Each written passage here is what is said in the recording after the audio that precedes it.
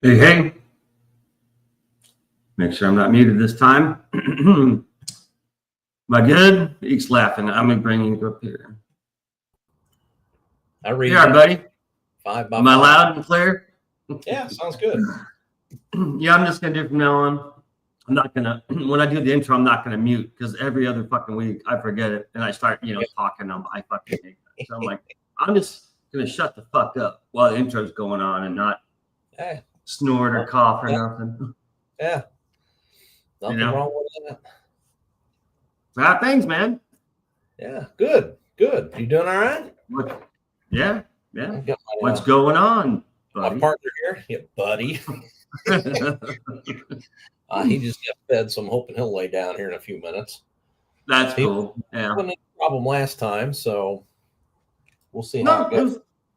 He's fine, man. Hang on one second. I'm waiting on RJ McCready. Yeah, RJ. Yeah, his shit. A good nickname for him. Yeah. I've never actually talked to him. You just right. Twitter DMs and all that shit. Yeah. And so I never until I actually meet someone, I don't joke around with them or stuff. You know what I mean? Because I don't know how much of a sense of humor they have or what. You know what I mean? Well, I joke around with people I've never met. I'll go in some place and every now and then you get one that I don't know. It's just the way but most of them are pretty friendly, especially with the whole online thing, whether it's Twitter or whatever the fuck it is, you don't know that. You can text back and forth and all this bullshit, but until you actually talk to them like we are, you can't really read them. You know what I mean? So anyways, I haven't heard from him yet. See, he told me he may not show up tonight because he's actually working. It sounds like he's on call. One of those kind of jobs where he's on call. So that's fine. We can do it without him. There it is. Sorry, So how's everything on your end? It's good, I'm staying busy. You sound good. Camera's good. It's all no technical difficulties this time. Good. Don't look at Betty over there. There you go. It's all right. No, it's all right. That's nothing, dude. It's like that's the one thing I thought of is ever since I got this place, I was thinking right above the TV here. Yeah. Of hanging some of the swords I got. You know what I mean? Yeah. I got yeah. Well, I got a few in the I have a few in the other room. You had at least one hanging on the wall at the house in Dayton, didn't you? It started. It started with that one. That's what I thought. You had at least one or two that were hanging up down there in the living room. Dude, I got up to over nuts. Place where we put the TV. Yeah. When I started collecting all sorts of weapons and mostly swords, but daggers and skulls and every other fucking thing, and I lost most of them. But I kind of started to here and there, mostly again from my brother, his treasures from Afghanistan. I can always get treasures. So I've got a whole bunch of stuff. But the thing is there is some I know you can't show firearms on when you're streaming. Oh, really? Oh yeah, they'll yank your channel. That's a big no-no. Yeah. So YouTube all the time, but those are gun channels, Yeah, and that's the thing is I don't know if you have to apply for that when you get the channel. I think when YouTube at some point they changed all the rules for a while, and I think they backed off because they were saying something like you couldn't show putting a magazine into a gun, or stuff like that. But I think they kind of backed off a little because I see people doing it still. Their channels are still up. Yeah. Well, I know. The one stream I was watching now, again, this was a couple years ago, but there was a guy on a stream and he had his AR-15 with him. Yeah. He was in the background, you know what I mean? In the background against the wall. And the host was like, dude, he's like, you got to get rid of that. He's like, you got to move that. Yeah. And he's like, oh, my toy gun? He's like, that's just a toy gun. He's like, I got you. That's a toy gun, but you got to move the toy gun. And so he did. He had to move it out of the stream. Yeah. Because there was something about the channel would get a strike. So anyways, just a heads up. But see, I don't know about Like sword. I wouldn't think swords, like a fucking sword. You know what I mean? I don't know, man. The decorative sword. So right, especially decorative, not toy firearm is behind the bookcase there, so you can't. Exactly. That's what I'm saying, because I know you collect a lot. No, but I'm just saying, like, don't hang a bunch on your wall behind you anytime soon. You know what I mean? But like for me, I could put the swords up there, and I don't think it's gonna be a problem. Well, you might just have a little sheet over them or something, you know. Well, and I think that's what some people do. They have like a big collection. I think they'll do that. But again, would be a problem, but I wouldn't think, especially you know. I mean, StreamYard is different from YouTube, so I really don't know. Yeah. I know that YouTube, believe it or not, is still one of the worst when it comes to being touchy, so to speak. The whole, it's like I got a real relationship with them, man. Yeah, a lot of people do, and that's why a lot of people on the right, normal people, they go to Rumble. I have Rumble. Yeah, I even have a channel, but I've never streamed nothing. It doesn't have the audience. It just doesn't. It's like I don't know. It's like one of the social medias. Like there's the big ones, and then there's the ones that are trying to be big. Yeah, and you go over. Like, what was it? Truth Social? Was it Truth or something? Yeah, that's Trump's social media thing. Yeah. Cool, but it's just it ain't Twitter, man. There's numbers, but it's not like that. Yeah. Right. So the same the same for YouTube. And so it's like I'm like, well, I'm not even gonna bother with Rumble because I barely have an audience here. Yeah. So I sure as fucking gonna do Rumble. You know what I mean? If I had a bunch of people, I had 100 people watching. Maybe I try it, but again, I don't know.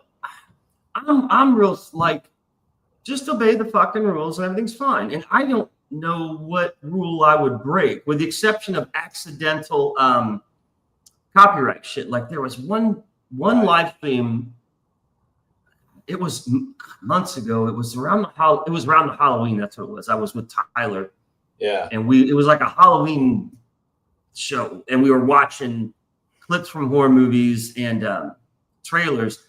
One of the trailers we watched, I got a copyright warning. You know what I mean? Really? Yeah. Like they just email you, or they show it on your channel, like underneath the description of the channel will say like copyright. I mean, at least they warned you, because I've heard so many people that just said everything was fine, and the next day I went and opened up my page and it was gone. And that's scary. Yeah, because. Or they wouldn't tell them what the problem was and just gone, Yeah, because a lot of these people have huge channels, and you're talking like years of building. Right. Or they spent hours and hours and hours putting stuff on their page, and morning it's just gone. And just gone. That would fucking suck. And it's like I've only been doing this with the live streams. I think like 6 months maybe. I don't even think it's been a year yet. But so no.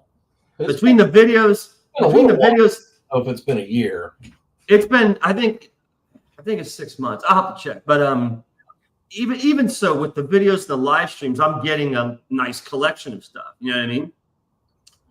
And so, no, he's fine. I saw him move in the background. He wasn't chewing on my shoes or something back here. He's actually got one of his chew toys. Yeah, I hear him. Well, anyway, so I think RJ's probably, I haven't heard from him. I sent the DM like almost half hour ago. Yeah. He's probably working. He probably got called in. So I'm not going to worry about him. I got to figure out this system too, because when I figured out just a couple minutes ahead of time, I'll get in and I'm like, oh man, it's going to Google Chrome and all this, like, how did I do that? I still don't last time. I think I just somehow worked it out and got in here. But I'll have to really pay attention to what I'm doing next time. We'll have to I don't know. I know it's like riding a bike, man. The more you do it, it'll just become secondhand. But like, this is your third time. We did a little trial run, and then we had 2 weeks. Was it 2 weeks or 3 weeks? Has it been 3 weeks? I think so. Yeah, maybe 3 weeks ago on a Saturday. Because I didn't do a show last weekend. The one before was the authors. So yeah, 3 weeks ago. Yeah. So the more time you do, the better. I had a lot of fun doing that show. That was a good time. Well, that was cool for us because it was just plain old, bunker. That's fine. That works. Here's a good prop for you. Oh, there you go. There's a prop. Oh, yeah. I got some mini props. Here's this is what's common for all the backers so far. That's awesome. So here's the whoops, where's my camera? So there's her, and then there's her. Nice. And then just to give you an example of others, like here's one I may do soon. It's the Fortress, and on the back, a lot of stuff about that's her and all sorts of weird shit. This is what's that? They look great. Yeah, thanks. This is what we want to do. We had thought about selling these like 4 to a pack kind of thing. Yeah. Like for a Comic-Con or whatever on a campaign. And so it's like the title card. Right. Right. And on the back, it has the layout of what it is. Now, of course, it's hard to see here. I can actually bring it up on Photoshop because I've got something. I don't know if there is a copyright on this. On what? And I just lost you here. I don't know why, but on the back. I'm switching screens. Here we go. Hold on. There we go. This is copyright protected. I don't know if I could show it here. It's yours. There's your T-shirt right there. There's your coffee mugs and hats right there. Yeah. There's that. Well, I'll talk to you. I'll talk to you about that because you had mentioned that about the whole symbol thing, and it's funny. So whenever the fuck I slept last time, I like my symbols, Okay, this is what I was talking about. I was thinking of this before I was sleeping, and I'm piecing it together in my head. As I'm like a computer, like Photoshop. I'm seeing this image and this image, and I'm saying, and I may do a sketch and show you what you think. Yeah. Because again, it's going to be because you were talking about having like a symbol logo, right? Yeah. I mean, Nike's got a swoosh. Right. I mean, McDonald's has got the arches. Yeah. Recognizable with it, but because not it's looking and not too intricate. It's got to be kind of simple, And that's exactly because I looked at these and you could even. I mean, you got 3 symbols here. Yeah. There's 3 different parties with but there's 3 for sure right now. Right. You could even maybe put them into one thing or simplify them a little bit, maybe, or something. This sketch I'll do for you, and this will be like just between you and me, only because you brought it up. Sure. You're gonna like it.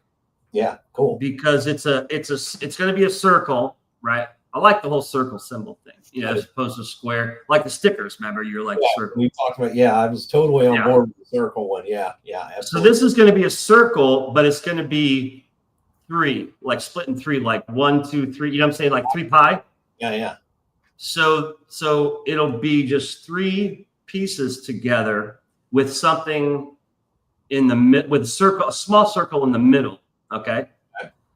And the one symbol is the angels, and I'm thinking it'll be and it's all color fucking schemed because me and the colors how it all means shit, right? And this is what I was thinking about before I was going to sleep. So the angel pie corner will have a white background and a pair of picture like almost like a little sculpture made of silver, a pair of angel wings with a little cross in the center, right? Yeah. So these silver angel wings on white background, right? Cool. Yeah. The bottom is the demon skull on black, red skull on black. Okay. Yeah. The red looks great. The trick is, and I'm not going to explain why, I think you will get it because you know more about this fucking story than most people. Right. The other pie shaped is going to have like a gray background, right? Cool. Because you got white background, black, and gray, right? Yeah. And the symbol on the gray background is going to be like a light blue, like a bluish. Yeah. And it's going to be a star. Oh, okay, like cool. Like a star in the night sky. Yeah, that's cool. Do you get what that means? I'm with you. Yeah. The gray is neutral. Yeah. Right? Exactly. Right? Yeah. The white is good, the black is the evil, so you have the evil, the good, and the neutral party, which is a star far away. Right. You know what I'm talking about? Well, I'm on top of it, man. I'm right with you. I figured you'd like it because I've spoiled a lot, and you kind of know, where others don't. So yeah. What's that? I got a little bit of insider info on it. You're inside info because we go back decades. Right. So exactly. We're bonded by blood. That's right. The wars we fought decades ago together. Exactly.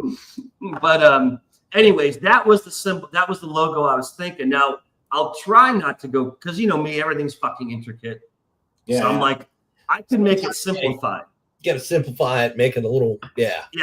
But that's the symbol I'm thinking of that you were talking about. But symbols are huge. In fact, I was going to make a YouTube video about the symbols in the story, because if you look through, just the first book, if you look through it, there are fucking symbols everywhere. Oh, yeah. I mean, on the armor, on the costumes, on backgrounds, on walls, on fucking everything. And that's why.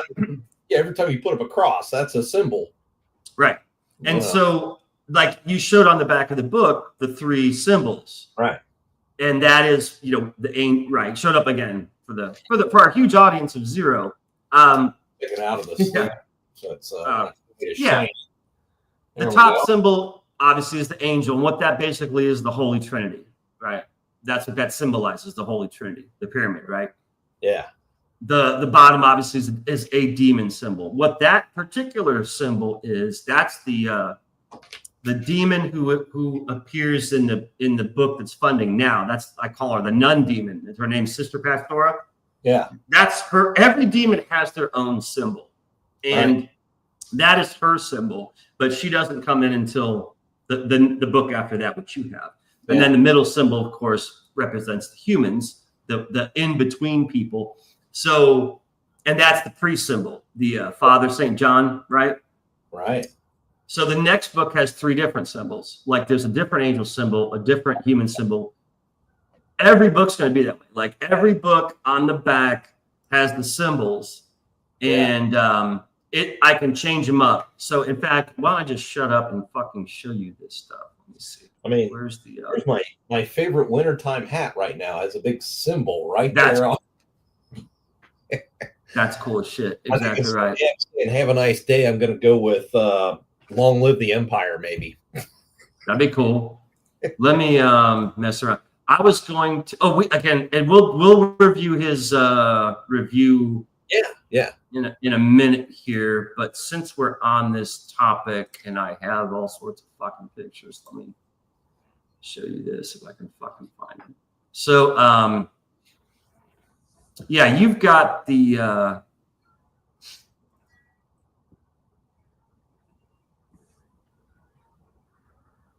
you have those symbols on the back of that one. And let me show you.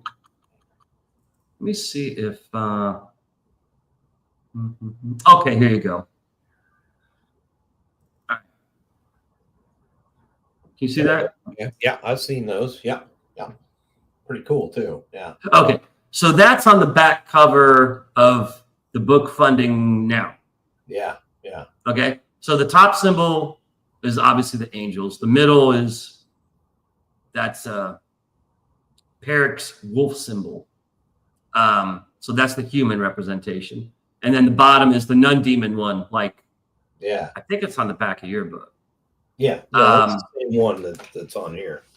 Yeah. Yeah. Same one. Hey, show me the cover. Show me the cover of that one. Completely different with the that one has a couple more little emblems in there, but yeah. What's the cover? Oh, man, you got an old one too. Jesus Christ. Yeah, see, that's how I think Tyler has the same one, except his symbols are different. I think I was switching this shit up, man, because I swear to God, I don't know how many different versions of the same book I have, but the back covers are always fucking different symbols, and I'm like, did I do that? I'm like, But anyways, starting on book 3. Yeah. What that? You've been at it a while, kind of lost track of where you were. Yeah. It's like I kind of keep changing shit. And then people come up with these books. I'm like, where'd you get that? I'm like, okay, whatever. So anyways, but then the other cool thing that I am doing, because I told you this, the campaign that I'm doing, I want to do in the spring, that black and white campaign, that intervention. Yeah. That sounds really cool. I can't wait to get my hands. I'm looking, dude. I am dying to do that, dude. It's so much easier, but it still looks cool. I have to, like I said, I have the front and back cover of that done already. So let me show you the back cover. I'll just give you a sneak peek here. Yeah. All right. Yeah. You can see that? Yep. Now, familiar, that's the priest symbol, right? Okay. And again, there's the nun demon symbol, right? But you notice what's missing. Yeah. And that's because do you know why? Oh, no, I don't. I'm asking you a question. I don't. So you have the human symbol and the demon symbol, but there's no angel symbol. Right. The reason why. This is before them. That's before they get there. Right. Yeah. They haven't arrived yet. This is 15 years before volume 1. Exactly. So they're not in the picture yet. So I was just like, well, fuck, I can't put their symbol on the back of the book because they're not on Earth yet. You know what I mean? So it's just these two. So that was a little different when I was putting this cover together. It makes perfect sense to do it that way. Yeah. Yeah. So there's that. But yeah, the symbols are all over the place. But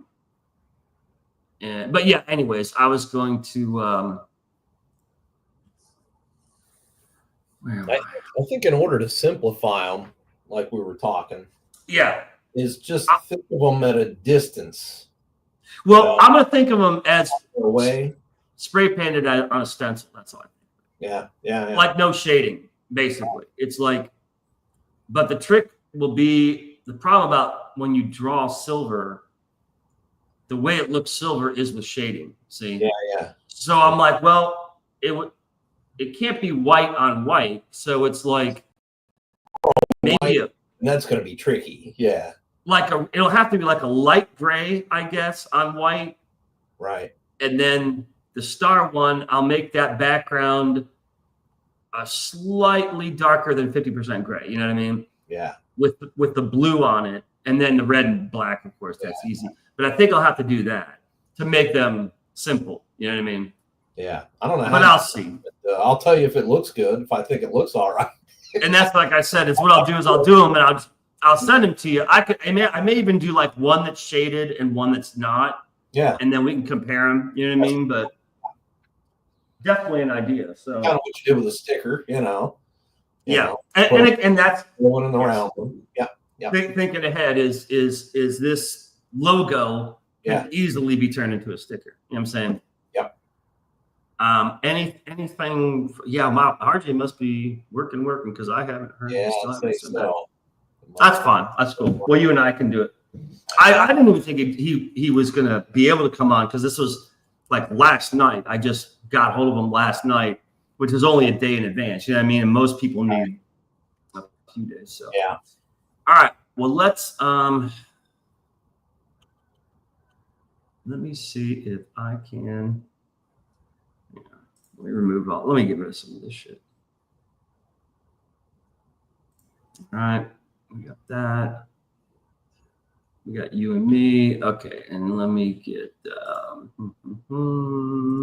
finally curl up. Oh, did he calm down? As long as I don't have any dogs or cats on TV, I think I'll be okay. I keep a movie running over here. So last time it was Once Upon a Time in the West, and tonight it's Excalibur.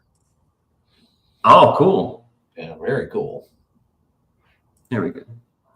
Let me see if I can get this. Where are we? This is always. Is this it? Yeah, this is it. Okay, let me see if I can see this. All right, can you see that? Yep. Yeah. Okay. Cool. All right, this is his channel. Let me get to that.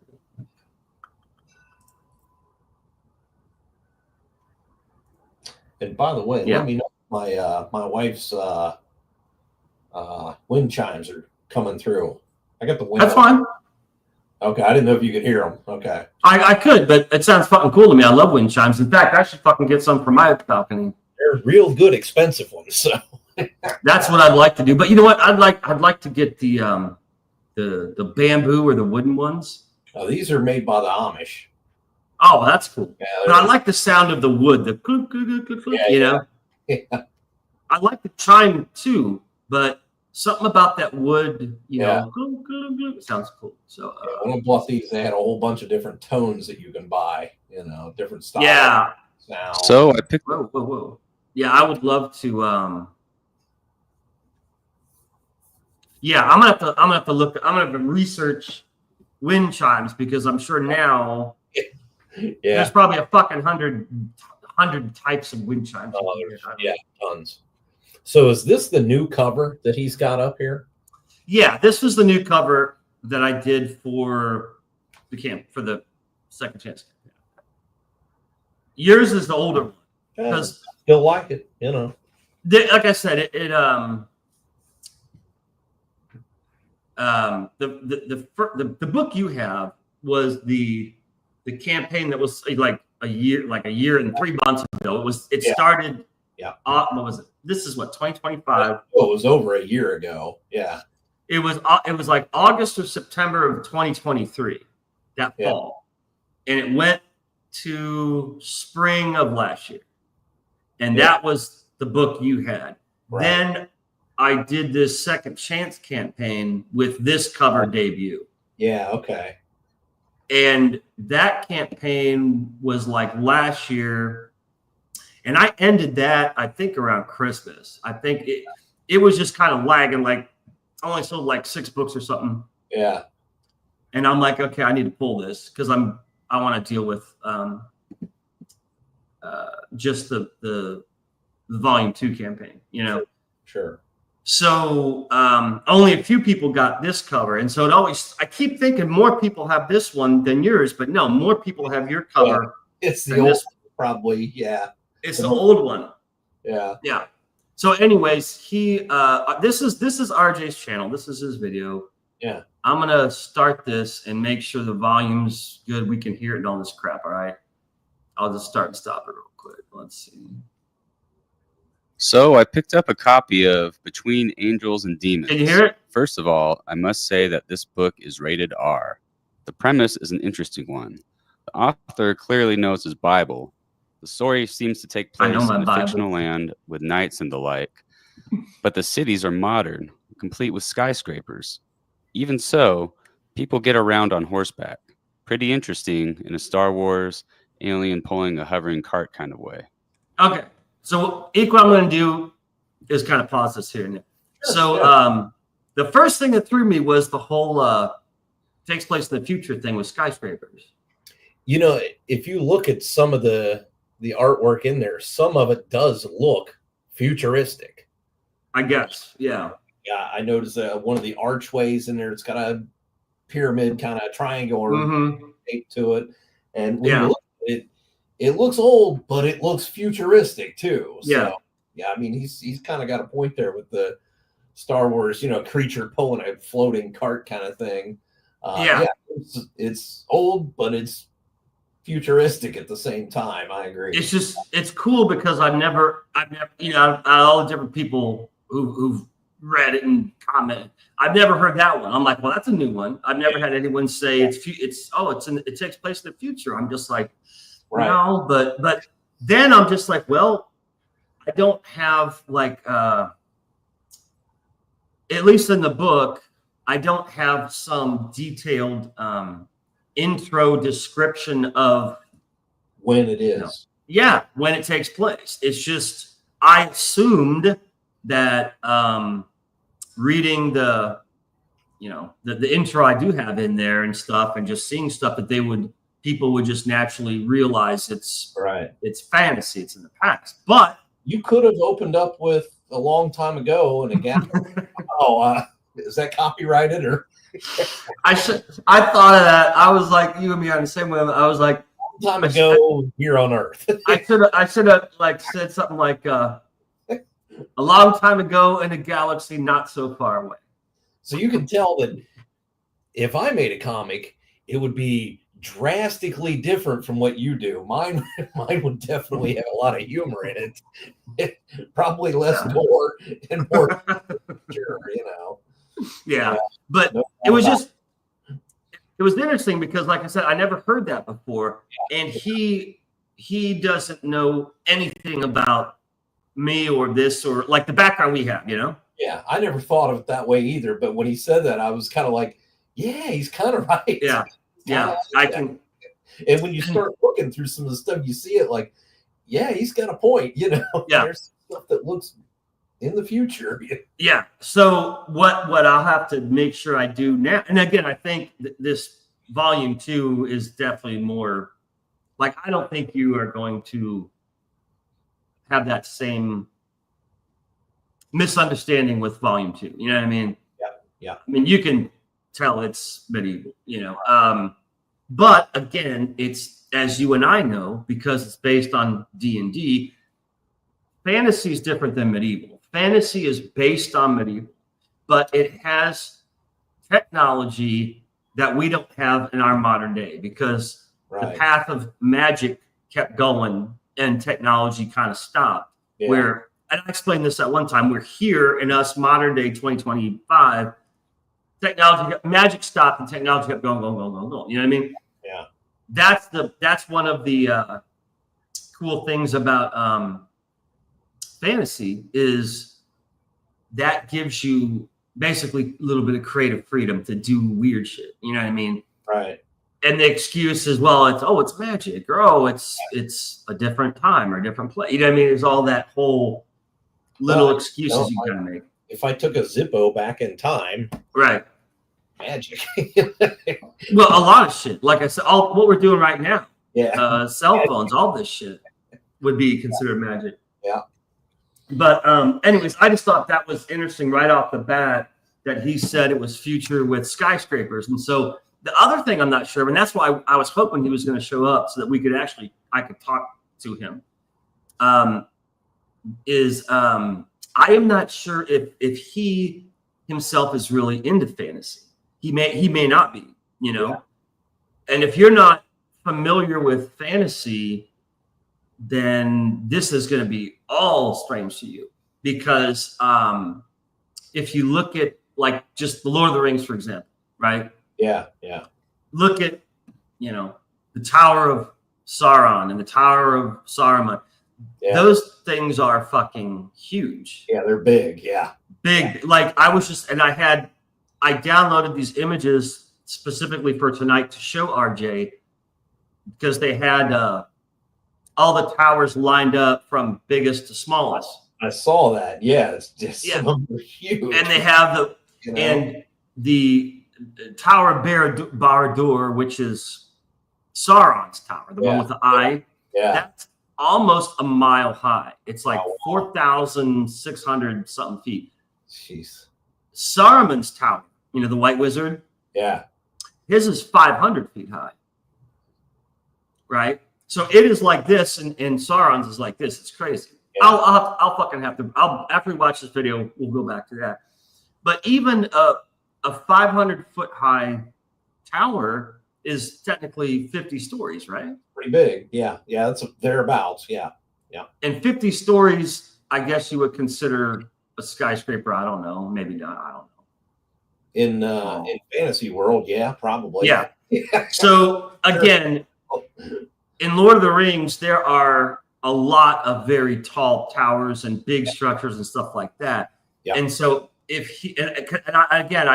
I assume everyone knows this, but they don't, because if you're not into fantasy, I mean, maybe you never even saw Lord of the Rings. You know what I mean? Right. Yeah. And so again, that's what this story pertains to. This is like, you know, if you're into Lord of the Rings, The Witcher, fucking Conan, Excalibur, all that shit, you already know how this works. You know what I mean? Yeah. But to someone who doesn't, it would, I guess it would be like, oh my God, look, there's skyscrapers. And it's like, what's fantasy? There's taller shit in other movies. But that was just the one thing that was like weird to me, because I'm like, really? You think it's but I can see how it could be interpreted that way. Sense, yeah. I learned about this book from the author, Kurt Parker. As far as I can tell, this is his first graphic novel. It is. Yeah. All things considered, I would say he is off to a strong start. Thanks, Kurt buddy. is the kind of guy who is eager to promote other creators, so go check out his work. All right, let's dive into this review. First, the categories: visuals, action, dialogue, and story. Visuals. To sum up the quality of these visuals, I would use the word cinematic. That's cool. Pretty much. Okay, now, Eek. Yeah. You know me and my background. I totally agree. It makes sense. You've got a background. And I told him that. I like watching them. Yeah, right. It's very movie-ish. Yeah. That's what I told him. I said, dude, because he brings it up like 3 times. He uses like cinematic, whatever, 3 times. I said, yeah, my background's in film, not comics. I said, I was a film production major in college. I said, I wanted to make movies since I was, fucking little, 7 years old. Yeah. And that was like the first half of my life was trying to figure out a way to make movies and maybe get in the industry and all this shit. And then obviously once I realized it's all money and who you know and all that other shit, I'm like, no, this ain't gonna work. You know what I mean? Yeah. But someone else said the book reminded them of storyboards in a movie, which is essentially what a comic is. But yeah, if you've never seen storyboards, you wouldn't know. But if you've seen them, and I've never seen them in person, but I've seen pictures and video of them, and it does look very much like storyboards. Yeah. Yeah. So again, it's neat that he picked it up and compared it to cinematic, because I'm like, that's my style. I do things like widescreen, like this page right here, right? Yeah. Literally storyboards, man. Yeah. Yeah, it's widescreen format. You know what I mean? Yeah. They're just very detailed storyboards, Right. Yeah. And so I thought that was neat. Pull any panel from this comic and make it a movie poster. That's not something you see every day. That was cool. If I had one critique, it would be depth of field. In some panels, the characters' heads seem a little big. Right. However, now I've heard this long time ago. Like, I don't know how 20 fucking years ago, dude. Some asshole on the internet was giving me shit about the characters' heads being too big or something. And so I've tried to consciously what? It never bothered me. Some shots, yeah, but most no. But yeah, I've tried to tone it down some. Yeah. The other problem is most of my characters have a lot of fucking hair. Yeah. And that can make it look bigger. Like this picture here, if his head was shaved bald, right? Right. It wouldn't look as big, obviously. That's true. But the hair, it adds the all this shit around the head.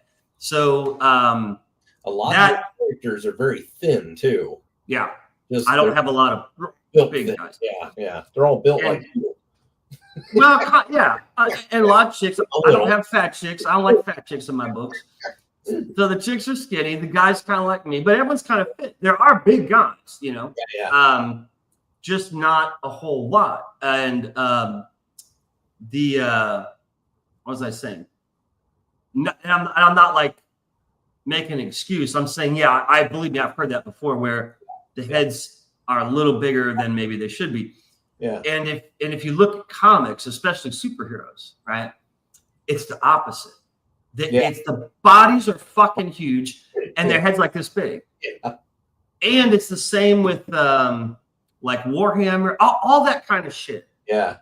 Their bodies, like their hands, are bigger than their head, right? I was gonna say a lot of those kind of video games and stuff. Yeah, the body. And to me, I'm like, my hand's not bigger than my head. My head's bigger than my hand. How does this work? But it's the style.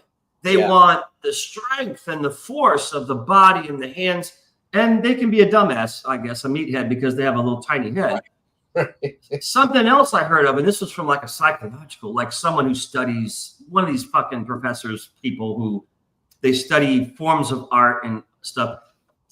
He said artists often unknowingly will enlarge or exaggerate parts of the body that they deem important.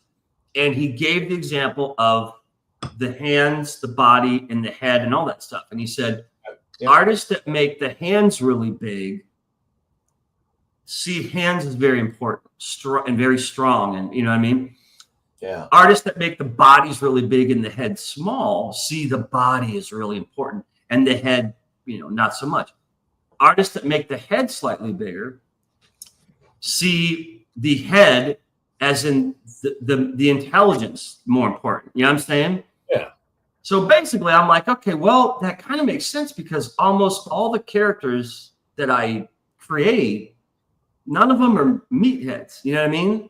Yeah. The dumb fighter. I don't really have that. I don't have Incredible Hulk type guys who are like stupid. Just the kind of noticed like this guy's got a gigantic codpiece looking thing. Yeah, why is that? The codpiece is extra big. You got me there, man. I don't know. I mean, some people have more important parts to the body than others. Some are more greatly exaggerated than others. But you got a point. That's a good point. Right. But anyways, I get what he said because I've heard it before, and so I've consciously over the years tried to like be aware of that. Like, you know what I mean? Yeah, it's definitely there. Yeah. Again, if you look at I'm trying to think. Okay, hang on. I'll have to fuck. No, you know what? See, I already closed the Photoshop window. What's in your book? Okay, flip to the it's like the halfway mark of the book where the two demons. I forget the chapter. The two demons are talking in the moonlight, and the one demon's bald, big guy. Yeah. There's a full page picture of him. Yeah, I think he's in black studded armor. Yeah, this guy here. Yes. Okay. Now hold that closer. Hold that a little closer to the camera. All right. Now, as you can see, he's bald, right? He's actually pretty proportional, I think. Yeah. That's what, because he's bigger and he's bald. Big body, right?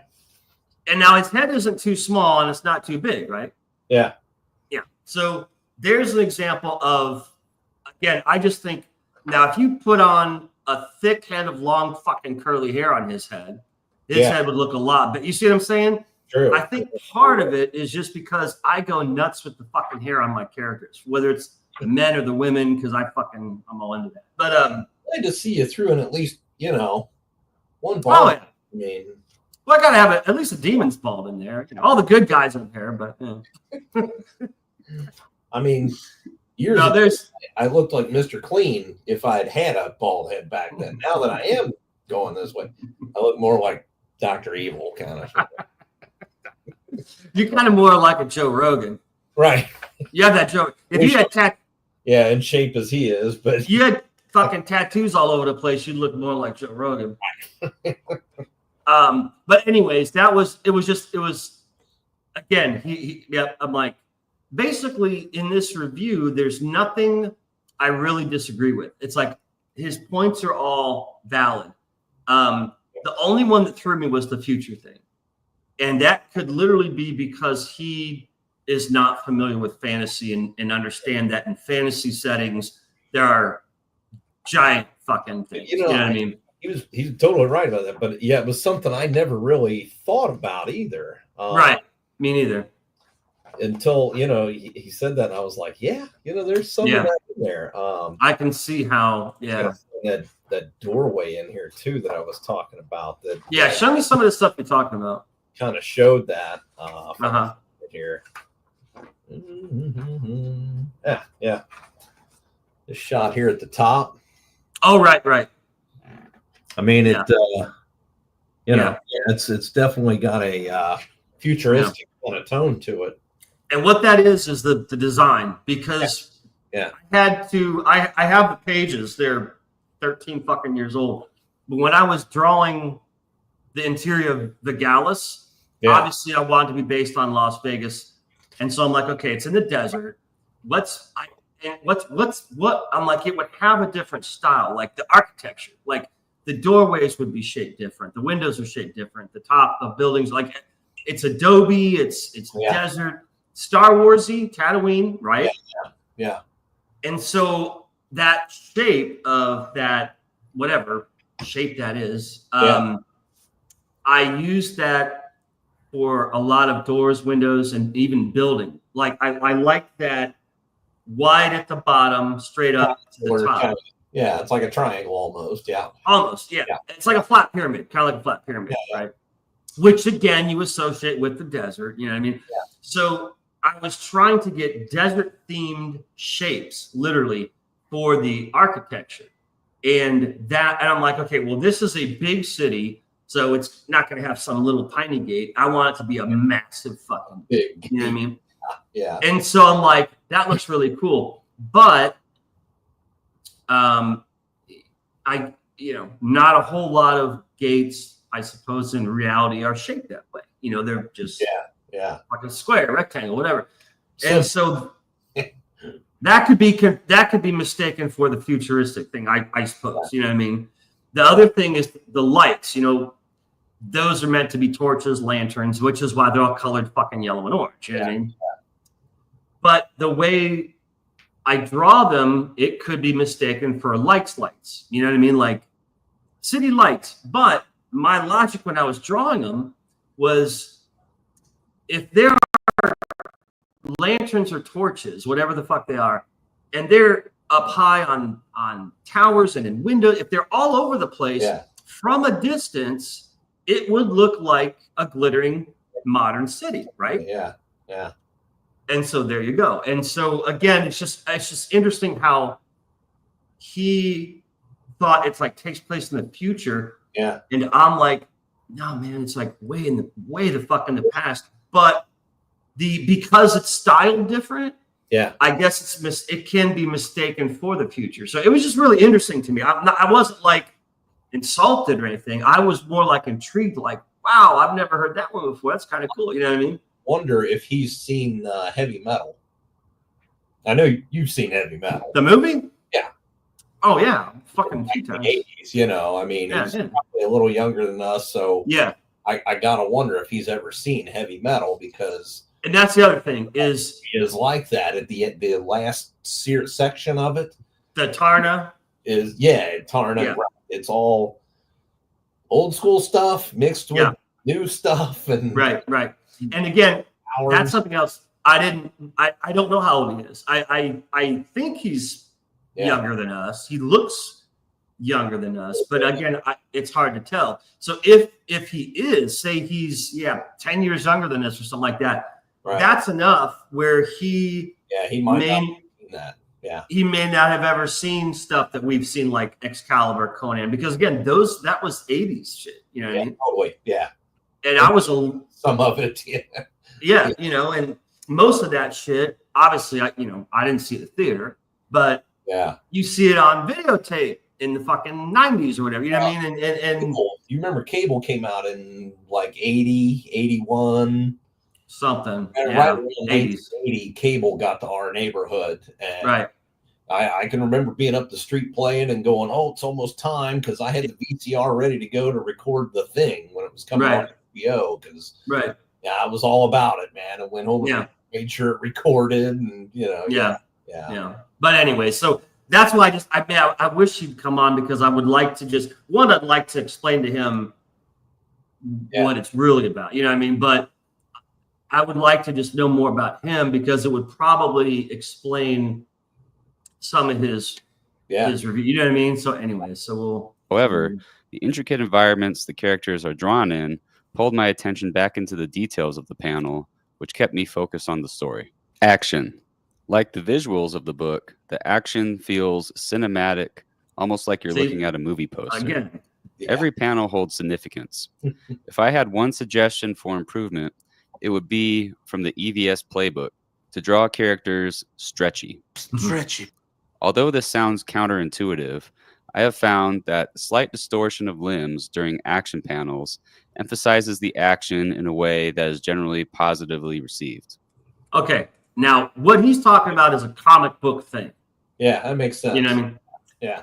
You've seen that, like in comic books, they'll often have, like, if someone's running, they have like lines behind them, or the whole environment's lines or something. You know what I mean? It's or something, or looks kind of like this, or stretched out, kind of. Yeah, that's the comic book style. And again, I don't draw comic book style, and so that's why I know everyone calls this comic book. To me, it is not. It is. That's why I call it graphic novel. But what it actually is almost more like is an illustrated story. You know what I mean? Yeah. Which, to a day shifter, an average person, they'd be like, "Well, that's a comic, isn't it?" Well, technically, I guess. Yeah. But if you are to me, there are separate things, like a comic, a graphic novel, an illustrated story, a novel, et cetera, et cetera, et cetera. There's all these different types. Sure. And mine is not comic bookish for many reasons, as you know. You know what I mean? And I done that on purpose because I don't want it to be comic bookish. I want it just to be. If you tried it, it might not even work. I mean, I know all this week you've probably been sitting there going, "Damn, I can't make it look stretchy." No, now the stretchy, like I said, no, I don't. What I don't do is the stretchy, but what I do is the blurry, because, and again, all I can say is, when you guys get volume 2, you're gonna see a lot of fucking changed shit. You know what I mean? The action scenes that I've been drawing for volume 2 have a lot of movement, but what I do instead of the stretchy is I do the blurry, and some don't like that. A lot of comic book creators don't like that because to me, it's again, it goes back to film and photography, because as a kid, freeze framing fucking the lightsaber duels in Star Wars, right? Yeah. When their arms are moving and the sabers, it's blurry, right? The lightsabers look like wedges. Right. Have you seen that? Like when they swing, it's like this long fucking before all the wedge. digital stuff. Yeah. Right. With digital stuff, you freeze it, it just stops. And it is right. Yeah. So this is from, and again, I worked in photography a lot too. Photography and film is what I did. Drawing was a fucking hobby. You know what I mean? Yeah. So I do the blurry technique. So if an object's being thrown or shot, I blur it to show movement, right? Yeah. If a sword is being swung, I will blur the sword. Now, I actually have added, I don't know what you call it, the like the movement of the sword. It's like I do like a transparent wave behind it. You know what I'm saying? Like a tracer. Kind of. Again, mushrooms. Yeah, no shit. I'm gonna have to go back to when this is over. I'll bring up Photoshop and I'll fucking point all this out, because I do have movement in the book. The thing is, the first book that he's reviewing here, there's no battles. You know what I mean? Yeah. At all. I mean, and that was the one kid who. But no real. What's that? There's several murders, but no real fights, right? There's a lot of action, but it's another type of action. You know? Actions. A lot of violence, but it's a different type of violence. You know what I'm saying? And that was the one thing. The one kid who got the book said that. He's like, the only thing is there's no sword fights in the first book. I said, well, that's kind of ironic. I said, a sword fight is, right? Yeah. Funny you should say that. Funny you should say that, because there kind of is in a weird way, but I get what you're saying. But no, I'm like, you're right. There's no battles in the first book. Yeah. It's all this other weird shit going on. And RJ having the first book, and obviously no one has the second book, you know what I mean? Right. Yep.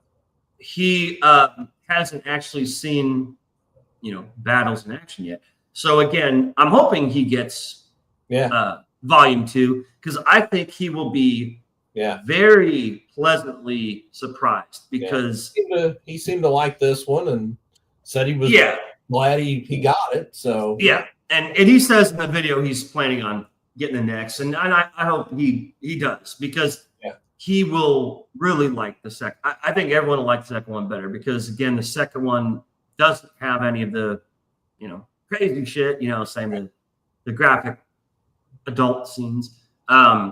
It does have several battles. Several pages long. Like I said, the last battle is 10 pages long of battles. That's what I'm drawing now. Night after night, week after week, month after fucking month is this goddamn last battle. You know what I'm saying? Just a lot of improvements from the first one to the second one. And I think anyone who has the first one, when they get the second, they're going to be like, wow, this is a lot different from the first. It is, but it isn't. It's improved. It's just what I'm doing now, I wish I would have done in the first book, But the first book I was literally working on, 10 years ago. You know what I mean? I didn't even know shit about crowdfunding 10 years ago. None of this shit was I into. What's that? It's a learning curve, I mean, completely. In the last 3 years, I have learned so fucking much. It's ridiculous. You know what I mean? So again, I really hope that more people would get the second one, because again, I think it's better than the first. In many ways, and then it'll continue that way. You know what I mean? But whatever. So what are you gonna do? Dialogue. The dialogue was pretty much what you would expect from characters in this kind of a setting. Somewhat medieval, somewhat modern. Right, that's cool. When reading the dialogue, I felt like I was watching a movie from the early 2000s. If that's what you're into. So what do you think about that? Yeah, that's interesting. Yeah. I mean, maybe with you and I might think we were watching something from the 80s, Yeah, 80s, 90s, whatever. Yeah. So I guess, I don't know. I mean, that one was one where I was just like, okay, cool. I think you and I agree that I don't take it as a bad thing. I'm like, I don't know. I don't know how people talk differently now than early 2000s, but maybe they have. And if they do, good on him for knowing that. And again, I wish he was fucking here, because I'd love to ask him this shit. I'd be like, RJ, man, explain this. What do you mean? You know what I mean? Yeah. Whatever. I think I've got to have him on the show. I've got to have him on the show sometime. And I told him, I said, dude, if you're on fucking call at work somewhere, I'm like, don't come on here tonight. Let's do some other night. So I want to get him on to have him explain his review, because hear it. Yeah. I'm like, wow, what's the difference? There's difference in dialogue in movies from the early 2000s to now. I'm like, well, wow.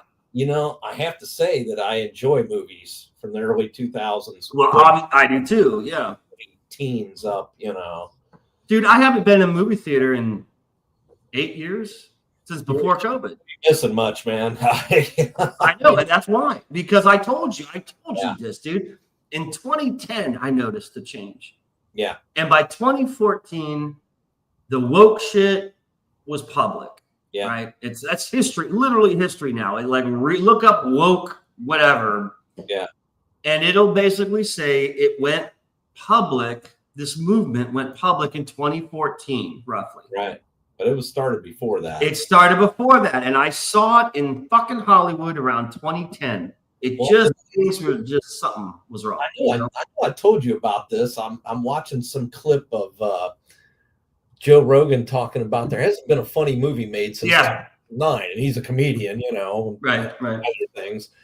And I was like, what? That's bullshit. And I immediately IMDb, and I looked up The Hangover. Mm-hmm. And you know what year it came out? That was like 2009 or something, wasn't it? 2009, exactly the year he said. There hasn't been a funny movie since 2009 or what. I'm like, so he's right. Like, you can't count the sequels, he might be right. Yeah. But anyways, that's another thing I love to ask him is wow, I didn't realize people talk differently in movies in the early 2000s versus now. And you're gonna love it. My only suggestion for improvement would be to give each character more of a unique voice. Right. For example, that's coming. This book contains cities that are far apart. And although they are modern, they essentially function as city-states. Right. That means that each city would have a unique culture and dialect. Right. That could be fun to build on when writing dialogue. Now, again, awesome point. But it's coming in volume 2. There's different because there's more characters and there's more dialogue. So you'll easily see, like, literally these people. This guy has an accent from this place, and this chick talks like this kind of. It would be very obvious. He's right. How that's how it is. Yeah, big cities. There weren't tons of them. They're one here, one there, stuff like that. So it would be different cultures. Depending on the region. If you're right, I do remember. Since it's kind of a D&D based. Right. In fact, there was a place called the City State. Yeah, right. I guess they had a name I don't recall. Yeah. And I do remember it might have been when we were playing online instead of in person. And I remember somebody had like a Scottish accent in one of the NPCs, and I was like, wow, that's interesting, Yeah. A real kind of brash, rough kind of guy. Right.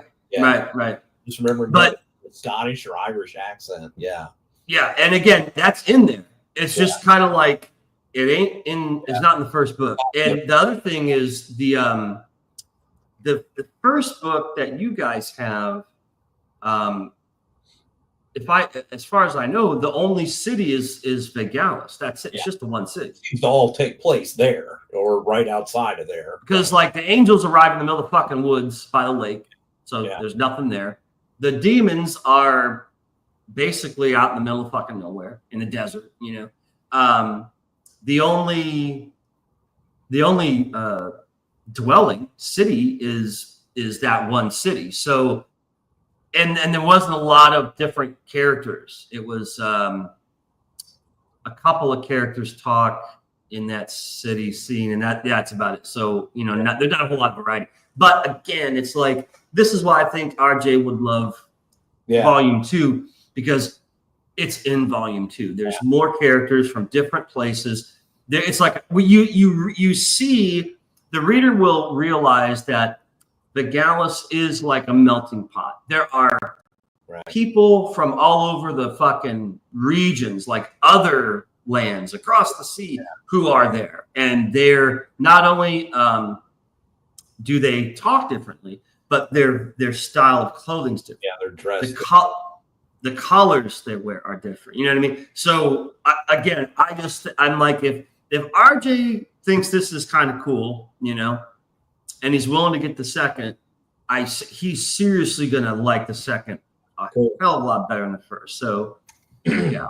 But again, it's a cool review, and I always find a story more engrossing when one character uses words and phrases that the others would not. Yeah. It just makes your story more believable. Story. The best part of any good book, in my opinion. The story. The thing that makes readers come back for more. And as with any great book, the story was the thing that I liked most about this book. That's cool. It starts off kind of like the movie Basic Instinct. Somewhat of a spoiler, I guess. That's Only cool. Unlike Basic Instinct, the story that unfolds takes place in a world that is overtly supernatural and unlike ours. I certainly want to know more about the characters and the world. In short, I will be picking up the sequel to find out. If I have one issue with the story, it's the pacing. Right. For the amount of pages, I think more story could have been told. Yeah. In order to achieve this, I would change the perspective of the story.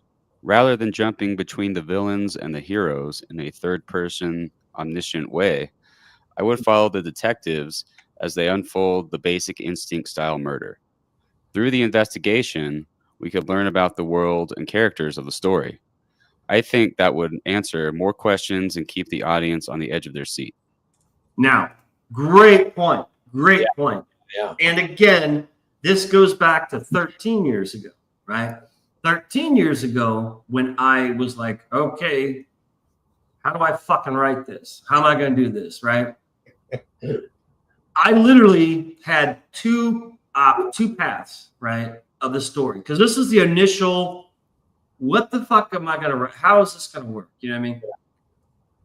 And I'm like, okay, I can do it the one way where the story involves, you know, the angels, obviously, who are technically the main stars, right?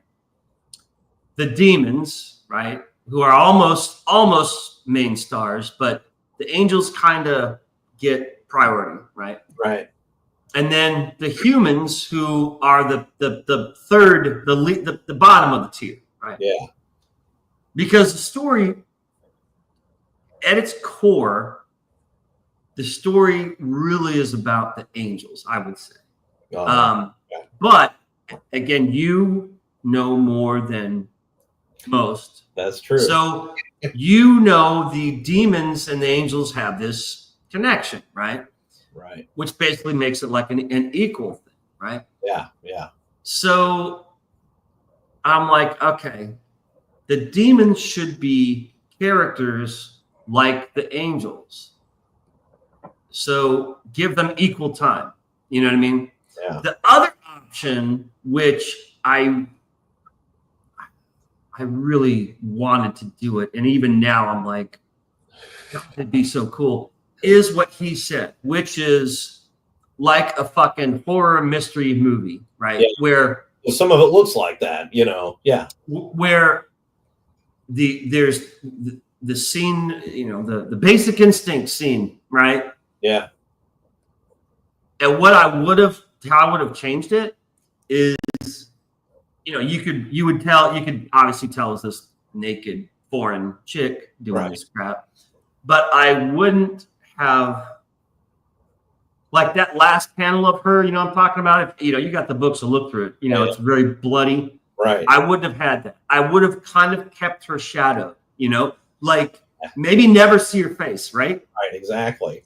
So, you know, some hot chick, you know, did this murder. Yeah. But you never got to look at her face, right? Okay. Yeah. So you're like, well, who the fuck is she? And then I would have never had the demon scenes. I would have cut them, right?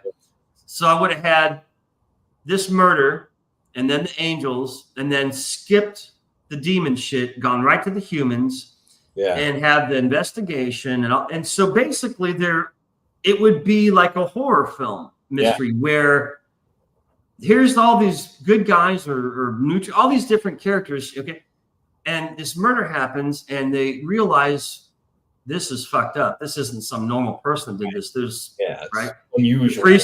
The priest realizes, I think this is a supernatural occurrence. You know what I mean? And then eventually, like, I mean, it wouldn't even be, basically the demons wouldn't even be in the first book. If it was going to be like a mystery suspense, it would be so different than what it is now, right? And I was like, that would be fucking cool. Because if this was a movie, I would do it that way. If it was a movie, I would totally do it that way. Because it would be, dude, it would be, first of all, be more horrific. Yeah. Because as soon as you have the unknown, right there, you're getting into horror.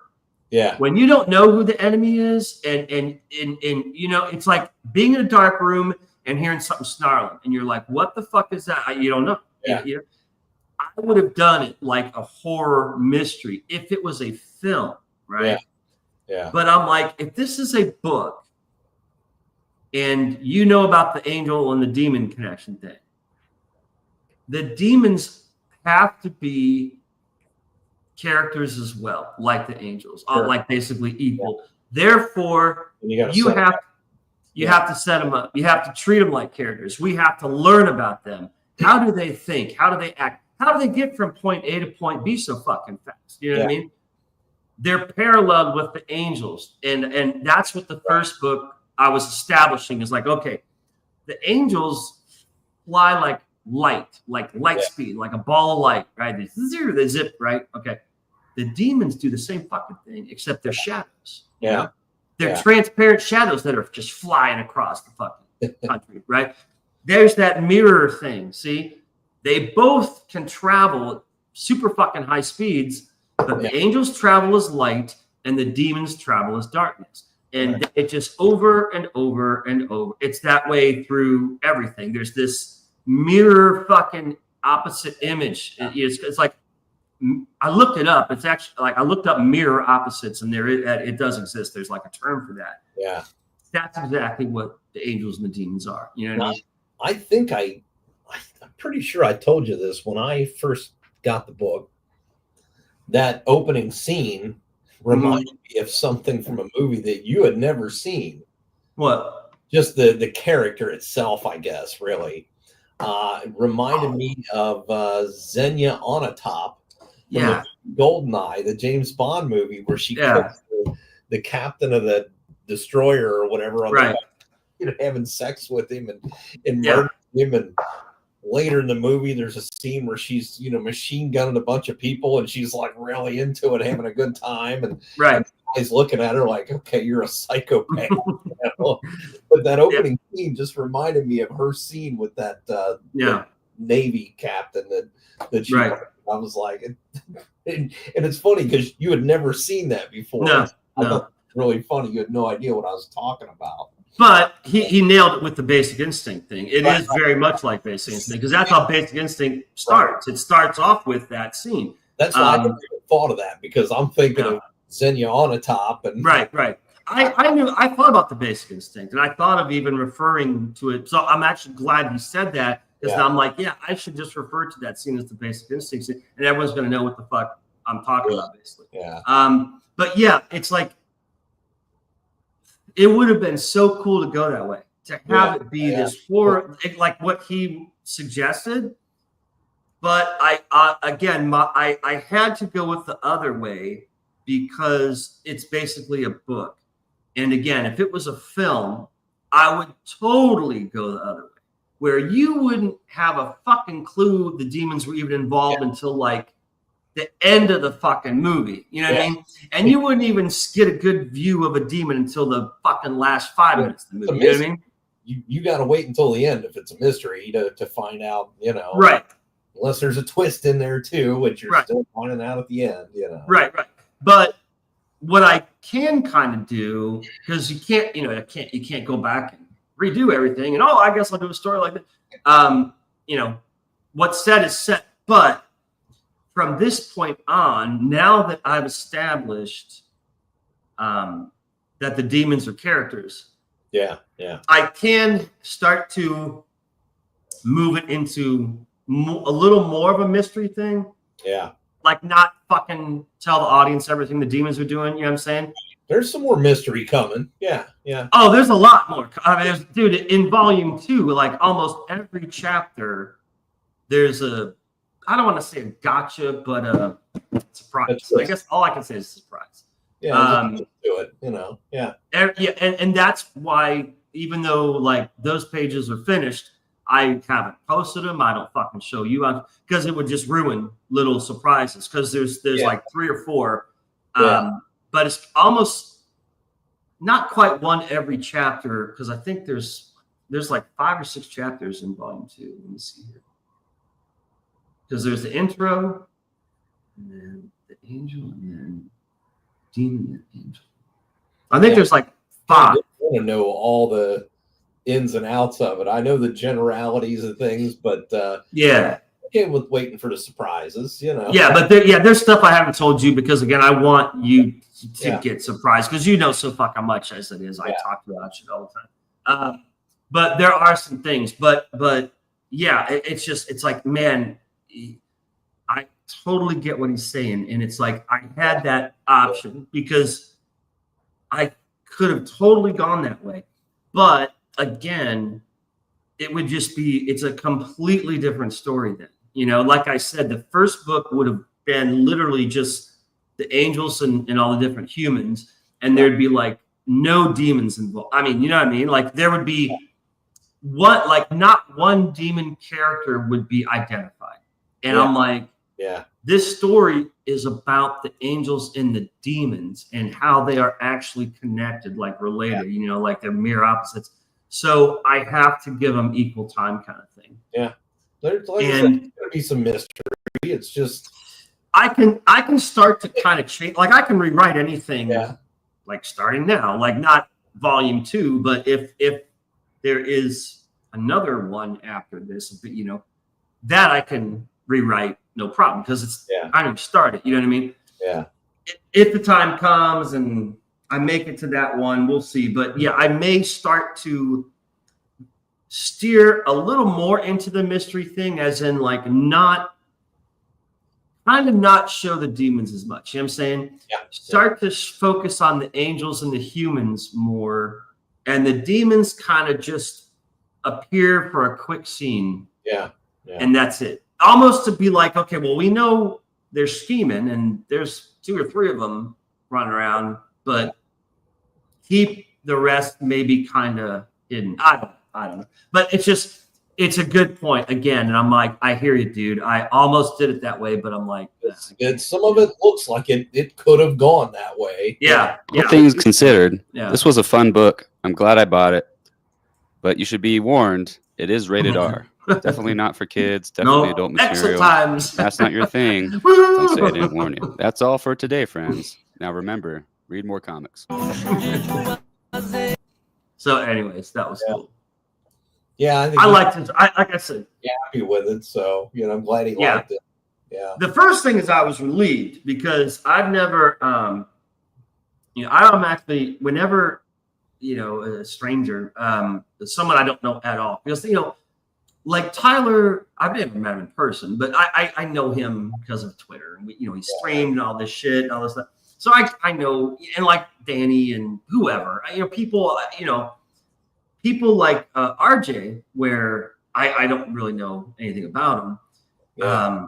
I'm so paranoid that they're gonna fucking be offended to fucking high heaven. I mean, and it's like, and I'm gonna be like, they're gonna think I'm a fucking Satanist and all this shit, and they're never gonna talk to me and all this stuff. So when he did that, I was like, wow, well, he can't be that offended if he's making a video, unless it's like a bash video where he's saying, stay away from this guy, he's a Satanist. You know what I mean?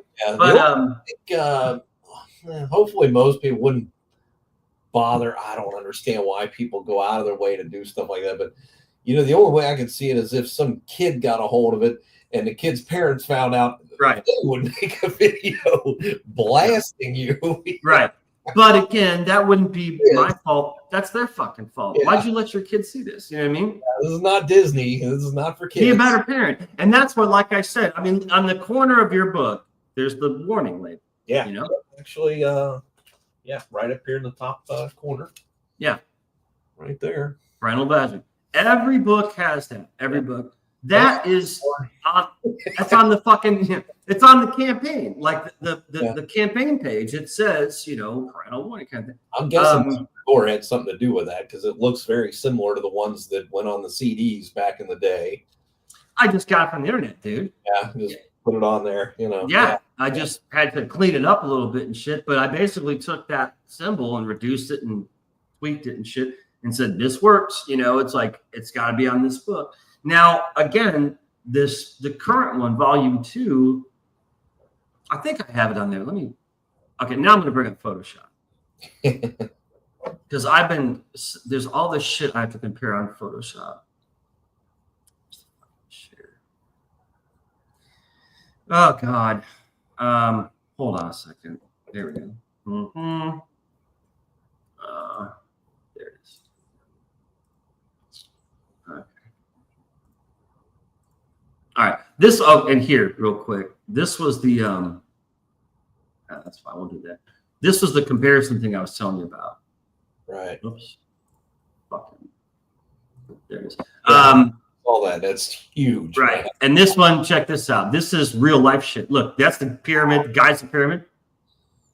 Jeez, I didn't know the Eiffel Tower was that much taller than the Great Pyramid. Wow. Look at that. Yeah. Empire State Building. Jeez. The towers and wherever the fuck and wherever. See what I'm saying? Dubai. That's that fucking one in Dubai. Like Indonesia or something, Yeah. This is fucking Lord of the Rings. This is Sauron's Tower. Yeah. See what I'm saying? Yeah. So, And here, okay, there's Saruman's tower. And there's, you see what I'm saying? Look at the compare. Look at that. Yeah. Crazy. His looks so fucking tall. Like, holy shit, that's tall. But it's 500 feet tall, a little bit over 500 feet. So that's 50 stories, right? Then you look at this shit and you're like, what the fuck? That is literally almost a mile high. You know what I mean? Hey, my wife just sent me a text that I'm in trouble because she saw me vaping. Window open, honey. Is she watching this show? She just sent me a text, so she's checking in. I think she popped in because I saw, because no one's been watching so far. I guess this is an off night for people, or everyone's partying or what. But I saw it was once, so she popped in and was seeing us. Obviously, if she saw you. Yeah, I didn't even notice. Yeah. Oh shit! Hold on. Fuck! I put something wrong. God damn it. Yeah, we got that back. Yeah. She was too chicken to chat in here. She actually sent me a text. She should have just come in and chatted because there's no one in here. It's like no idea. I told you like that's so yeah. I think it's too late for Danny. My brother is doing his business out of town shit. Tyler, no idea. It's just an off night, so it's just been you and me, man. Where'd you say he was at this week? Was it Florida? Florida. Tampa. Yeah. Okay. Well, that's nicer than Ohio. So this will be a rerun thing. This will be. I'll get people fucking see it on the reruns. But anyways, this was what I was going to show RJ about. Dark fantasy settings where there are really big fucking towers and buildings like skyscrapers in fantasy. I was saying in heavy metal in the Tonga section of the movie at the end. I mean, remember the giant doors that fall down and everything, and the castle or whatever you want to call it, that city state thing. Yeah. There was some big stuff like that, Yeah. Yeah, I got it. Here it is. Yeah.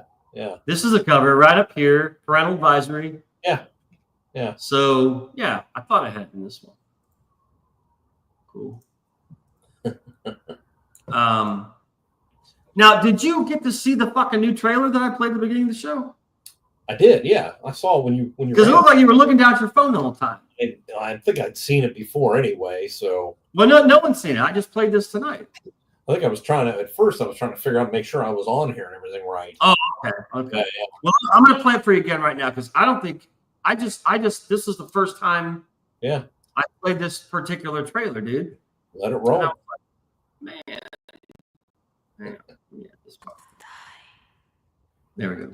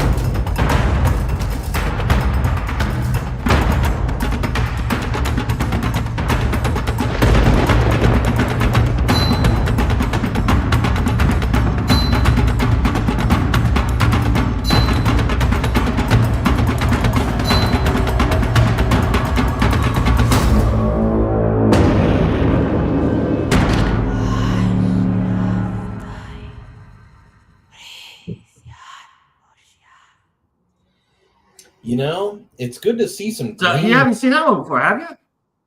I don't. Maybe I hadn't. I so what? I got some of it at the beginning of it, but yeah, it's good to see some green in there, because there's always lots of red and yellows and black and everything. But yeah, the big bright green was, and us being Star Wars fans, I always did kind of like Luke's lightsaber, Yeah, the green.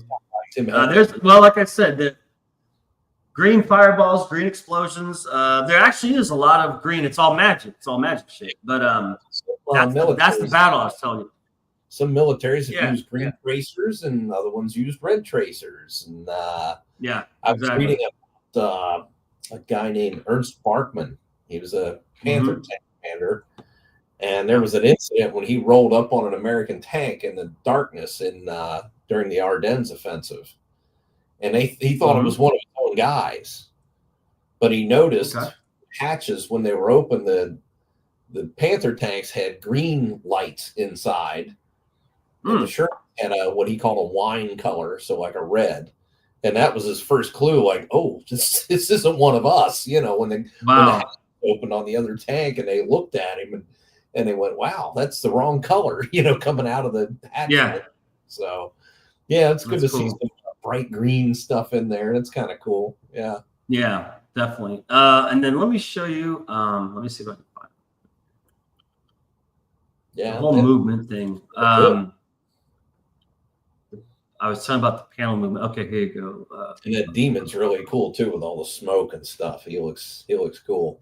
Yeah. I've shown that picture before. Yeah. Right. Can you see this? Can you see this panel? Yeah. Looks great. Okay. See, I'm talking about the white. Yeah. The swords. How? See what I'm saying? Yeah. So this is your movement that I do, right? It's that it's not as crazy as comic books. Yeah.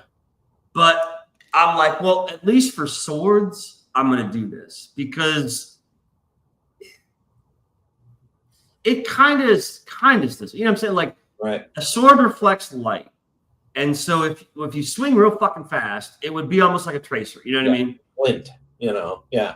This would make more sense. And then the other example of movement is the dude throwing the knife. One of the when he was talking about movement stuff and stretching and stuff, I think a lot of comics are it's all about cranking that thing out, and you and I both could be.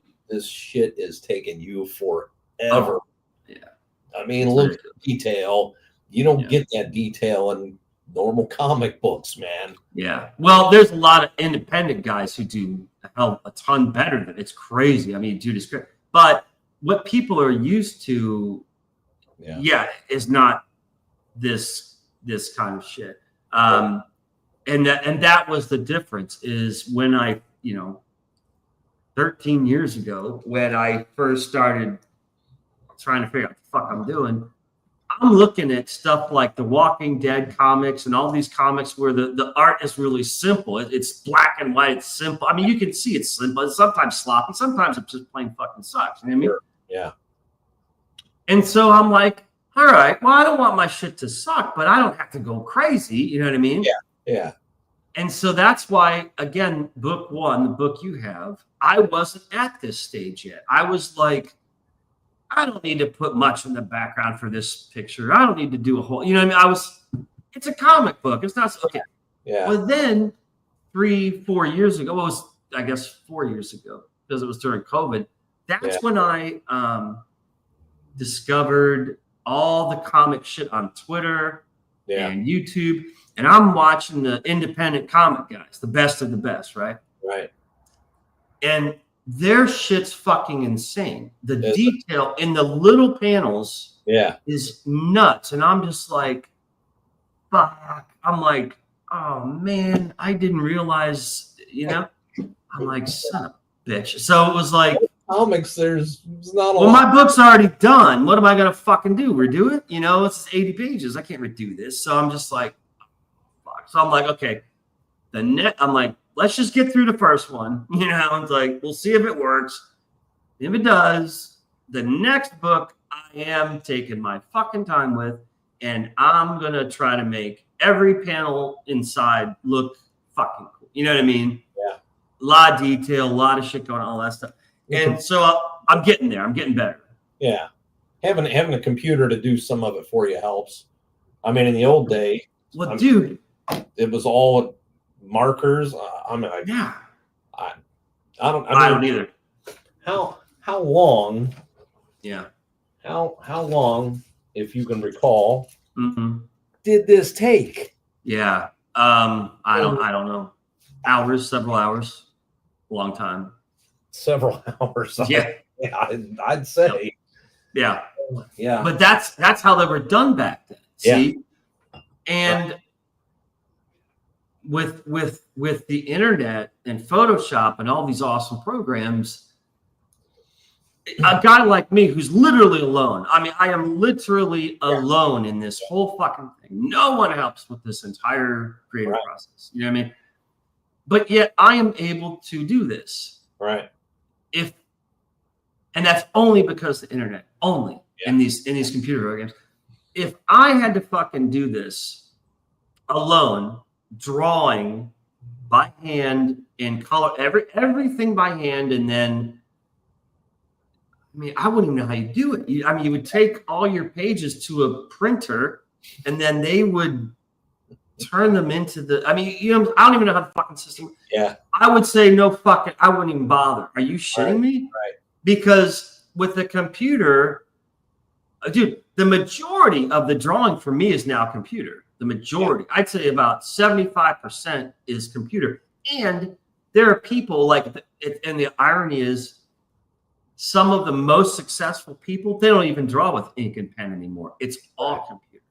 They have the fucking tablets or these, whatever these fucking things are, and the little pen, like the fucking, digital pen. Yeah, stylus. Yeah, and that's the whole comic is drawn that way. The whole comic, and I'm like, something about that just doesn't sit right with me. I'm like, I have to have at least the pencils on paper, and then I do the black ink outline, but I don't go detailed with like I used to anymore, right? I do the pencils on the paper, and then I do like simple black ink, and then I erase all the pencil, and then I scan it, and the majority of it is on the computer. So I'm about, I would say honestly, I'd say 75% digital, 25% whatever. You hard might copy, old school, manual. You might have to try out what they do, where you're just doing it all. Oh, dude, and see if I thought of it a little bit and go. I'd never go back. I would never go back because I've seen it, and I get how it's crazy. It's like magic, and it's faster because you're just I've seen it, and I'm just like, fuck. It's like there's no turning back. It's like I haven't even looked at. They ain't cheap, So you'd have to buy some fucking tablet thing, and I don't know what goes with it. Like I'd have to say, so great, I draw on the tablet, but then do I scan? Like, how does this fucking work? I don't even know how it works. But now you're talking 100% digital. So I would have no more paper and pens and pencils. And that almost seems almost sad. Like, man, that's weird. I mean, I gotta say, without showing anything that'll give a copyright away. Right. I like a book. You have a what? Oh, you can show a book, dude. No one's gonna get it. Book. What book is that? What book is that? What is that? Oh, that one. Yeah. Dan Brown. Yeah. Figured I'd just get this out because title being kind of similar, but the opposite and a little more. I like to. And people talk about on a tablet, you can take it with you. I can take a book with me. I mean, I could take one. Yeah. How long am I going to be gone that I'm going to need more than one book? Yeah. That's I think you're going to have enough to read. Take a book with you. That's the thing is we're talking just about the creation of the book. We're not talking about distribution. That's the other thing is I haven't done that option. I looked into it. It's possible it would be cool, but digital books, it's like ebooks is what it is. Kindle, a lot of independent comic people have their books digitally, right? And there's, websites and publishers and all this fucking shit. And I researched all this shit. I'm just like, not yet. I'm like, I'm not against it. I can't deal with that right now. You know what I mean? It's like I personally like having the book. I do too. It's shiny. You smell it. Ooh, new print. You know what I mean? It's like on the shelf and go, I'm going to read that again. On the shelf, right? Whatever. And a lot of people feel that way. It is almost a generational thing, but there are a lot of younger people who still like the hard copy, the book in their hands. You know what I mean? The digital is one. The digital is cheaper. These fuckers sell their books for $5, dude.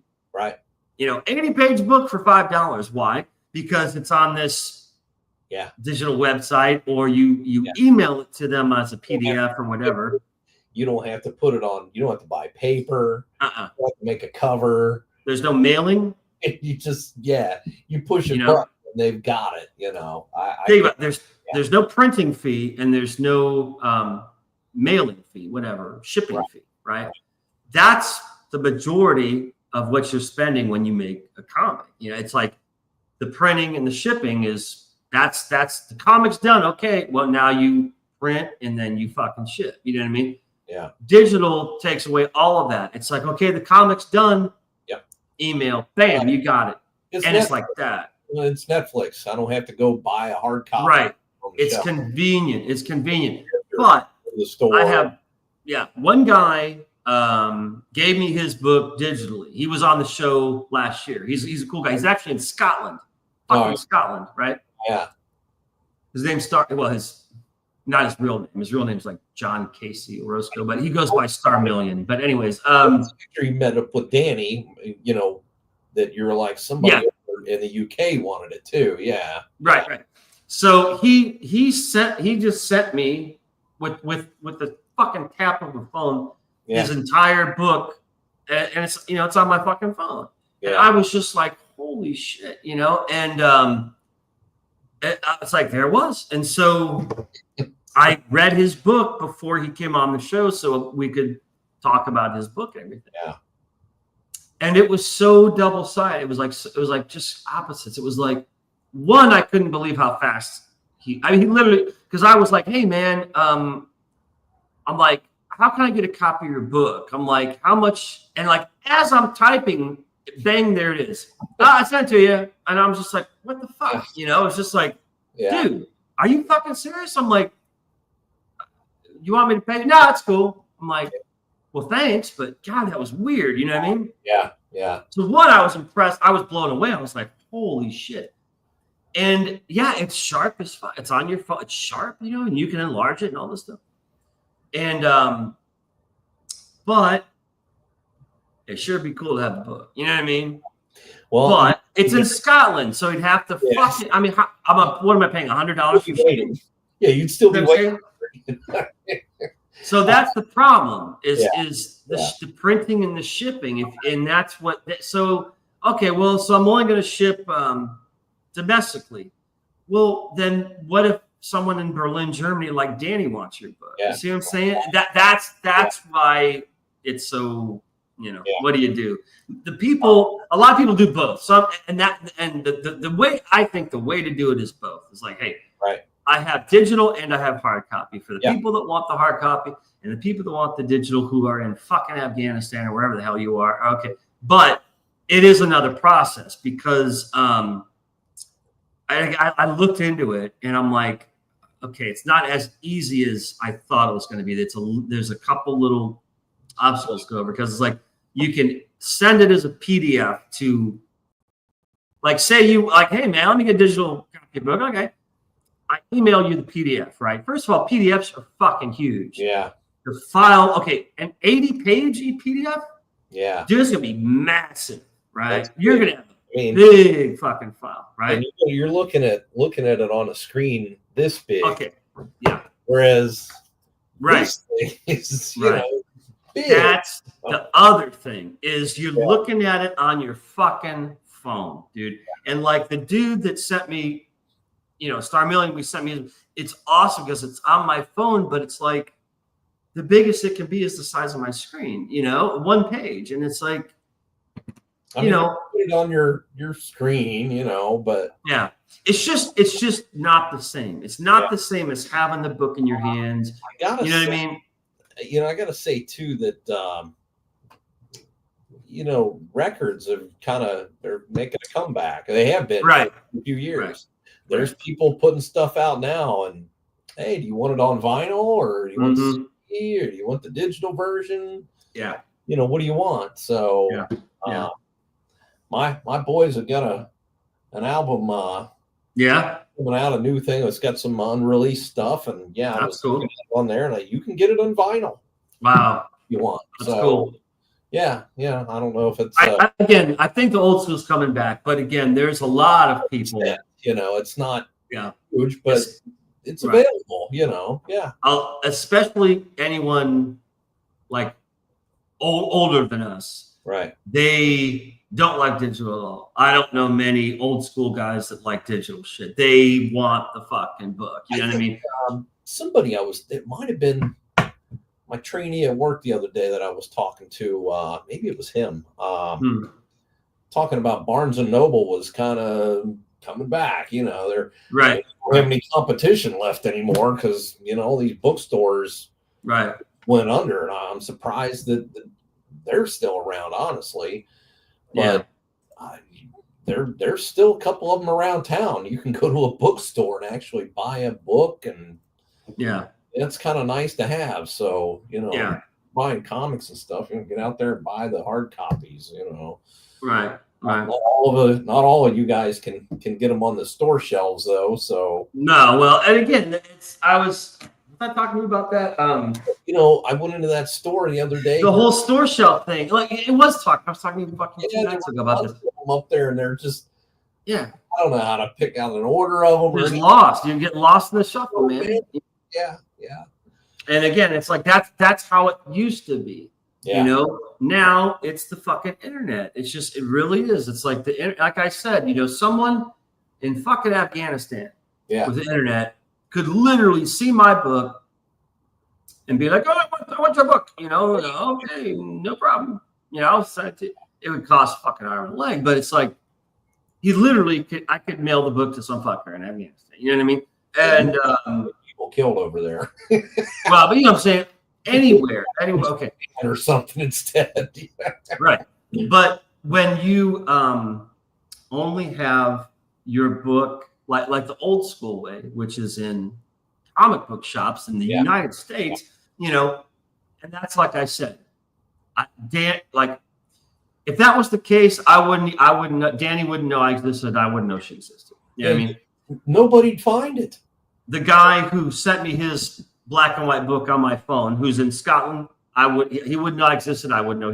That's how it is. Okay, so that's the whole international thing, and that's all because of the internet. So again, it's a double-edged sword. I said this since the internet first came out. Everything's a fucking double-edged sword. It's like money, I was just thinking that there is money, man. There's money with blood on it. Yeah, children's blood on it. Sick shit from money, right? But then there's money that can literally save lives. You know what I mean? It can be used for the most evil shit or the most good shit. It depends on the user. The same as the fucking internet. A gun, a weapon, anything. It's like it can be used for good, it can be used for evil, right? And the internet is the same fucking way. Yeah, same fucking way. It's like cool. It can be used for good, it can be used for really fucked up, freaky, fucked up shit. But it's all about the internet. But the digital books, again, I see how it could be really fucking cool, because it would be cool if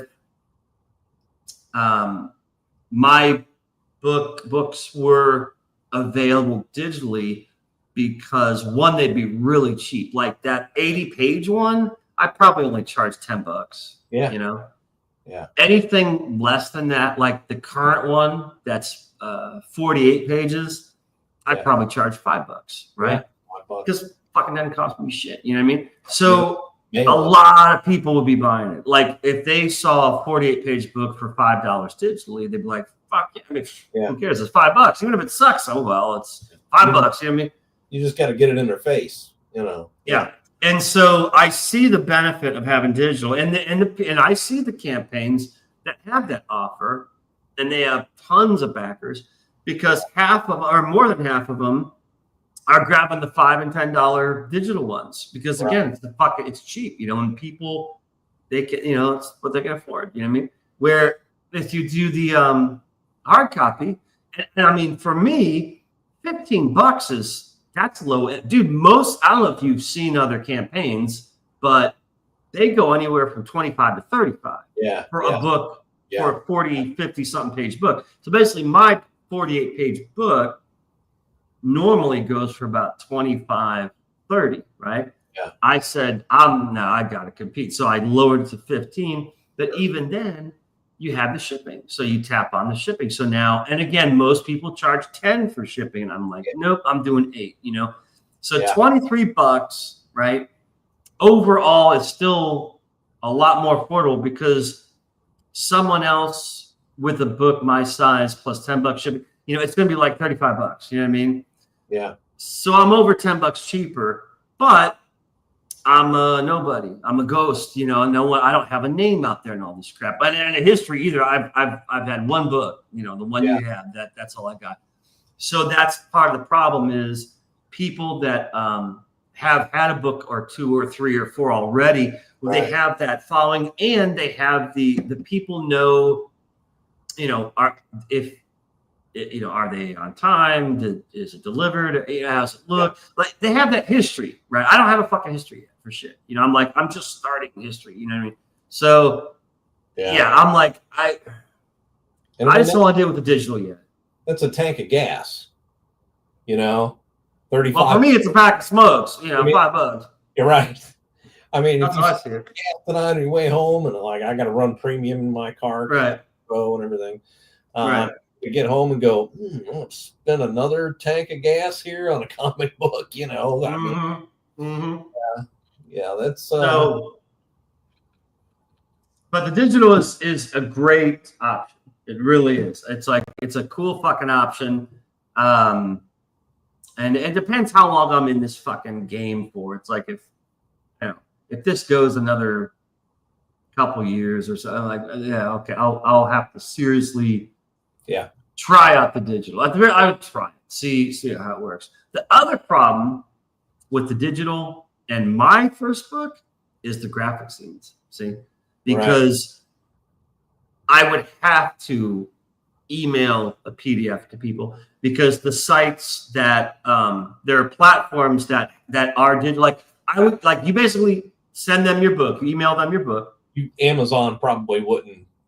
But there's this one's called Comixology. It's COMIXOL or whatever. Everyone uses it. It's the platform. So you go there and it's nothing but digital, and so you find them and then you buy it. What it is I would send them my book digitally, and then they format it to fit, and they set up the PDF file and all this shit. So, whoever orders it, they're doing that. It's like they're like the distributor. You know what I mean?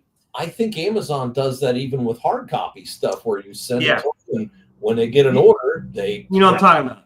Send it out. Just use that Amazon example.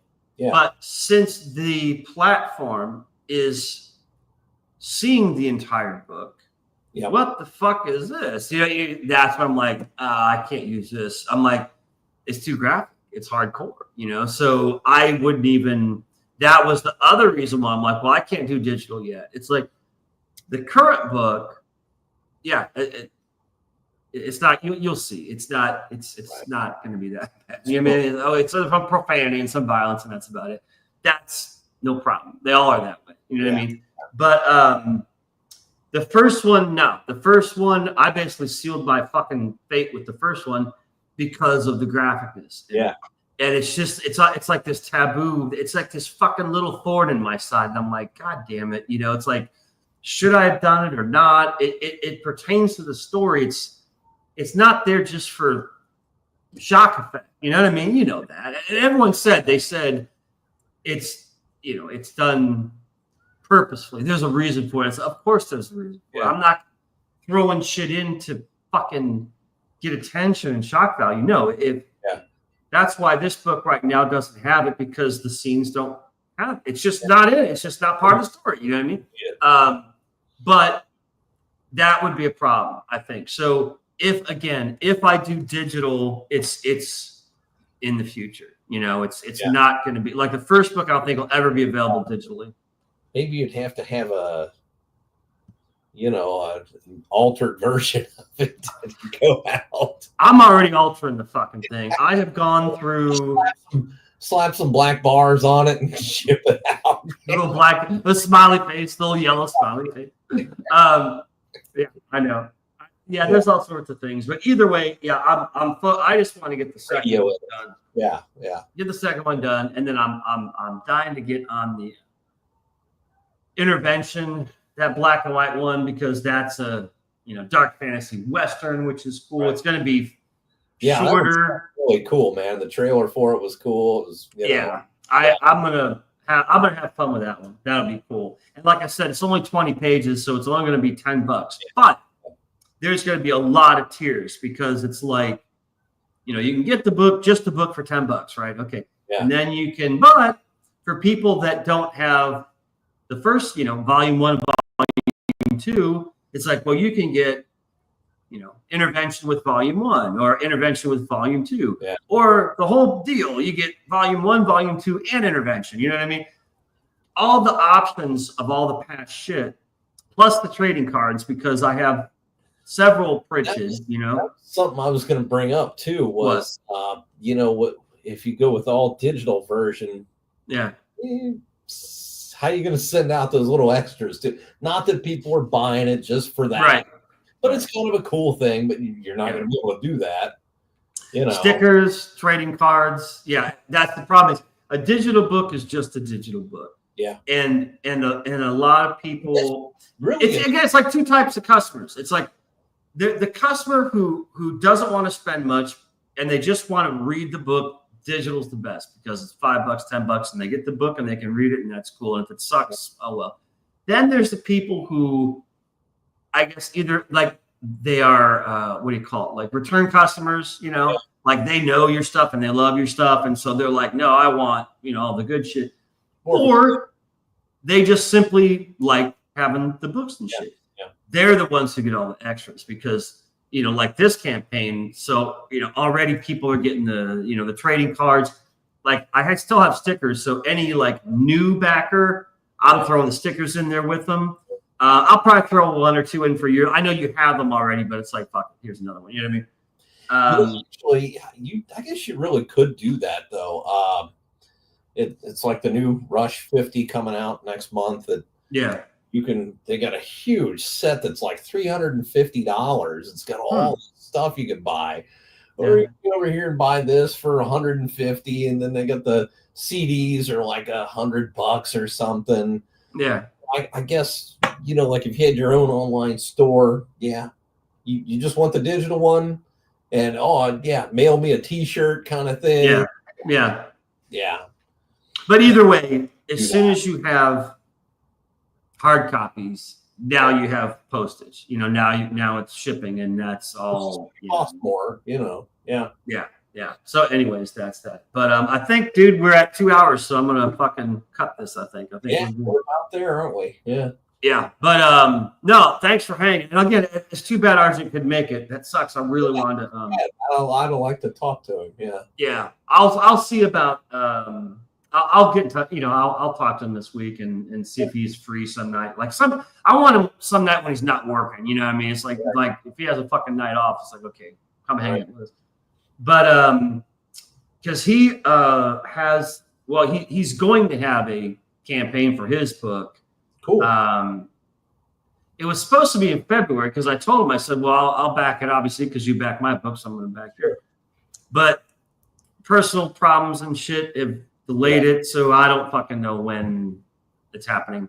But I kind of want to talk to him and say what idea, March, April, May, anyways. But so hopefully he'll come on sometime. But yeah, it's like I don't want him to have to like be on call, like come in here and have to leave any minute. It's just like, dude, just do it another night. Do it a night off. It's like I don't want you to be at work or whatever. Fuck that. So we'll see. But no, this was cool. At least we went over his review. Yeah.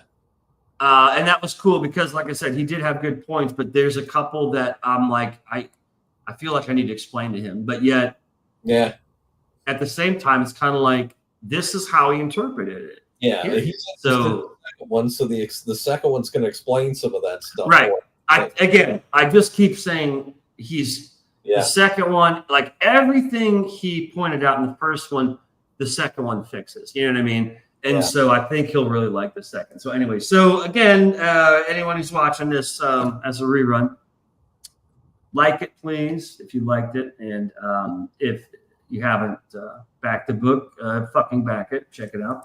3 weeks left, dude. That's all I got. 3 weeks from today, I'm closing this fucking thing now. Yeah, I'm hoping that guy I work with is gonna back it up. We'll see. Dude, you get 5 gold stars because out of everyone, you are promoting the most. It's like, seriously, out of everyone I know, you promote the most. And unfortunately, it hasn't worked yet, but like, look, this guy, with his story, he does the artwork. When you order one, he sits in his apartment, puts the book together and walks it down to the company and puts it in the envelope and mails it. The thing is, it's not even that. It's if they're into D&D, there's not a whole lot of like cool D&D shit out there. Right. There's a lot of fucking gay D&D shit out there. But it's like, this is fucking hardcore, man. Anyone who plays D&D like they'll see this and be like, oh, this is how it's supposed to be. You know what I mean? And so to me, that's the only frustrating thing is it's like anyone who is into D&D would probably really like these. You know what I mean?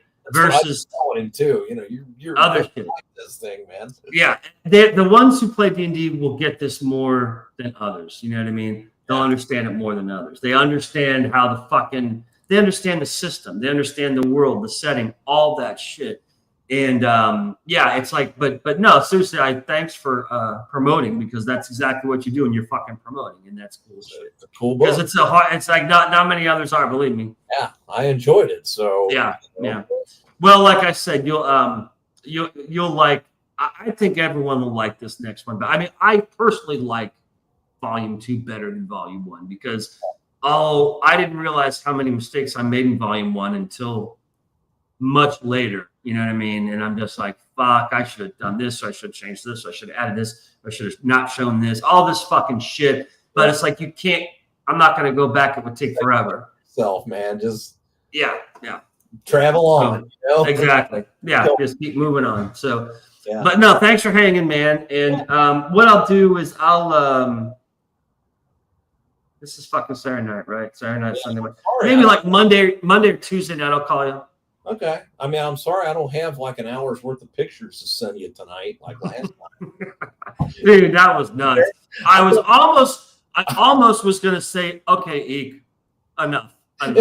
This is fun. It was like an hour later, I'm getting this. I'm like, hold on, this one's coming. But I was just like, God bless this fucking guy. He's sitting there at the computer, working the whole time. And I'm like, still getting these emails an hour later. I'm just like, Eek, you don't need to do this. Hey, it was fun going through some of those pictures again. I get them out every now and then. A couple of them, I'm peeling them out, man, and they're starting to come apart. That first one, I know. Yeah, but that sucks. You can put those in a new book or something. Yeah.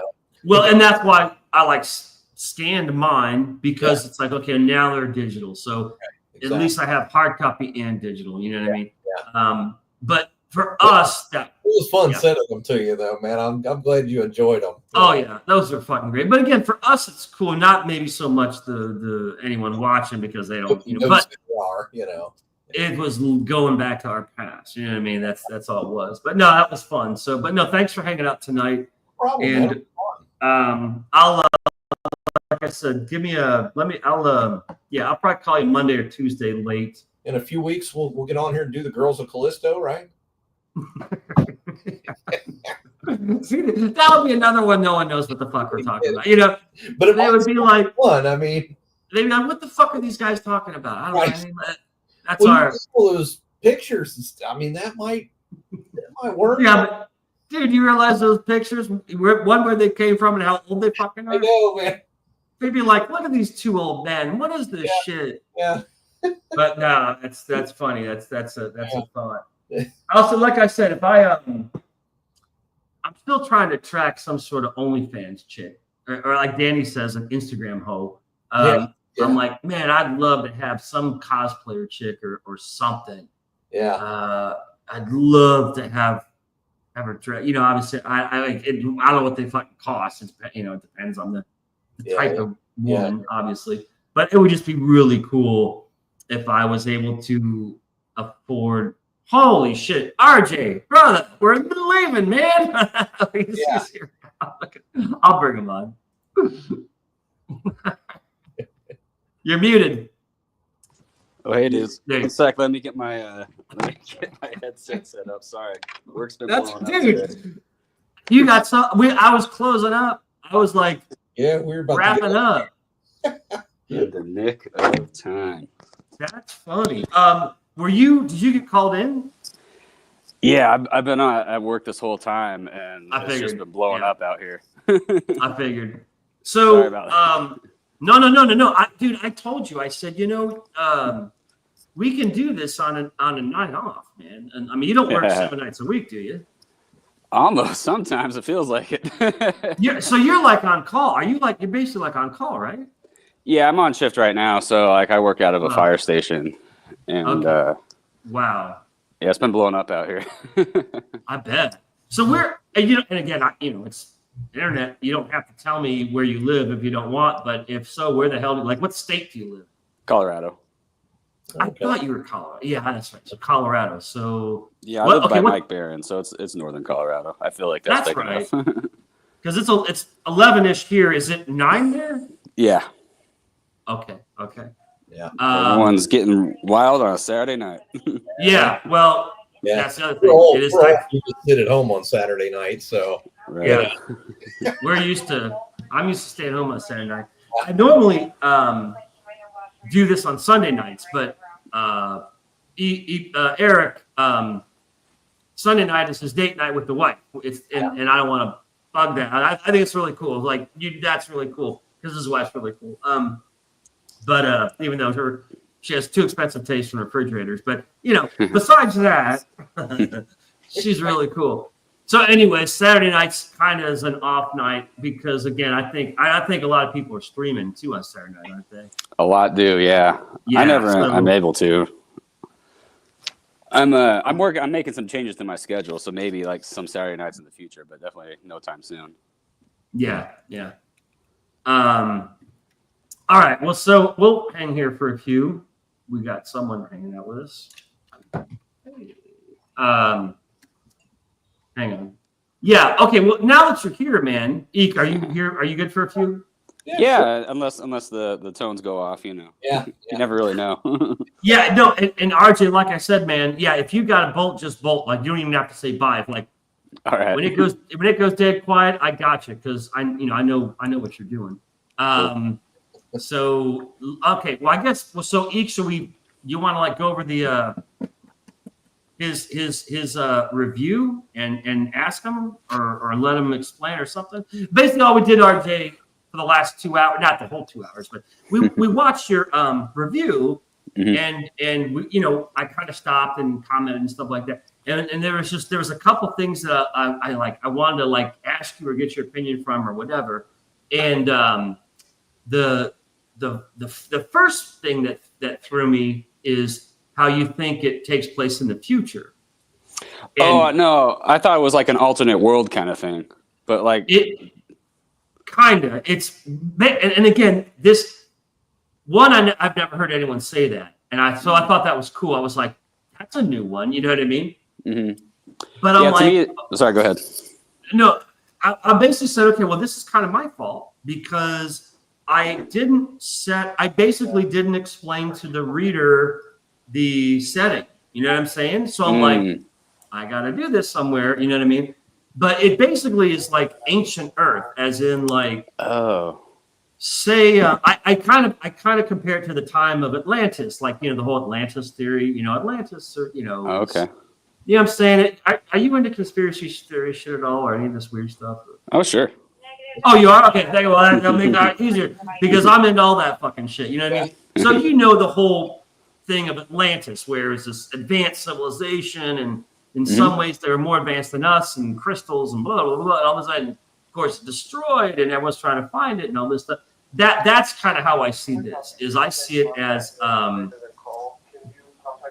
that's cool. I can hear your shit. You gotta go? Oh no, that's just other people. Oh, okay, that's cool. I kind of picture it as like this is like I just call it ancient Earth, as in like this is Earth civilization before everything was wiped out and destroyed, and there's no evidence of it, and then we now modern day our age came about. You see what I'm saying? So it's like ancient Earth, but it's like way long time ago. You know what I'm saying? I see. That makes sense. Yeah, I just kind of figured it's like some kind of else world, which I thought was kind of a cool idea. Yeah. Right. But no, it is Earth. But again, I have no, like, it's not in the book because there's no like introduction that says this is ancient Earth back when Atlantis. And so I'm like, okay, that's something I should consider adding. So that was Kurt, that could be something you could just put, when Earth had 2 moons. Yeah. And that's what Erik always gives me shit because he's like, you're gonna have to explain where one of those moons went, and I'm like, oh, maybe one day we'll see how far we get with it. But that was the one thing, and then what was the other thing? Erik, do you remember? There was something. The skyscraper thing. Yeah, about that was something. Is RJ? Do you like? Is your interest more in sci-fi, or like are you into fantasy shit at all, or? I'm a little bit into fantasy. Okay. But yeah. Did you ever see the Lord of the Rings? More sci-fi? Yeah, for sure. Okay, that's what I was gonna. Okay. In fact, that makes sense. I think, hold on. They could just build tall buildings. Yeah. In fact, I did this just for you, dude. Can you see? Is this on screen? Eek, can you see I this? see like a gray square. Oh, there's Logan. Okay, so this is my Photoshop screen. I fucking got these just for you, RJ, today. Sweet. Because I'm like, when he shows up, I'm gonna fucking show him these and explain. So give me 5 seconds to fucking. RJ, I was curious. Had you ever seen Heavy Metal? It's been a long time, but yeah, I have seen it. Okay. Yeah. Because that was something we talked about in here. I was wondering if you had seen that, or Conan. You've probably seen that. Oh yeah. Yeah. The original. And that's. Mm-hmm. Sorry. Yeah, RJ. You gotta go. You're good. Okay. There we go. And so this, I was just, I didn't know if you knew about fantasy at all, because I was like, Mom, maybe he doesn't know anything about fantasy settings and stuff. So I found these graphs, dude, these little images on the internet, and I was like, yeah, see. So basically, this is Lord of the Rings stuff in comparison to heights and all that stuff. And like this here is, see, there's the guy's the pyramid, right? Yeah. Do you think he's muted? Oh, he's muted. I think he's probably got a. Sorry, no, we're good. Okay. Are you still here? All right, cool, man. Okay, no, okay. This is the guy's pyramid in Egypt, right? Yeah. And then, as you can see, Empire State Building, Eiffel Tower, blah, blah, blah. And then this is fucking Sauron's Tower in Lord of the Rings. See what I'm saying? Okay. That's like the scale. That makes sense. So as you can see, like fantasy has a lot of tall towers and stuff. And so in mine, that's kind of what I'm implying, basically, I'm basically saying, whoops, there we are. There are giant structures, even though it's medieval, whatever. I call it medieval fantasy. There's like medieval fantasy settings. You know what I'm saying?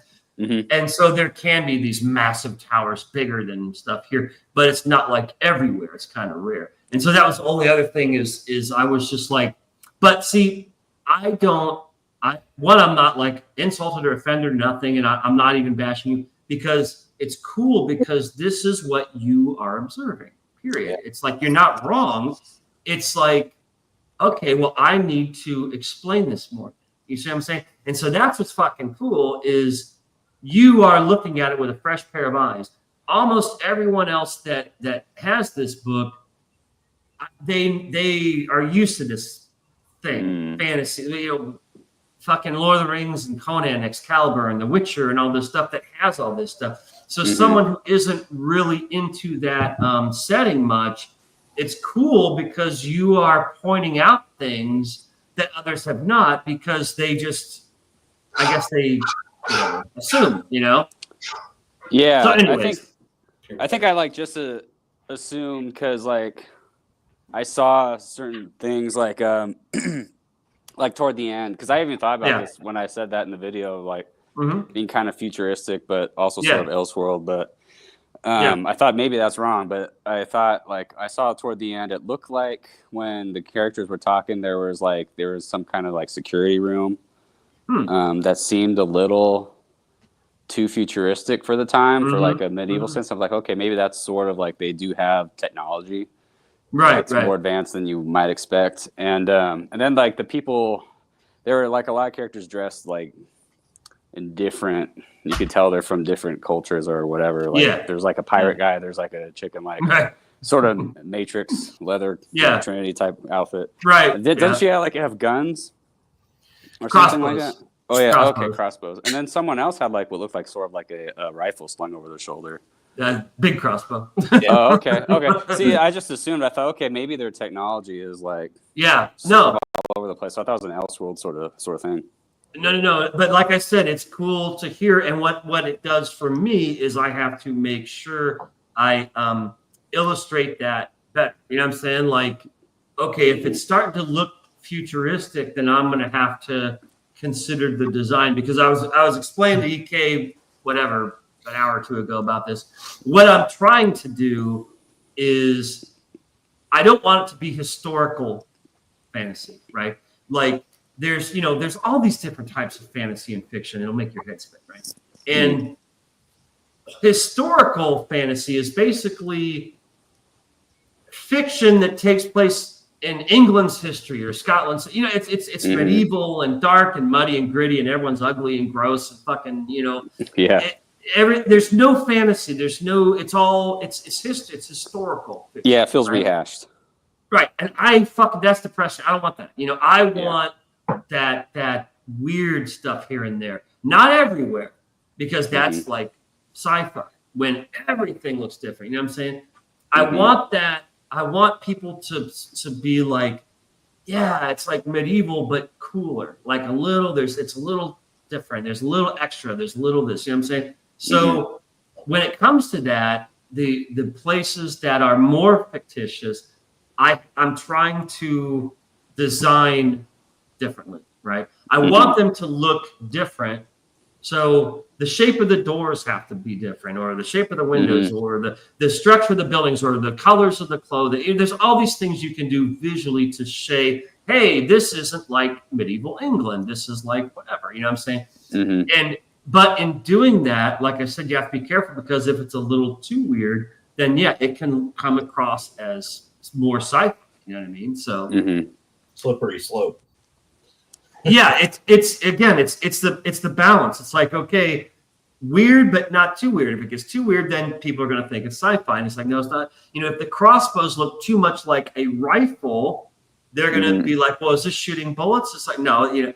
So you got to make sure you show, you know, the crossbow part, the bolts, the long bar trigger, not a gun trigger. You know what I'm saying? It's that constantly reminding yourself, make it more medieval and not modern. Because again, like there's crossbows. I can buy one at the fucking store tonight, and they look very rifle-like. You know what I mean? But there's a way to make things look cool but still medieval, I guess. And so that's something I have to remind myself to work on, because the other hard part is you as a creator, I guess, at least I do, I forget that I know everything about this, and some of these people don't have a fucking clue at all. I kind of forget that, like, I have to just tell them everything. You know what I'm saying? Like, explain everything. And your review reminded me of that.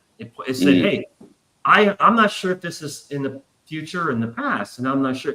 And I'm like, well, fuck, that's my fault because I have not stated that. So again, the review was really cool, man. You did a great job. Oh, thank you. You know, and so that was cool. So what else? Anything else before we move on? Because I want to move on to your project. Oh no, I just thought it was all a super cool idea. I think I had a follow-up question. So you said it was like way in the past. Yeah. Is it? That's interesting to me. Is it like sort of like how Battlestar Galactica was? Like my sci-fi mind goes to that, but like they keep saying like this happened before, it will happen again. So even though it's it's futuristic, but it's supposed to take place in the past, and like their technology is a lot like ours. You see just repeat things, you know? Right. Kinda. I would say yes, but the opposite. Okay. You know what I mean? Like, because I have that Battlestar Galactica series, and it's fucking awesome. And the final episodes was cool. Yeah, they find Earth, but it ain't like you think it was gonna be. You know what I mean? Mm-hmm. That was fucking cool. I'm like, that's an awesome twist. You know what I mean?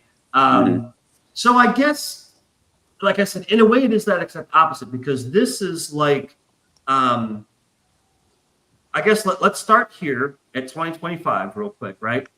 And let's zoom back to the beginning of I guess the first fucking caveman or something. I don't know. So however many fucking years ago that was, right? And but see, again, even in our history, it's like, okay, the dinosaurs, were they wiped out by meteors, or was it an ice age, or was it both? Okay, so there's that whole basically destruction of the Earth, right? And then, you know, the things that survived came to what we have today, right? Mm-hmm. This is like, what if the Earth was totally civilized with, whatever, hundreds of thousands or 1 million people, and it was civilized, and it had technology, but it was a different technology than what we have today before all of that destruction. And that destruction destroyed everything about this ancient Earth, to the point where now us in modern day, our archaeologists can find almost no trace of it. But the only trace of it would be like the rumored Atlantis, or some really fucking old little stone that they say, well, how? It's like, basically I see it as like the Earth was like the setting that my story takes place in is how the Earth was. And then after a long, long time, there's a cataclysm that destroys fucking everything. And then it starts our history. See what I'm saying? Okay. So it's like really old. It's like Earth, and there's no trace of this Earth. That's where this takes place. But because it's the same planet, even though the continents, I guess, technically would have moved and shifted over the time, it's still our Earth. You see what I'm saying? Mm-hmm. That's why I call it ancient Earth. It's like it was a time that existed before our time, is all it is. Okay. So if that makes any sense, but yeah. Was there because I remember there's that one city where most of the action seems to take place. Is that? Yeah. I remember there's an establishing shot, and it kind of looks like Vegas. It is Vegas. It's based on Vegas. It's called the Gallus. I literally took Las Vegas and switched the words around, so it's Vegalis. Okay. This whole fucking story is this way. I take real life places and I literally switch the words around and rename them. I'll take real life people, like, I don't know, celebrities or politicians or something. So, okay.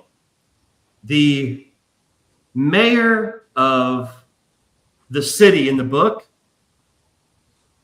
his name is Mayor, I forget his name. Anyways, there's the scene with the priest and the investigation in the body. Mayor, was it Goodman? Yeah, Mayor Goodman. Yeah. The time this story is based on, that was the actual mayor of Las Vegas. His name is Oscar Goodman. If you Google Oscar Goodman, that is him. I just put him in different outfit. Like I met Oscar. I was a bartender at Hard Rock a long time ago, and Oscar Goodman liked dry martinis, with olives and shit. I served him a fucking martini one time. So when I was in Vegas, the mayor of Vegas was Oscar Goodman. He's retired now, but there's pictures of him on the internet because he was a famous.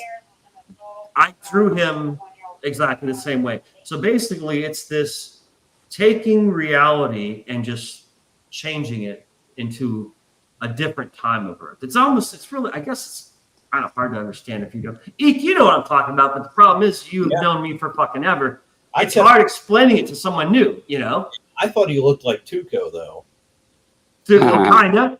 He looked a little bit like... he's like a clean cut. Just a little bit, Yeah. But literally, I based him off of the real mayor of Las Vegas. And that's why that city is based on Las Vegas. I switched the name around, but the layout, it's like, I guess the easiest way to explain it is if you had fantasy medieval goggles and you put them on and everything you saw in our world turned into a fantasy medieval setting. That's the easiest way to explain. Okay. Yeah, I think that's interesting. Sense? Yeah, I think that's an interesting concept because that does sound like Battlestar Galactica to me because if it takes place that far in the past and there's these similarities, then that means there are these repeating themes. And I think it's an interesting concept because that means we're inevitably following these repeating trends, which can be very interesting. I like that idea. Yeah. This is wow. Flips. Yeah, they were on my show. I was on their show. They were on my show. What's up? Welcome. It's a late night. Eek, I guess we should have done this fucking later because now there's people coming in here. What's up with this? We did it too early. It's a late show. It was good. Yeah. Yeah, great show. But yeah, that's cool. See, that's another thing. I've never had anyone bring up the Battlestar Galactica comparison, and I can honestly say I sure did not even consider that when I was working on the story. But now that you mentioned that, I can see how I know what you're saying. I'm like, yeah, that story. They did do that. They got to Earth, but it was ancient Earth, wasn't it? Mm-hmm. Yep. Yeah, I'm gonna watch that show again, man. Their civilizations match the what do you call it, the astrology stuff, or what are they called? The zodiac signs. Right. So they match all the zodiac signs. There's a lot of themes that they basically embed that are the ideas they repeat. So they're all part of different Earth cultures now. Oh, that's I cool. guess, man, that kind of makes sense pertaining to my whole thing is, it kind of is like that where this is, where it's like another version of what is now, but just, a lot different, it's that medieval fantasy. There's magic. They don't have flat screen TVs and shit and cell phones, but they have fucking crystal balls. You know what I mean? Right. Oh, they can, enchant a mirror and they can see on the other side of the world, as opposed to us having our computer screens and wires and the internet that sees the other side of the world. It's like I said, it's like putting on dark fantasy medieval goggles and looking around at our world, and it's similar, but just looks fucking different. You know what I mean? Yeah. That's the best way, I guess, to explain it. Yeah. That's an interesting idea. I like that idea. That'd be a cool. I think it would be a cool over long-term arc for the world you've created. And the reason why is because the places in the book that I've based off of reality I've been to myself. I've lived there because I was like a fucking gypsy for a while. I went all over the goddamn country. I've lived in Ohio and Michigan and Arizona and Nevada and California and all sorts of fucking places. And so I love all the different, the West is completely different than the Midwest and a lot different than the East and the fucking South and North. You know what I mean? There's all these different terrains and geography and shit, and our country, just our country, right? Mm-hmm. And the people are fucking different. People on the northern East Coast are nothing like the Southwest Coast. You know what I'm saying? And people in the South aren't like people in the fucking middle. It's just all these different, like almost civilizations in our country, and all this different geography in our country. Like in Oklahoma, the fucking dirt is red fucking dirt. I couldn't believe it. I was like, this is fucking amazing. The goddamn dirt is like red, you know? It's the same way. It's all red down there. Yeah. Yeah. And that's just a few states away from where I was born, which is Ohio. You know, Ohio's very, very flat, very dark and gray and brown and green, you know what I mean? But a few states over, they got red dirt and bright green. It's like, looks like a fucking trippy painting. It's like this red dirt and these green plants. You're just like, wow, that's red and green. You know, it was just, anyways. Our country's that way, and I think our country's fucking cool, geography-wise, and just all the different types of people. You know, the melting pot and all that shit. Mm-hmm. So, the original intention, like 13 years ago when I started writing this, was maybe readers. Hey, maybe someone in Michigan gets the book, and they're like, holy shit, this reminds me of my hometown. Or someone in Vegas gets it and says, holy shit, this is like Las Vegas. You see what I'm saying? That familiarity. I would like to have people to like be familiar with the setting in the story, because it kind of will get them more into it, I guess I suppose. Yeah, that's a super cool idea. I actually had, it's funny, so I've lived in only 2 states, California and Colorado. Okay. But yeah, to me, they're wildly different. Even especially like Southern California compared to Northern Colorado. Yeah. Even parts of California are different from other parts of California. Right. Because I lived in I had a girlfriend in Aurora, Colorado. So I visited her in Aurora, Colorado.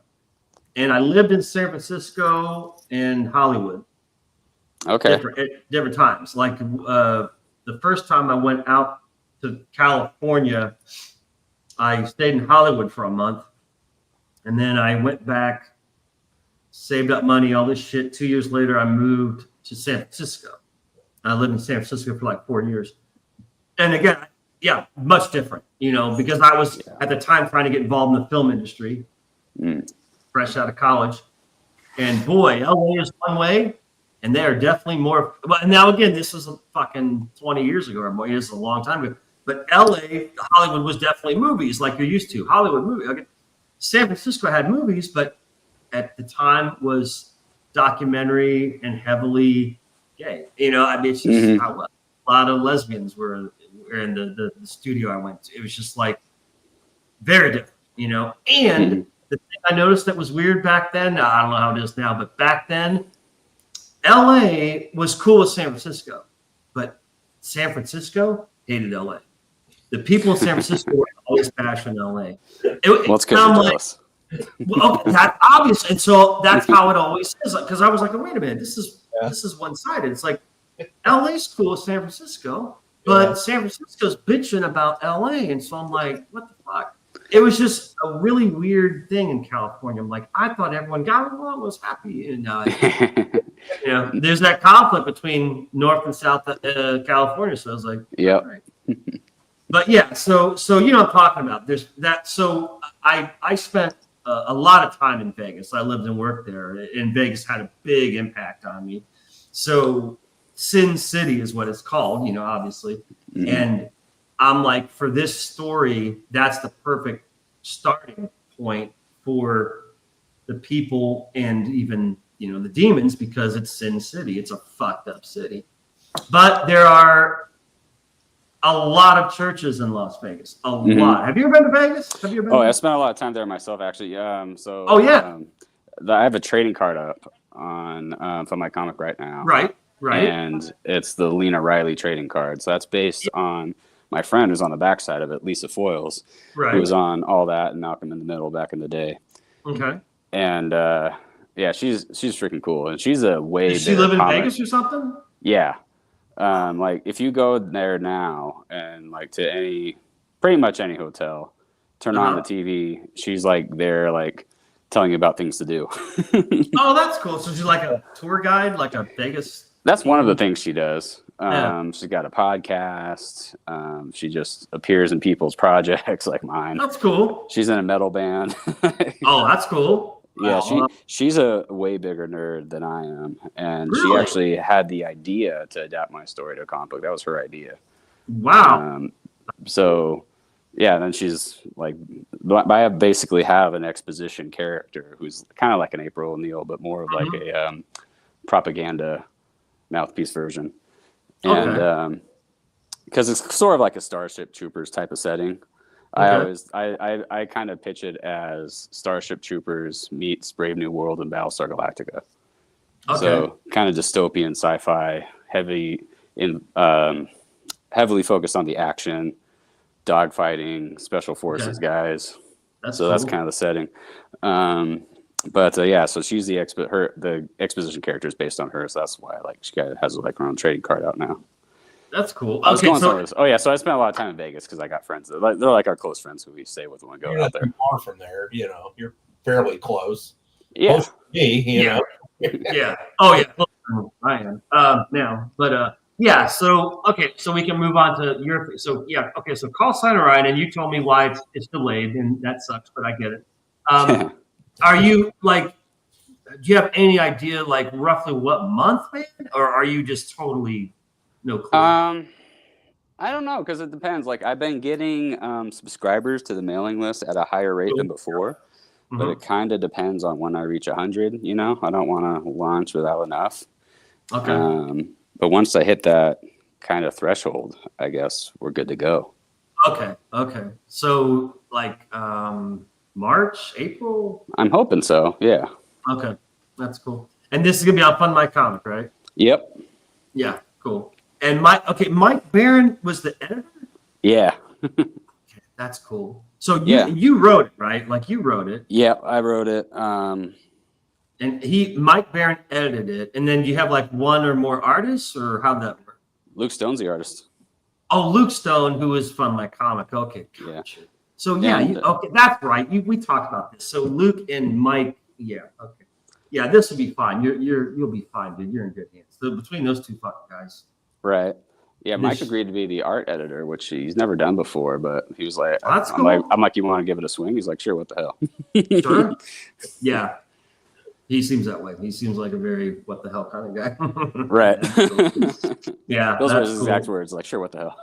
Yeah. No, he's cool. Like I said, I've never spoken to him, but from what I've seen of him when he goes on other people's shows, I'm like, yeah, he's cool, you know. And he was super cool dude. Now there's a little controversy. I was just telling you, this is the guy I was telling you about who is it Private American, right? Mm-hmm.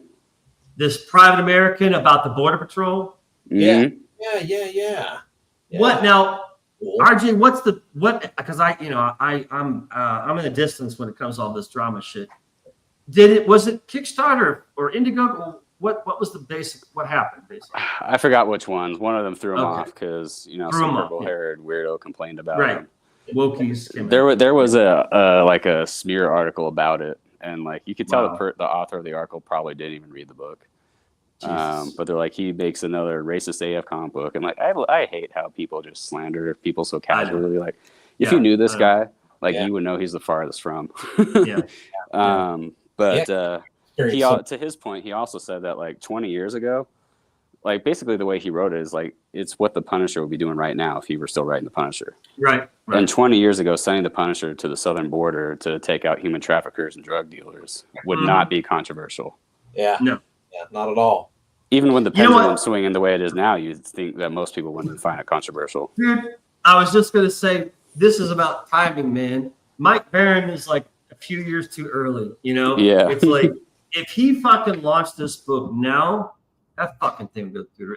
No one's gonna knock that off that campaign because like Trump himself will fucking come after them. You know what I mean? Yeah. So, well, it looks like it's time for me to roll. All right, that's cool, man. Well, dude, thanks for popping in, dude. I'll talk with you more on Twitter soon. Okay. All right, sounds good. Awesome. See you Later, man. That's cool. Wow. Okay. So now we'll wrap the show for a little bit. You know. Yeah. What's that? Yeah. No, it's cool. Like I said, I'm glad we got to talk because City show up there for a minute. That was cool, you know. Oh yeah.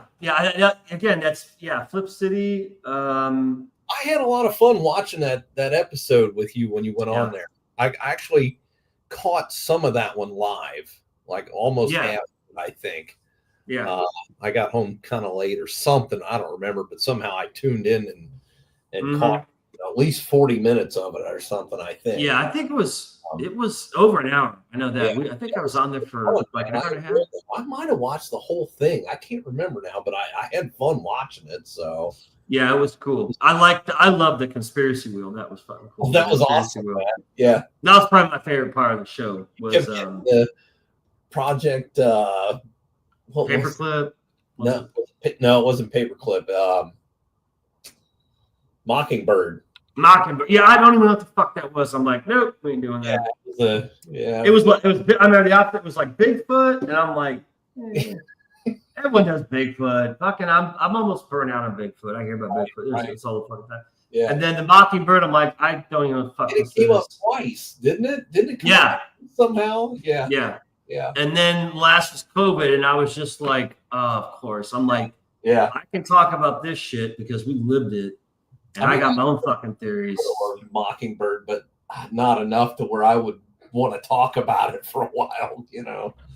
Someone like my show. Oh, okay. Now, same thing as Flip City Magazine. This isn't necessarily Kitty because her husband works for them, and I think there's someone else. Like Flip City Magazine has more than just one person. I think there's like a few people involved. Well, there were 3. So who is this at Flip City Magazine? Is this Kitty? Is this her husband? Is this someone else? I don't know. Doesn't matter. They're cool. Yeah. Either way, it was a great show. Yeah, it was fun. But yeah, the conspiracy wheel was cool. I may have to, I don't know, like talk to them and see what the fuck they're up to. See, that's the problem is there's so much shit going on with so many people on Twitter. I mean, I'm not even like, I am like an outsider. I'm not even involved with all this shit, right? Yeah. But even as an outsider, it is Christy. Okay, so it's her. Okay. Well, Christy, hey, Christy, if you're fucking streaming, come on out. Or can I do this? I wonder if I can add the link. This is all new to me, as you know. I wonder if. See, I can't even see who's in, if there's anybody there. You can't see the chat? No, well, I mean, it's up, but there's nothing. I'm not seeing anything in it. Oh, well, here. Christy, as in, this is Christy. Oh, there it is. Yeah. It was automatic. Because I know. It folded to private chat, so I never looked in the. Okay. Yeah. Normally, you can put the link in the room, and then someone can click on it, and voila, they're in here. But I don't even know how to fucking do that. Yeah. Yeah, we definitely liked your show. I totally enjoyed it. It was a lot of fun. Yeah. And I subbed, so. Yeah. I wonder if. I'm going to try this one. Let's see if it. Maybe it'll work. Let's see. I don't know. So that's the link I posted in the show, but I don't know if it's clickable. You know what I mean? Like, I don't know if it's an actual link. See? Like. Yeah, there it is. Yeah. I don't think you can click on it in the show. Oh, it's gone. But see, when you can do it, I'd love to pop it and say. Well, at the worst case scenario, I'll just DM you. Kitty, does that link work? Like, click on that link and see if it works. It disappeared on my screen. It right before I got it there. Really?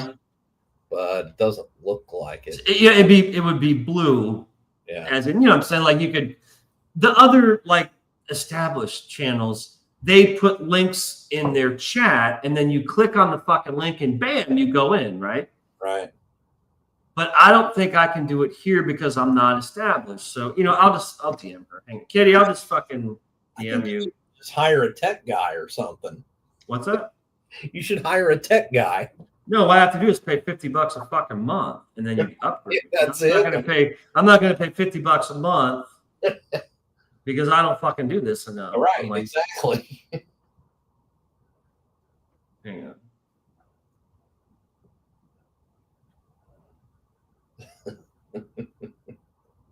I'm getting there. Give me a second. Where are you? There you are. All right, I'm DMing you.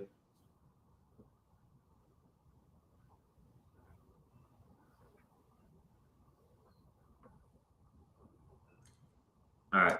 Kitty, I just DM'd you the link to here. So you are invited if you want to hang out with us.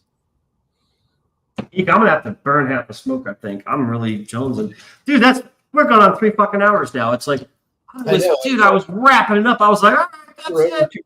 And then, bam, he popped in, and I'm just like, dude. I'm like, what fucking my wife called right after he got in. There she is. She thought I was off. Hey, party time. We're at a party. What's up? Hi. How you doing? Did I brush my hair today? I forget. You look fine. I think I did. Great. You look great. That looks like a Christmas sweater. It is. It's our ugly Christmas sweater. Flip City. I do. It's cool. Oh, that's cool. It's cool. The funny thing is not actually ugly. It's like it actually looks pretty cool. It's very Christmassy. That's cool. It is pretty cool. We partnered up a couple of years ago with a merch company, and they designed this for us. Yeah. And it's not actually a sweater. It's all an all over design, but it's comfy. Yeah. I like it. Nice So stuff. what's new with Flip City Magazine? First of all, EK is we've been friends since college, so we go way back. Cool. His real name is Erik, but he has lots of nicknames. We all have lots of aliases where we come from. So we call him EK. So just call him Rex or EK or whatever the hell you want to call him. Okay. But he's a old friend from a long time ago, and he's into obviously we're in the same shit that I'm into. But he watched your show and loved it, and so I heard that. That made me so happy. I had a blast watching you guys. So I love the wheel. We both love the wheel. The conspiracy wheel. Oh, yeah, that's kind of a newer development. It used to just be the corner, and then the person could spit whatever conspiracy they wanted. Yeah. And then one week on the show, I was like, I love spinning wheels. Hey, you guys, what do you guys think about like a spinning conspiracy wheel? I asked the chat, and everybody was like, yes, do that. And ever since everybody's like, spin the wheel, spin the wheel. And I'm like, okay. I love it. Is that like an app, or did you guys make that? No, it's really easy. It's called Wheel of Names, and they make it super easy. It's a free online. It's actually hosted online. Okay. And you can just type in as much as you want into a list, and it fills it out. And then you have options of like I have my little tinfoil hat guy that I love. He's reading the Flip City magazine. You can add an image. You can change the background. It's pretty cool. I'll have to check it out then, Eek. Well, because that would be fun. That would spice up my boring ass show, because there's some nights like tonight where it starts to get a little slow, and I'm just like, okay, what the fuck we're gonna do now? But Eek and he's a talker. Eek and I can talk for 8, 5, 9 fucking hours, but it's boring to watch. There's anyone watching, they're like, okay. Yeah. Well, see that the reason I designed my show the way it did was for a couple of reasons. One, I would never be the person that would be able to go on alone and just talk. Like that's way too much pressure. Yes. Right. And I prefer to get to know people. Yeah. And then secondly, and I say this half jokingly, it's half true, is I like to call myself lazy.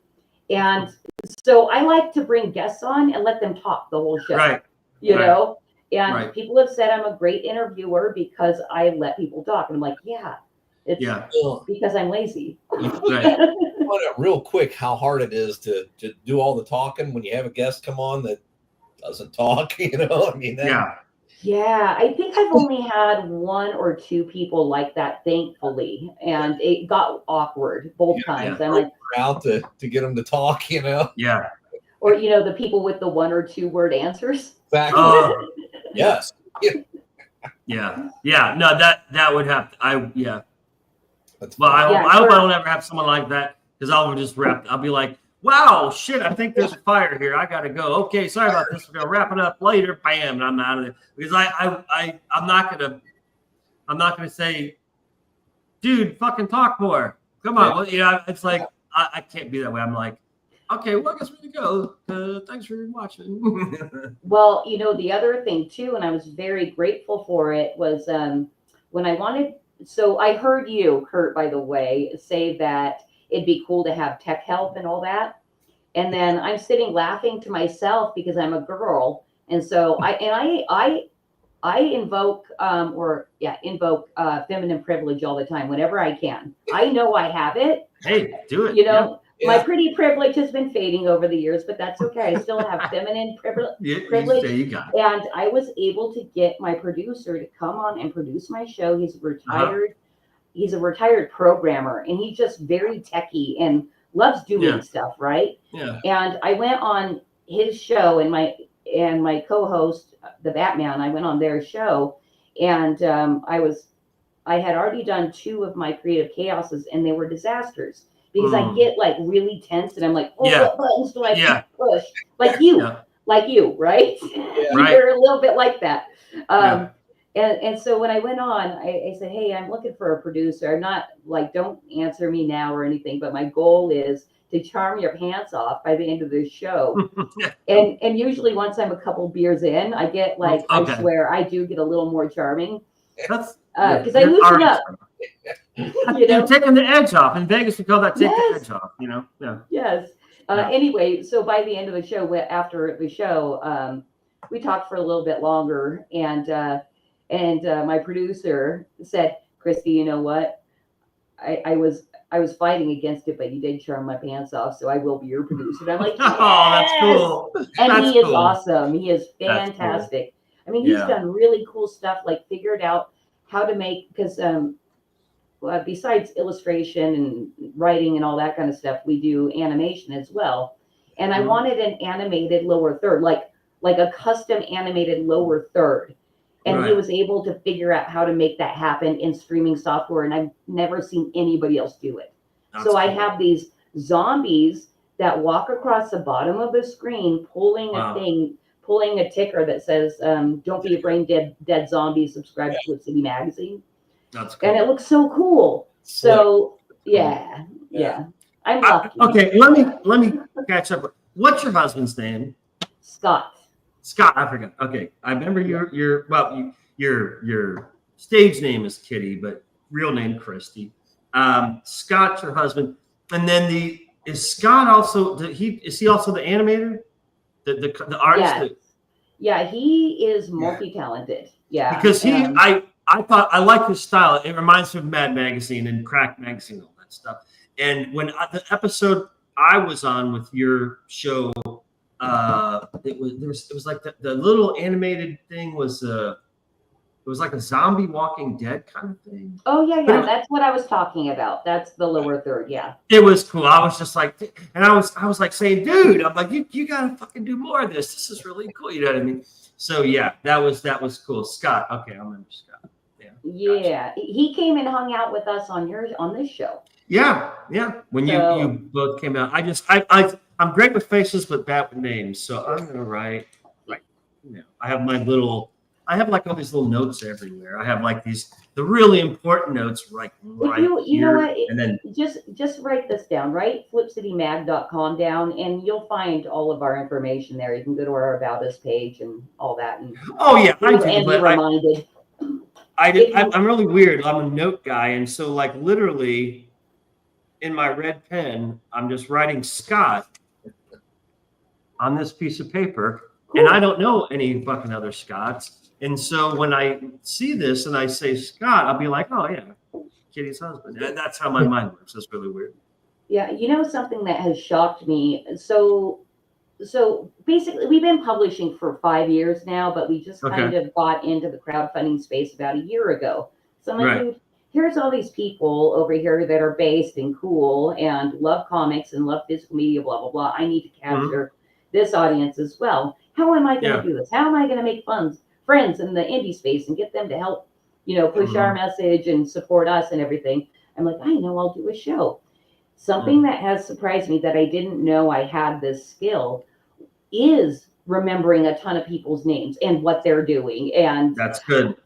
After doing the show for a year now, I'm starting to forget some of my older guests that I haven't stayed in touch with.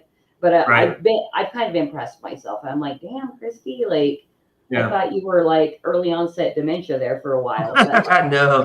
I was right before you got on. I was explaining to Eek about you, because I said, I am like an outsider. I see myself like, I don't know, like way the fuck out on the edge of the fog, and most people are partying on the island. When it comes to indie comics and shit. You know me. I'm kind of distanced. You know what I mean? It seems like you're a little misanthropic to me, Kurt. Yeah, I guess that's one way to put it. But and I said, but even though I'm on the outside purposely, you know what I mean?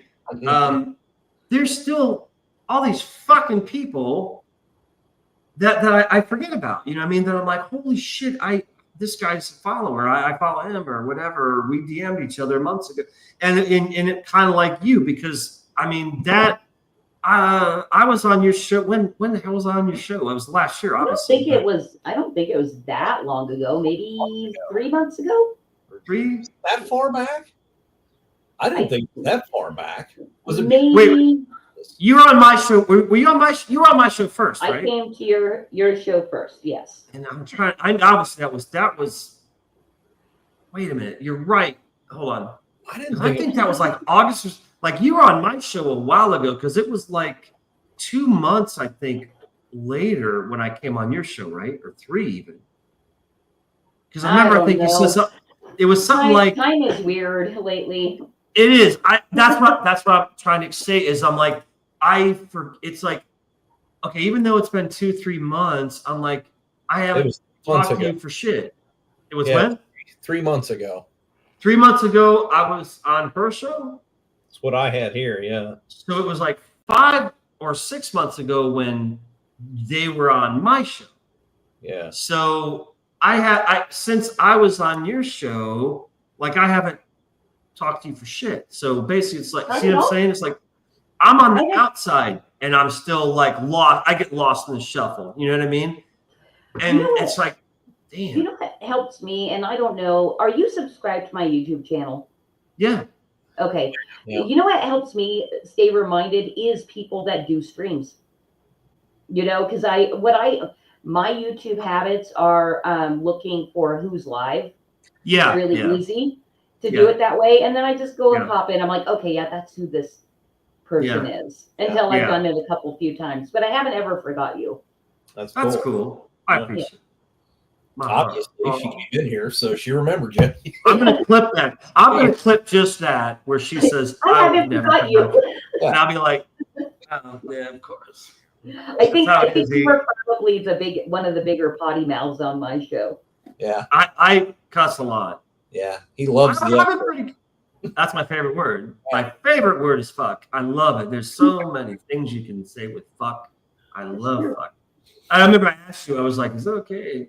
And then, you should have said, yeah, but don't get too carried away. Because I think I was just like, fuck the rest of the show. I don't know. But if I cuss too much, I apologize. It's funny because I went on, I don't know if you know the show Comicsgate Commandos. Like you said, you don't really like again, clue me. I've heard of it, but I don't know who the fuck does it. Okay. Well, so I was reminded how much I cursed on their show because I decided at one point, and I don't know why. It's because Comicsgate annoys me, right? It really annoys I like the idea, and I really love the idea of Comicsgate, but there's so much infighting, and it's like no, it's a niche within a niche within a niche. And then all these people are fighting, so it's like really fucking annoying. It's like, no, there's no fracture. Like, oh my God. Anyway, so I was bitching about that and calling everybody a bunch of punk ass bitches and shit like that. Good for you. Stir that shit up. Listen, they thought it was funny. Perfect. This is a perfect example. Just for you, I'm going to show you a map I drew, Kitty. Okay. Just for you. Let's see. Oh my God, how am I doing this? Here we are. Hold on. Nope, there's that. Where's my fucking weird? Here we go. Okay, so this is my Photoshop screen. Kitty. One time, I just recently, like a couple months ago, of course, now I gotta find it. This will be interesting. I drew a map that symbolizes Rippaverse and Comicsgate and the indie fucking shit. Oh my God, where in the hell will this be? Oh, there it is. Holy shit. Wow. Can you see this? Wow. Can you see this? Yeah, I can see it. Yeah. Yeah. Okay. So, okay. All right, let me explain. Hold on. Okay, so if you, okay, yep, here we go. Let me get back to that screen. Okay. This to me is a medieval version, like a medieval map, because I'm all about the fantasy, because that's what I live in my head. It's a fantasy. This is like a medieval version of a map to explain to someone the comics community, especially the indie comics community, right? So as you can see, DC and Marvel are the two big guys, right? And they're up at the top, and there's a big, scary wall that divides them from the rest of us, all of us outlier barbarians, all of us fucking pirates and rogues and thieves and everything else. And there's that river that splits DC and Marvel, because they're two separate entities, and they're competitive, obviously. You know what I mean?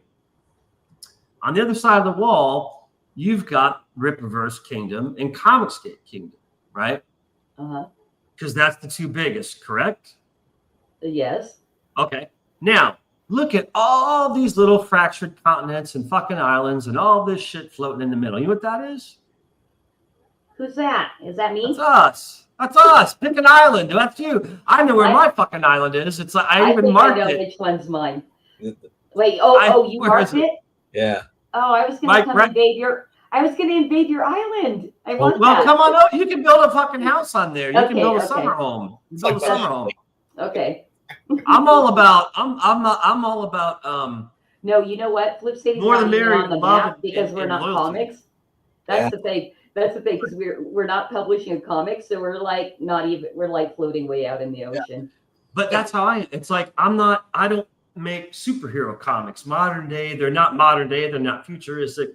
It's dark fantasy, ancient, graphic novel, almost like illustrated story type thing. I mean, it's just it's not what Comicsgate would consider a comic, you know what I mean? So I'm like I call myself like the fucking Rudolph. I'm a misfit among misfits. You know what I'm saying? Mm-hmm. Yeah. Rudolph the Red-Nosed Reindeer. I don't know if you remember it. That was my favorite Christmas holiday special.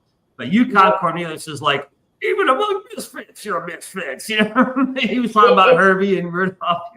It's probably why I like you so much, dude. Seriously, I'm like, I love the misfits of the misfits the best. Yeah, dude, I am. I'm like it's like, because obviously Comicsgate are the misfits. Everyone knows it. In fact, yeah, since we're talking about Comicsgate, since I'm medieval, tell me if this doesn't make sense or not. Because if it doesn't, I don't want to keep comparing stuff.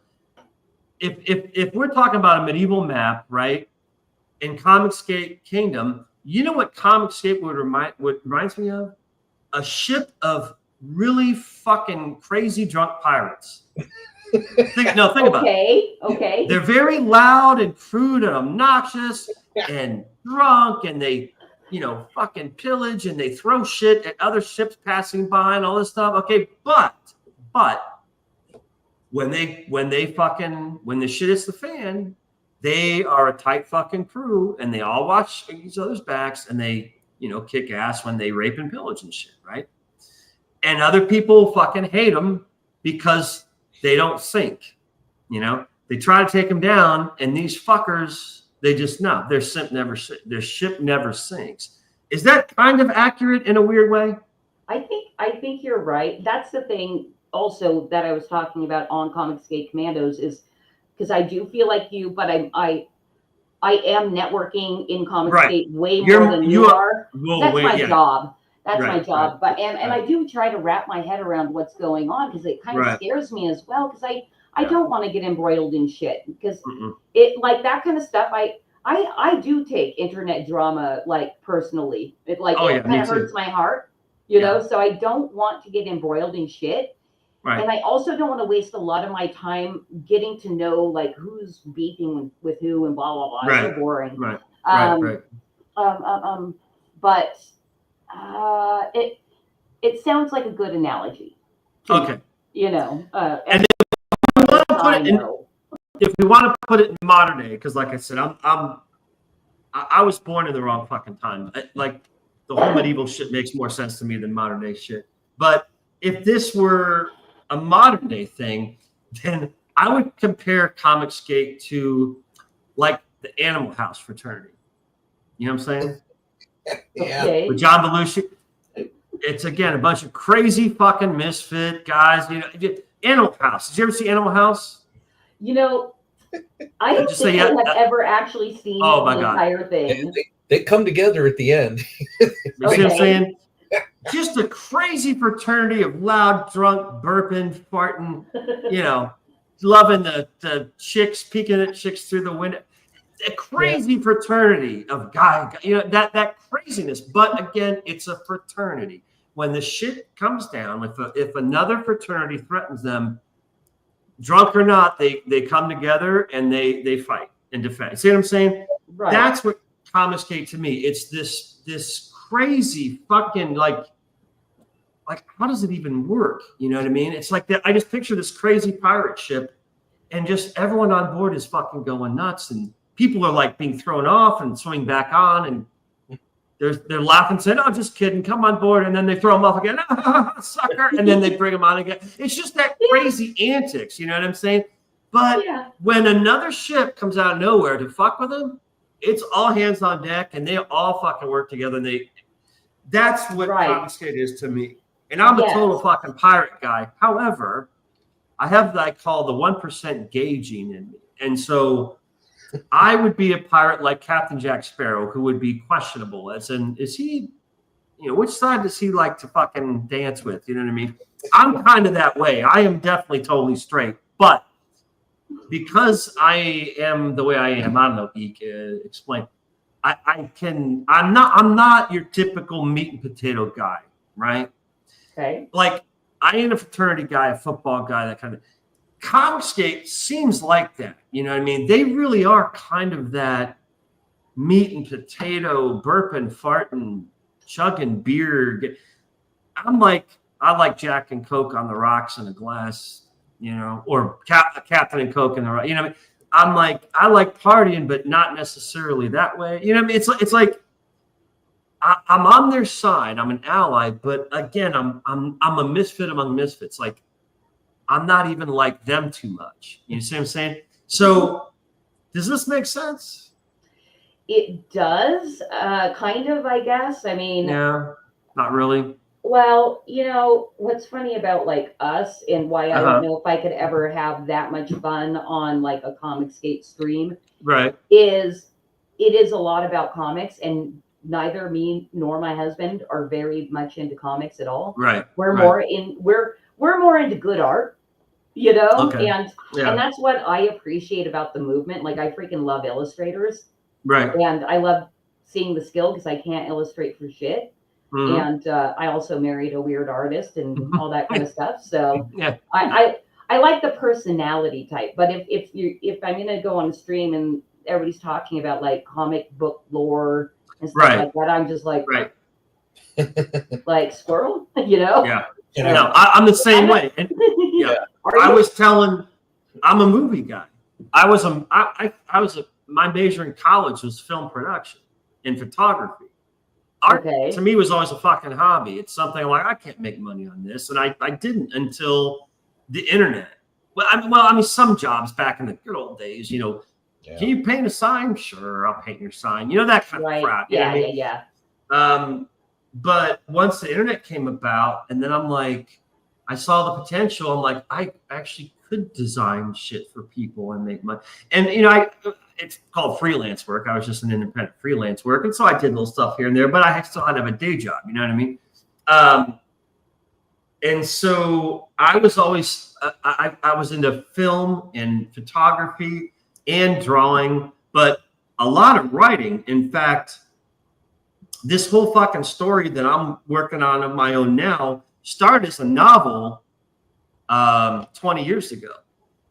I was typing a novel and I got to 150 pages And then I realized I can't afford to get this published, because back then it was $10,000 to get your book published. I said, I don't got 10 grand to publish a fucking book that may flop. You know what I mean? Right. So I'm like, fuck, now what? And so a few years went by, and I just, kept bartending and partying and chicks and drugs and drinking and every other fucking thing. And it kept fucking poking at me, that creative. I call myself a closet geek. I'm not a closet bag. I'm a closet geek. You know what I mean? Because, in Vegas, when you're a bartender, it's all about your looks and your personality and schmoozing and the chicks hanging out at the bar waiting for you to get off work, and the drinking and the drugs and the fucking pills and fucking parties and the concerts. It's a very social thing, right? And it was fucking great. But I am like two different. I'm very bipolar. I'm polarized, because there's the party me who likes drinking and sex and drugs and sex and chicks and hookers and strippers and every other fucking thing. You know what I mean? But then there's the geeky me, who is I'm a video game nerd. I'm like addicted. There's certain games I'll play day and night. Like one of those guys who just, doesn't eat and fucking just keeps playing and shit all night, doesn't sleep. You know what I mean? I get hooked on certain video games, movies like crazy, nerd shit. You know what I mean? Nerd shit, comics, drawing. I'm typing a novel. I'm drawing a fucking wizard. You know what I mean? I'm a fucking closet nerd. You know what I'm saying? So in Vegas, I literally had to hide the nerd self, because if the fucking, alpha male bartender buddies, coworkers found out, they'd be like, you fat and you this. And it was bad enough I had long hair. They called it the long hair, because that was back when everyone had spiked moose hair. Every single fucking guy had spiked moose hair, 1 inch spiked moose hair. And they're all buff. And I was buffed, like I was bigger then, because I went to the gym all the time. But I had the fucking long hair. And so, oh, Fabio, come here, shut the fuck up. You know what I mean? And now look at me.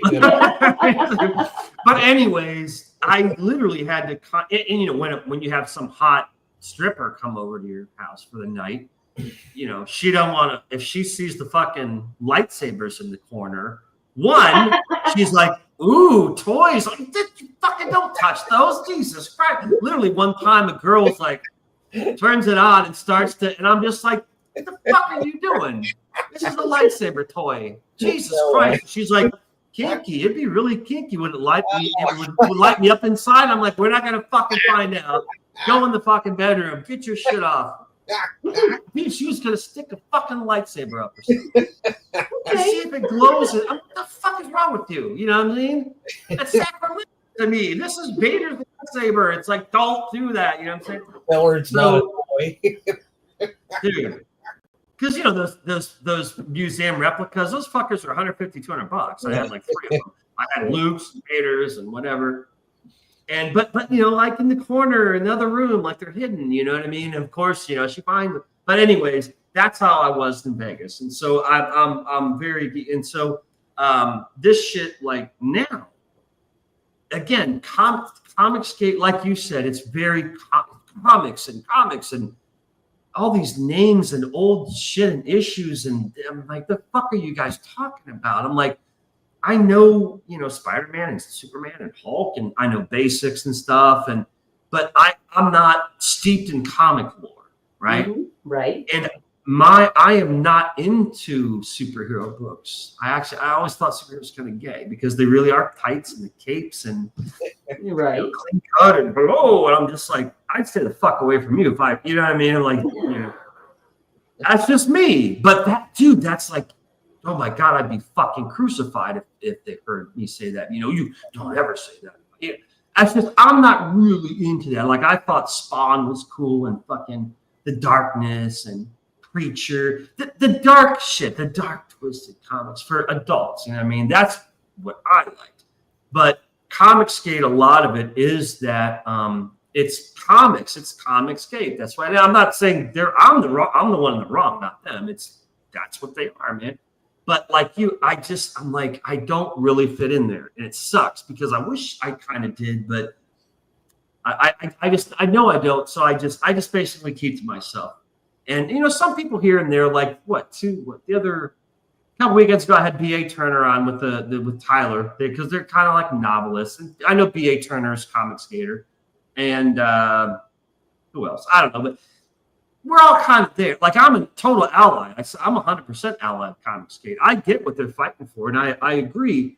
But like you just said, what turned me off is the infighting. I can't keep up with who's in and who's out.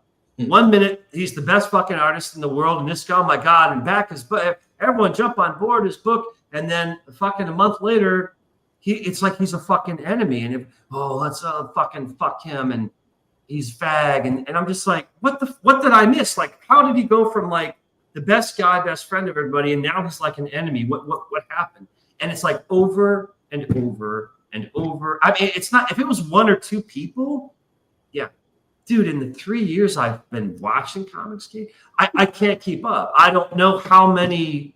It's crazy. It's over and over and over. These people just come and go, and enemies and this, and I'm just like, I don't fucking know who. I don't know. So I'm just gonna stay the fuck over here. You know? Yep. Yeah, sounds like pro wrestling. Dude, it's by 1 week and next week he's out. It's so confusing. I can't keep up with it. You know what I mean? Like literally, people are like best friends and they're working on books together and doing each other's covers and art, and then some stupid fucking thing happens. It's always on Twitter.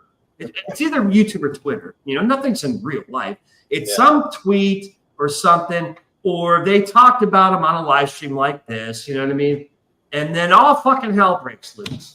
And then all these people jump on board, and all these people jump on board against them, and it just doesn't end. And I'm just like, I don't have the fucking time for it, first of all, because I'm writing and fucking drawing and making videos and we're doing this fucking shit. And then all this fucking shit that I'm doing alone, I don't have time to be on Twitter arguing with some fucking person, I don't know who the fuck they are, for like 5 hours. Back and forth, back and forth. Back and forth. You suck. Oh yeah, where's your book? I don't need one. You suck. Eric July's bearing you. Oh yeah, well Ethan's gay. I mean, it's just whatever, man. Who are you? Are you a bot? Who the fuck are you? I don't even know who the fuck you are, man. You sure as hell don't know who the fuck I am. So why are we wasting our time here?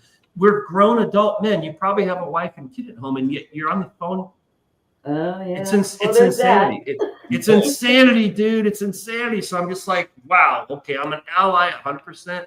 But man, they would be like, something's off with this guy. I don't know. He may be an SJW. Look at his hair. You know, I don't fucking know. But maybe. I mean, you know, I don't look like the rest of them.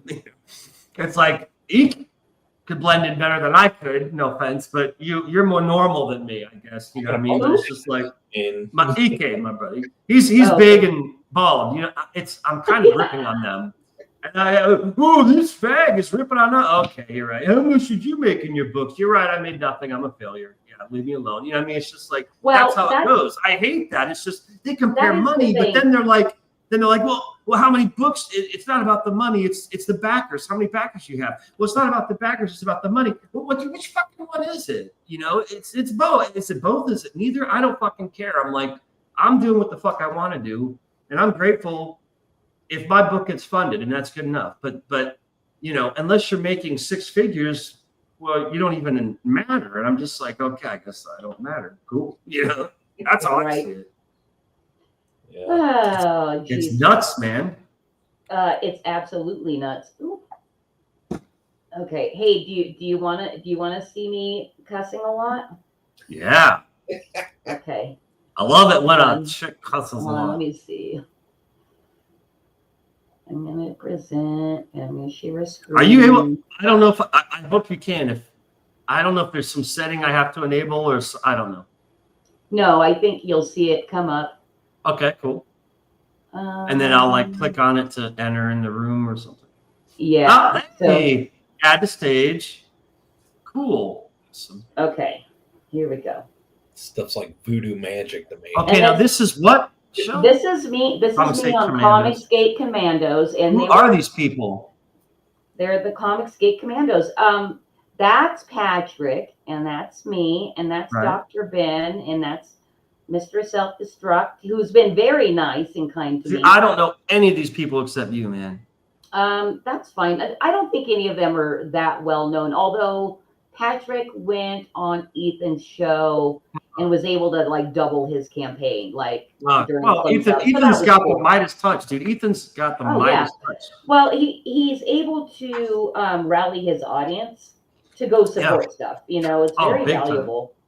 I did get to meet Ethan unexpectedly by going on another show when I was doing my last campaign, so that was cool. All right, I'm just gonna play this.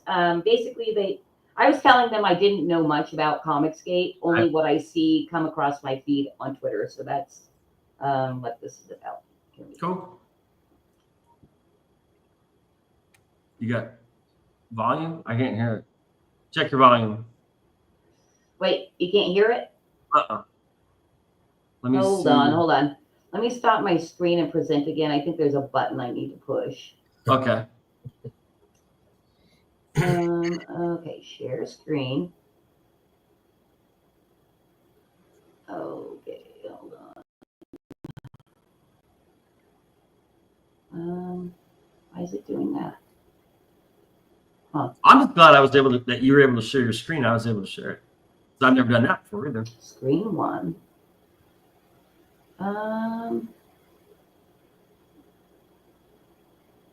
Allow. Right. I see it. Okay. I didn't see a button to push to allow audio. Let's see. Well, let's. Okay, I'll add it to stage, right? Yeah. Now see if you can. Is there any way you can? I'm going to push play, but I'm thinking that you guys aren't going to be able to hear it again. Let me see. That's fine. Just try it again. Do you hear anything? No. No. Maybe. Where are you getting this from? Where's this video from? Is this like on your YouTube channel or something? Or is it a file? On Twitter. It's on Twitter. I can just go to your Twitter and see if you can crank. Like, can you adjust the volume on it? You know what I mean? Oh, dude, I'm hearing it like really. I'm hearing it really loud in my ears, and the volume is all the way up. So it's not. I'm not hearing it here though. So, wait. I thought I heard something weird. Try it. Try playing it there. Like this? Yeah, try it. I don't know. Just try it. Why not? No. Here, look. This is what I'm going to do. I'm just going to tag you. Okay. And that's at AE. Let me see. E. Yeah, there's one.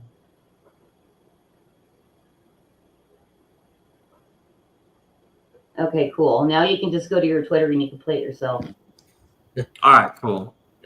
Yeah, I don't have Twitter on my desktop. I only have it on my phone. Oh, okay. Well, sorry. Never mind. You guys don't have to hear me cussing a lot. I'm sure you were good at it. I mean, I was good at it. Well, it was funny. Okay. So basically, they said you cuss too much. Well, I'm watching right now.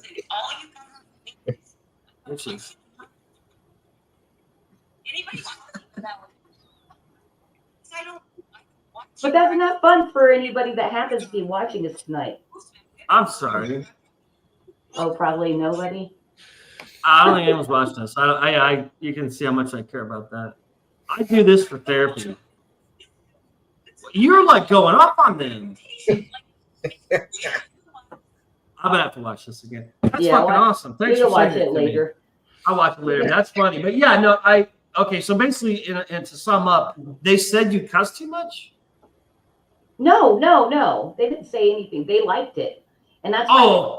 That's why that guy. You'll see somebody clipped it, and so basically they used that clip because in the Comicsgate Commandos show, one guy kicked the other guy off the show, and that pissed off the other people, and then they kind of involved me by using that clip to call the guy that kicked the other guy off a little bitch. Jesus and Christ. I'm like, what? And then they started all DMing me and stuff, and like, I'm See, like, that's why. Like, I like you guys. I'm not even going to get involved in your drama. No, right. I'm not going to stop liking anybody. Right. Like, you guys just handle it on your own. Like, that's why I don't ask. I have never asked anyone, can I be on your show? Ever. Yeah. I mean, I came on your show. Remember, you broke my cherry. You were the first show I went on. Yeah, because I invited you. I know. Did I ask you? See, you invited me. You said, because you got hold of me after Immortal Rising. Aaron was on my show. Remember, he was on my show, and he must have told you or something. And then you DM me when Aaron did a great thing. I think for people's shows when he was out doing his little tour for his campaign, he was cross streaming to his channel, and that's how I found you. Gotcha. I saw him live, like how I said I do my YouTube. Yeah. I saw him live, so I clicked it, and then I found your show, and I was like, oh, he's pretty cool, because I was looking for shows to be on because and that's the thing. I mean, because you DM me and you were like, hey, I'm a friend of Aaron or something. I saw your DM, but you basically were like, hey, I know Aaron or whatever, and I saw I was on your show, and I'm looking whatever. Basically, you're like, hey, can I come on your show? It looks cool. And I was like, sure, you seem cool. I didn't know who the fuck you were, but I'm like, well, you seem cool. Yeah, I checked you out and stuff. I'm like, oh, okay. And so, and then you were like, and then later you can come on my show. And I'm like, okay, that worked. But it was because you offered, see? You're like, hey, then you can come on my show. And I said, okay, I'll take you up on your offer. But I don't ask, hey, can I come on your show? Hey, I got a book, everyone. Can I come on your show? I'm not one of those fucking people, and I know those people are, they get much farther than I am, but I can't do it. I can't. I look at it like somewhere between ass kissing, begging, and I don't fucking know. It's just, it doesn't feel right. I know what you're talking about. To me, it's like, it would be like me. And it was not even like Eek. It's someone you don't know them. I don't know them. So it's like going up to someone who has a house that seems pretty cool and saying, hey, man, can I come over to your house and hang out? And they're like, shit. I guess you could. Who are you? And I'm like, oh, well, I'm like you. We whatever. We both have toy lightsabers. Great. Okay. Okay. What do you say to that person? For me, I'd be like, the fucking get away from me. No, you're not coming to my fucking house. I don't fucking know you. You know what I'm saying? And I know it's different with channels. I'm being dramatic. I'm being weird, comparing it with, but that's how I the principle of it. I'm like, I'm asking some fucking guy on a channel or guys or girls or whatever who don't fucking know me or hey, can I come on your show and talk about my book? And so now you have one of two things, because they're like, if they don't want, like, who is this? I don't want this fucking guy on my show. Are they gonna be nice and be like, sure, I guess you can, yeah. So now they feel like they're caught in okay, or they're flat out, or they just basically ignore you. They don't really say fuck you. They just like ignore you. And so now I'm like, oh, these motherfuckers blew me off. Fuck them. You see how it's just so fucked up. So I'm like, okay, well, if I just have someone actually, this guy seems kind of cool or whatever, or well, whatever, I have him on my show. Then I'm like, yeah, I'll come on your show. It's cool. You know what I mean? That's the difference. And I'm like, I avoid all the fucking drama, but I also avoid a lot of potential backers and success and all sorts of stuff. But again, it's like, it's almost worth it because I see the shit and I'm like, I couldn't do it, man. I'm not going to fucking do that. The shit that's going on with people right now. And again, I do not want to drop names either, because these you know how they are. They fucking search and they hunt and they're like, who's talking about me? Who's talking about me? Who's talking about me? I swear to God, this is grown men do this. And then they find, hey, they're talking about me. Fuck, and then they pop on your show and they're like, dude, you talking about me? Fuck, we're adults. I can say, so I can bash Dr. fucking asshole Anthony Fauci, but I can't talk about you? What the fuck is wrong with everybody? I mean, seriously, I'm like, is Fauci saying, hey, man, you can't talk about me? You know what I'm saying? What the fuck? What is wrong with everybody? It's like, so I'm like, I'm not even going to drop names. I'm not going to say shit. And it was like, Like that map I drew with Ripaverse and Comicsgate. I mean, technically, I didn't say their names, did I? So no one could come after you. You were talking about. No, I showed a map of Comicsgate and Ripaverse. That's what I was talking about. I didn't say anyone in particular. Yeah, I'd say, you're all fucking weird pirates if you ask me. But that's okay because I'm a pirate too. So, I'm just on a little fucking dinghy way behind you. Right. But honestly, there. I fucking vented. I've been dying to tell someone my view on Comicsgate and stuff. And am I off, Chrissy? Am I being too dramatic, or am I being paranoid, or what? No, well, okay. I am paranoid. I'll admit. So basically, what you went through about why you don't ask to go on people's shows. Yeah. It was all absolutely. You basically repeated back to me all the shit I had to get over because I do need to promote, Right. And because that's the thing, we literally are making Flip City for the betterment of mankind. I truly fucking believe that. Yeah, we're making fun of all the people that need to be made fun of and all the bullshit. So I just need and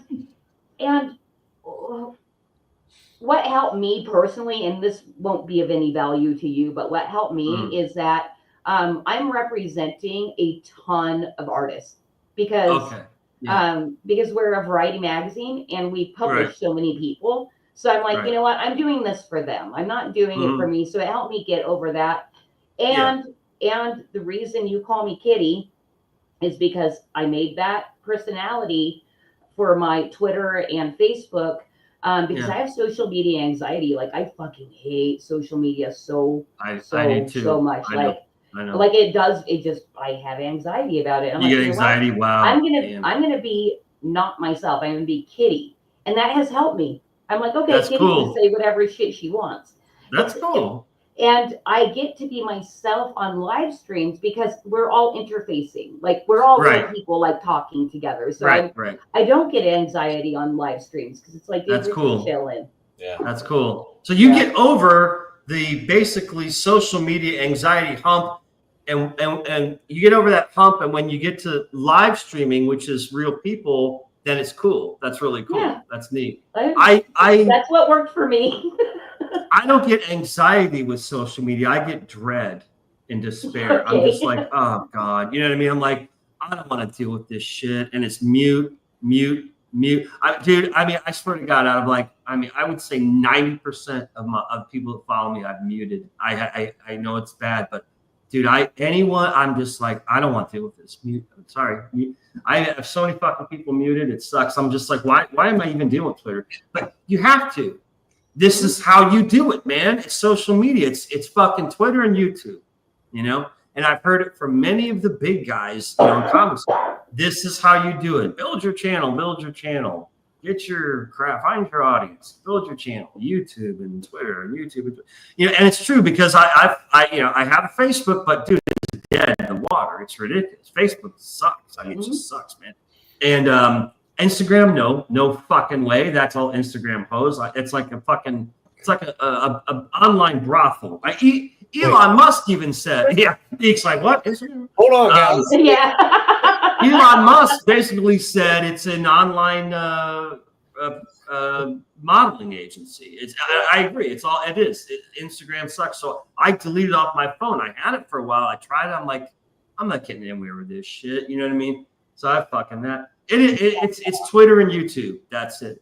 Or Rumble. A lot of people like Kitty. You're on 3. You're like Rumble. Oh, dude, we're fucking everywhere.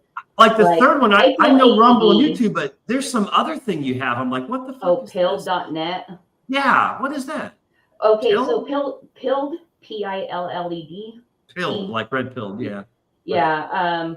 That is an alt platform that was created right after the giant YouTube purge of all the QAnon content. Oh God, yeah. So a lot of a guy that we were sponsoring back then, he got together with some people and I think they already had it in the works, but basically launched it after the big purge. And so basically a lot of QAnon content creators flooded over there. and it's a fun interface. It doesn't have a ton of users, but the chat's really fun because you get to drop what they call stickers, but they're basically GIFs. And so people are reacting with like GIFs in the chat and stuff like that. That's cool. It's also like Insta monetization through their gold pills. So basically you put your credit card in, you can buy gold pills, and then you can like give them to streamers and stuff like that, or even just post. Yeah, it's fun. Cool. Hey, but if you want to see Flip City's take on Comicsgate, this is basically it. It's Eyesore versus Van Shyster. Oh Jesus! Hey, you guys are braver than me. Yeah. I make a map, and you guys are actually putting them in there. No, you know what's funny is Mike Barron is a subscriber, and I can't even. Van Shyster. Oh yeah, that's right. We went on his show, on one of his shows, and he had just gotten the magazine, and he read this. He's like, "You guys perfectly satirized what is happening in Comicsgate versus."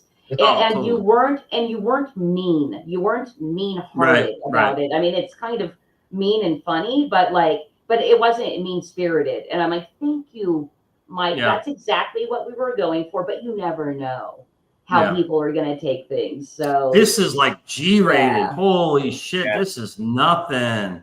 No, this is G-rated. Yeah. This is you can't. Dude, if anyone got offended by this, they're a fucking retard. I mean, this is like clean G-rated, poking fun at them. I mean, I can't see anyone being offended by this. Right. I mean, because there's shit out there that is offensive as fuck. I mean, we see it all. We see it all. It's crazy. Now, here's my favorite joke. So Eyesore goes to Van Shyster. Right. Well, it isn't Van Shyster. Right. And late again, as usual. I'm like, dude, that's hilarious. Yeah, that's true. I'm worth waiting for, because Dave said these very things. Yes. Yeah. Eek is probably clueless. He has no fucking clue what we're talking about. A little bit about what you're talking about. Yeah, about things. It's dude, it's a nightmare. It's fucking Kitty, crazy. I was gonna say, you kind of did a Cary Grant thing. Hey, you two talk. Give me 2 minutes, because I'm gonna get coffee and burn a smoke. Sure, go ahead. That's what apparently Cary Grant was like super shy. And he created this alter ego of this real suave guy. But really, he was like scared to death of women. Oh, that's so cool. Yeah. Well, and that's the thing too. Are you on Twitter?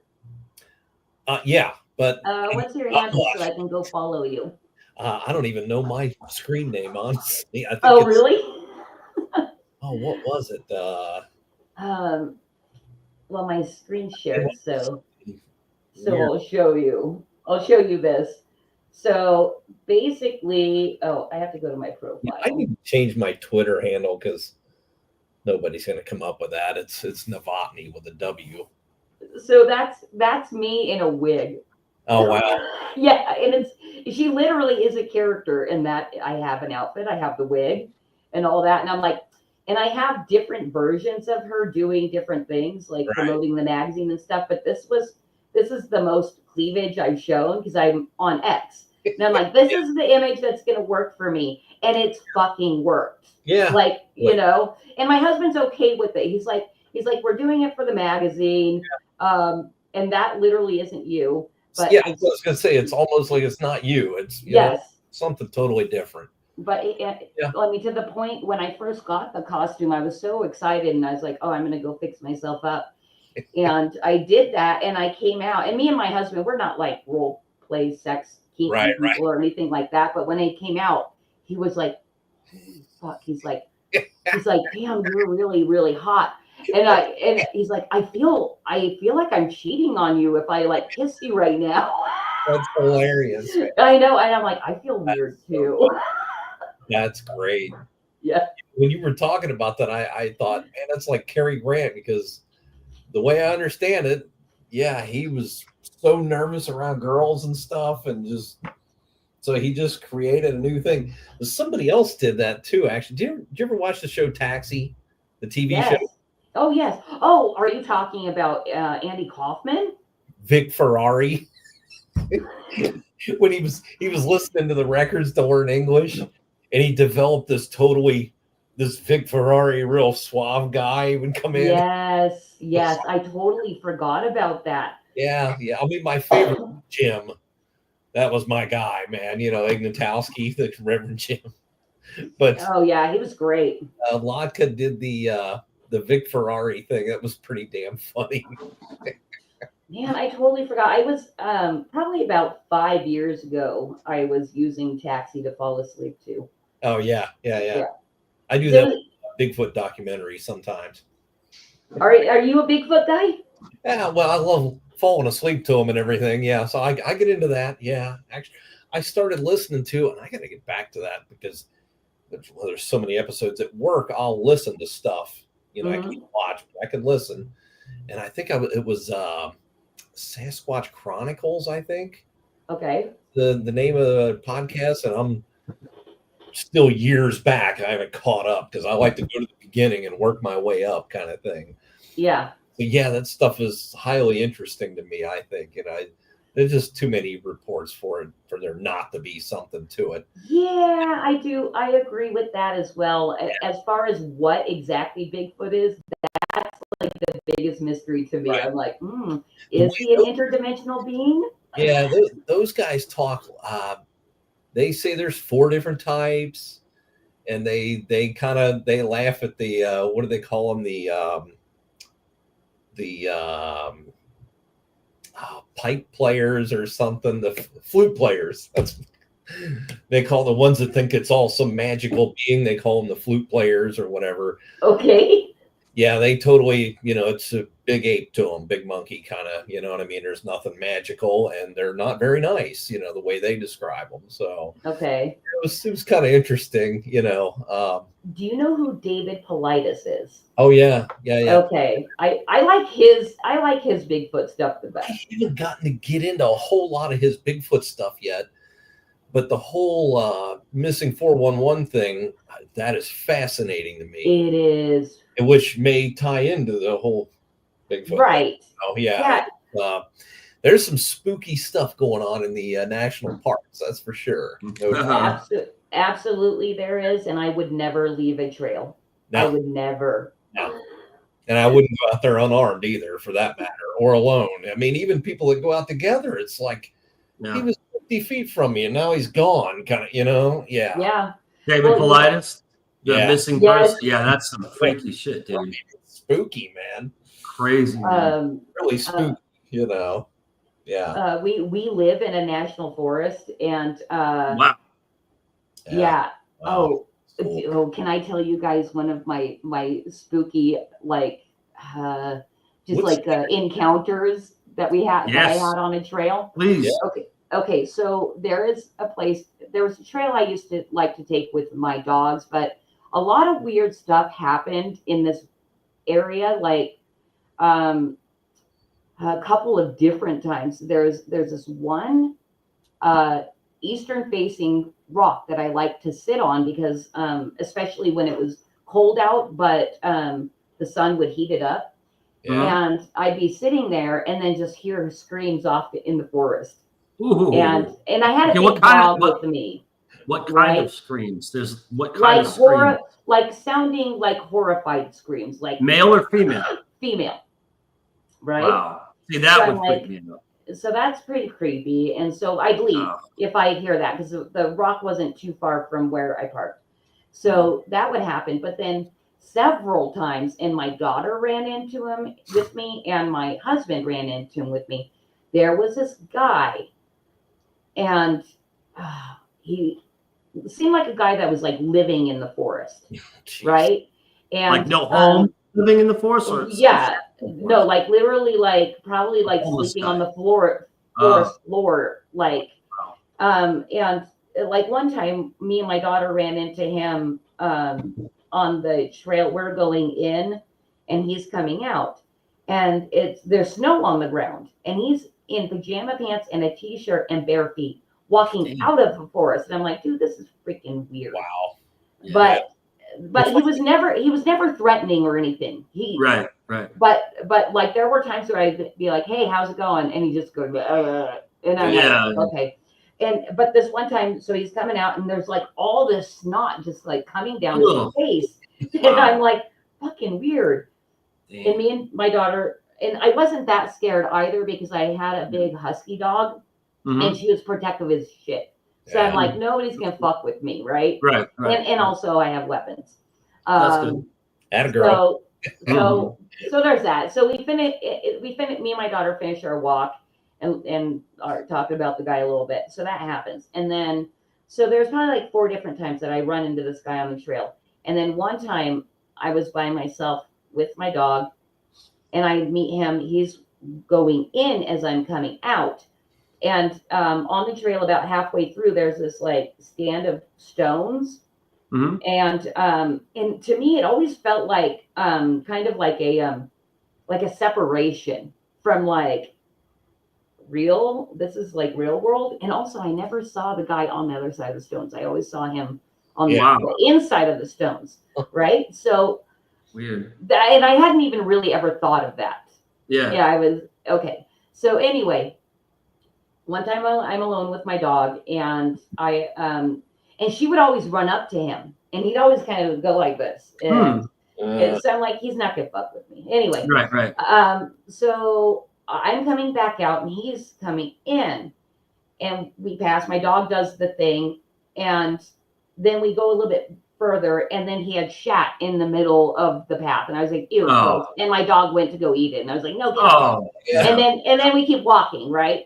And then we pass the stones and I go maybe, I don't know, 30 yards past the stones and just something told me to like turn around. And there was a coyote, a small coyote right at the stones like this, like smiling. And this thought, I swear it was beamed in my head. Immediately I go, shapeshifter. Yeah. Wow. And I was like, I'm like, that didn't even feel like my own thought. Wow. And then I was like, whoa, weird. And so I'm pretty sure that guy was a fucking shapeshifter. That's weird. Jeez. What state are you in? Huh? What state are you in? California. Okay. All right. Yeah. Anyway, I'm pretty sure that guy was a fucking shapeshifter. Okay, what the fuck? Oh my God, hold on. I'm getting shit mixed up in my head. I've been watching a lot of weird podcasts between Joe Rogan and other stuff. And there was an interview. Oh my God. Wait, it was the one you fucking. I was watching the one with the guy, the fucking old big guy. McMonagle. Huh? McMonagle. His name's McMonagle. It's on Sean Sean something. Okay. Hang on. That interview. Okay, but I got an hour and a half into it. Yeah, the Sean Ryan show. Okay, and dude, the fucking the Vietnam shit. Yeah. The Black Shadow fucking guy. Yeah. Dude, that was a fucking shapeshifter. He keeps saying body armor. I'm like, right. Yeah, that's have what you I never heard of Supernatural before? Yeah. The guy's like, I'd love to know the body armor he was in. I'm like, body armor, dude, that's a fucking shapeshifter, right? Don't you agree? Yeah. A Black Shadow. Was doing, and he's gonna go, no, it was body armor. I'm like, and they went and visited the guy at the village, miles away. And the one where the Black Shadow guy was choking the Marine, and he shoots twice in his side, and he runs away and hops a 10-foot barbed wire. I mean, dude, it's fucking shapeshifter. And then they go to the village. No one's dead, but the medicine man is wounded. He's ill, sick. So the medicine man is really ill. So they go and guess. Yeah. The 85-year-old medicine man. Yeah. Has 2 bullet holes in his side. Yeah. Yeah. And he's laying there like dying. And I'm like, that's fucking that whole crazy. Thing. Wait till you get to the end of that, because there's some more stuff in there. But that was a shaman who shapeshifted because remember the guy also said he pulled off hair from the shadow attacker. And they analyzed the fucking hair, and I'm like, here we go, wolf, right? No, dogs. Dogs, plural, as in hair from different dogs. Right. So a fucking shape-shifting wild dog. I mean, what the fuck is going on in Vietnam, man? It was but weird. The fact that it was one, military, two, they had the hair analyzed. That's cool because it always disappears. We sent it to analyzation. Did you ever hear from them? No, we never heard back. Oh, gee, I wonder why. You know what I mean? They actually got it analyzed. It was dogs. They were up elevated in those huts. I think he said they were 10 feet off the ground. Yeah. And just the reports, but it's multiple reports because he met one that he shot 4 times with the shotgun, who jumps off and jumps and runs and jumps and runs and jumps. Yeah. And you think it's body armor, dude? Yeah. Explain the jumping and running. Someone in body armor is not going to be able to jump over 10-foot tall barbed wire fences and running at full speed.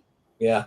Yeah. I'm like, this guy, it's weird. Has he never heard of the paranormal? He's in the paranormal. He's a what do you call it? He's a remote. Leaves his body. Remote. He's a remote viewer, which is paranormal. But he himself doesn't know about paranormal. I'm like, Kitty, if you get a chance, check out the Sean Ryan Show, episode 95. His name was McMonagle, something McMonagle. I can't remember. Amazing interview. Spell Sean. S-H-A-W-N. Okay. Oh, S-H-A-W-N. He does a lot. He interviews lots of mostly veterans and stuff. But that show, he had a guy that was a veteran, obviously. He was in Vietnam. And he got into, I don't think it was this, might have been something with the CIA, but he got into remote viewing. It was kind of funny, the description. He when he was in Vietnam, he said he'd be outside reading a book. Yeah. And he would get up and go into the bunker. And he said the other guys had tuned into that. And when they would see him go inside, they'd go inside. They go inside. The mortar rounds would come raining into their, their base. And Wow. Kitty, this what number again? 95, I think. 95. Okay. 95, yeah. 95. If you got a problem, I'll send you the link because he sent me the link just last week, and it's like a 3+ hour interview, right? Yeah, it was over 3 hours, I think. Yes, it's Joe McMonagle. Yeah, episode 95. Okay. I got it. I got an hour and a half in, and I got to switch, but do the podcast. Amazing. Yeah. Because Kitty, this dude, this remote viewer, he is like a fucking accountant. He's the most normal, old-fashioned, based guy you would ever imagine. How the fuck is this guy remote viewer? I seem more like a remote viewer. You know what I mean? This guy is the kind of guy that you would see eating in a diner who's driving a semi. Right. I mean, you know what I'm saying? Really? Okay. Like if you were hey, you ever see that movie Star Wars? It'd be like, what? Star Wars movie? Never heard of it. What are you talking about? That's how I would expect. This dude just seems like he has he doesn't even know what paranormal is, but he's a remote viewer. So what that tells me, that's proof that he's not full of shit. Because he's so weird. He's so normal. No normal person can possibly think of this fucking weird shit and lie about it. And obviously he's also documented with the government for fucking ever. So it's obviously he's not lying because government, company. I don't think it's his. He's part of a thing called the Monroe Institute. Yeah. So that's interesting. And I guess companies will pay these kinds of people to help them out.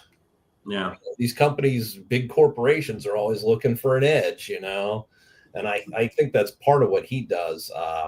There's another guy, I can't think of his last name now, that he does it too. And it's the same kind of thing. They have a company that helps corporations get an edge on somebody else, But that story, dude.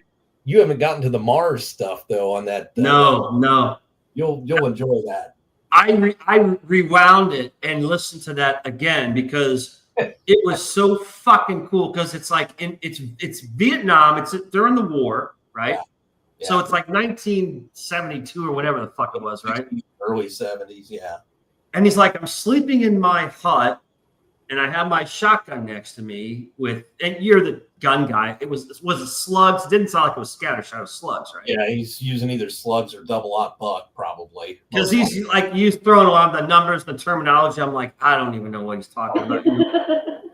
30-aught, .8656 slug. I'm like, okay, so is it shotgun? Is it scatter? Or is it slugs? That's all I want. You know what I mean? So that's in his bed and all this crap. And he said, kid, it was so fucking weird.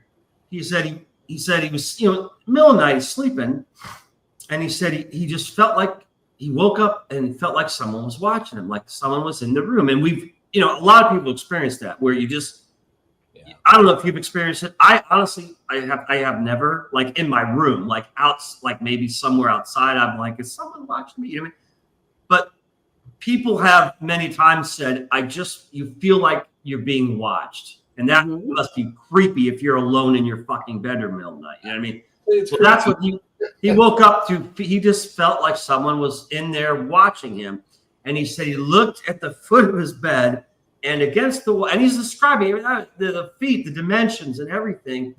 He said it looked like a silhouette, like a human, like a silhouette of a man, but just solid black, like a shadow of a man, like a figure, We all know shadow people are real. Right? Shadow people. Okay, so that's the first thing to think of. And he was like standing at the edge of his bed, like just looking at him.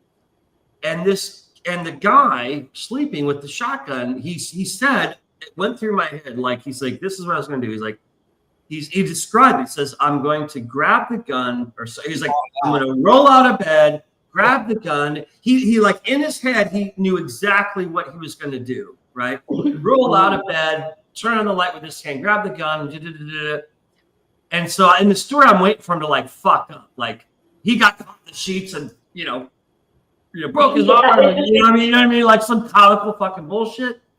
He said he executed it perfectly. He said he rolls out of bed and with one arm grabs his gun, the other arm he fucking grabs a light, we grabbed a flashlight or something. I think we did a flashlight because it's pitch black, and got in a kneeling position, shined the light, and shot the shotgun. And he says, I hit him. I hit it because it's still a solid black shadow. Yeah. He hits it square in the chest, and he's like, it drops to one knee, and then it gets up and stands looking at him. And he shoots again, and he dropped again and stood up again. And he's like, he shot it fucking third time, and then it fucking like took off. And he's like on a balcony, right? He's like in some tree house or something. They were elevated. To keep animals out of their sleeping quarters. Right. I think is the idea. Which means they pulled the ladder up with them. Right. So this shadow that he shot 3 times with shotgun fucking blast shells jumps over the balcony, and he said, I know I hit him again. As he was jumping, he shoots him again 4 times. And he says, I look over the balcony expecting to see a body down there. And what I see instead is this fucking thing running like fast as fuck through the fucking jungle darkness, just running, disappears.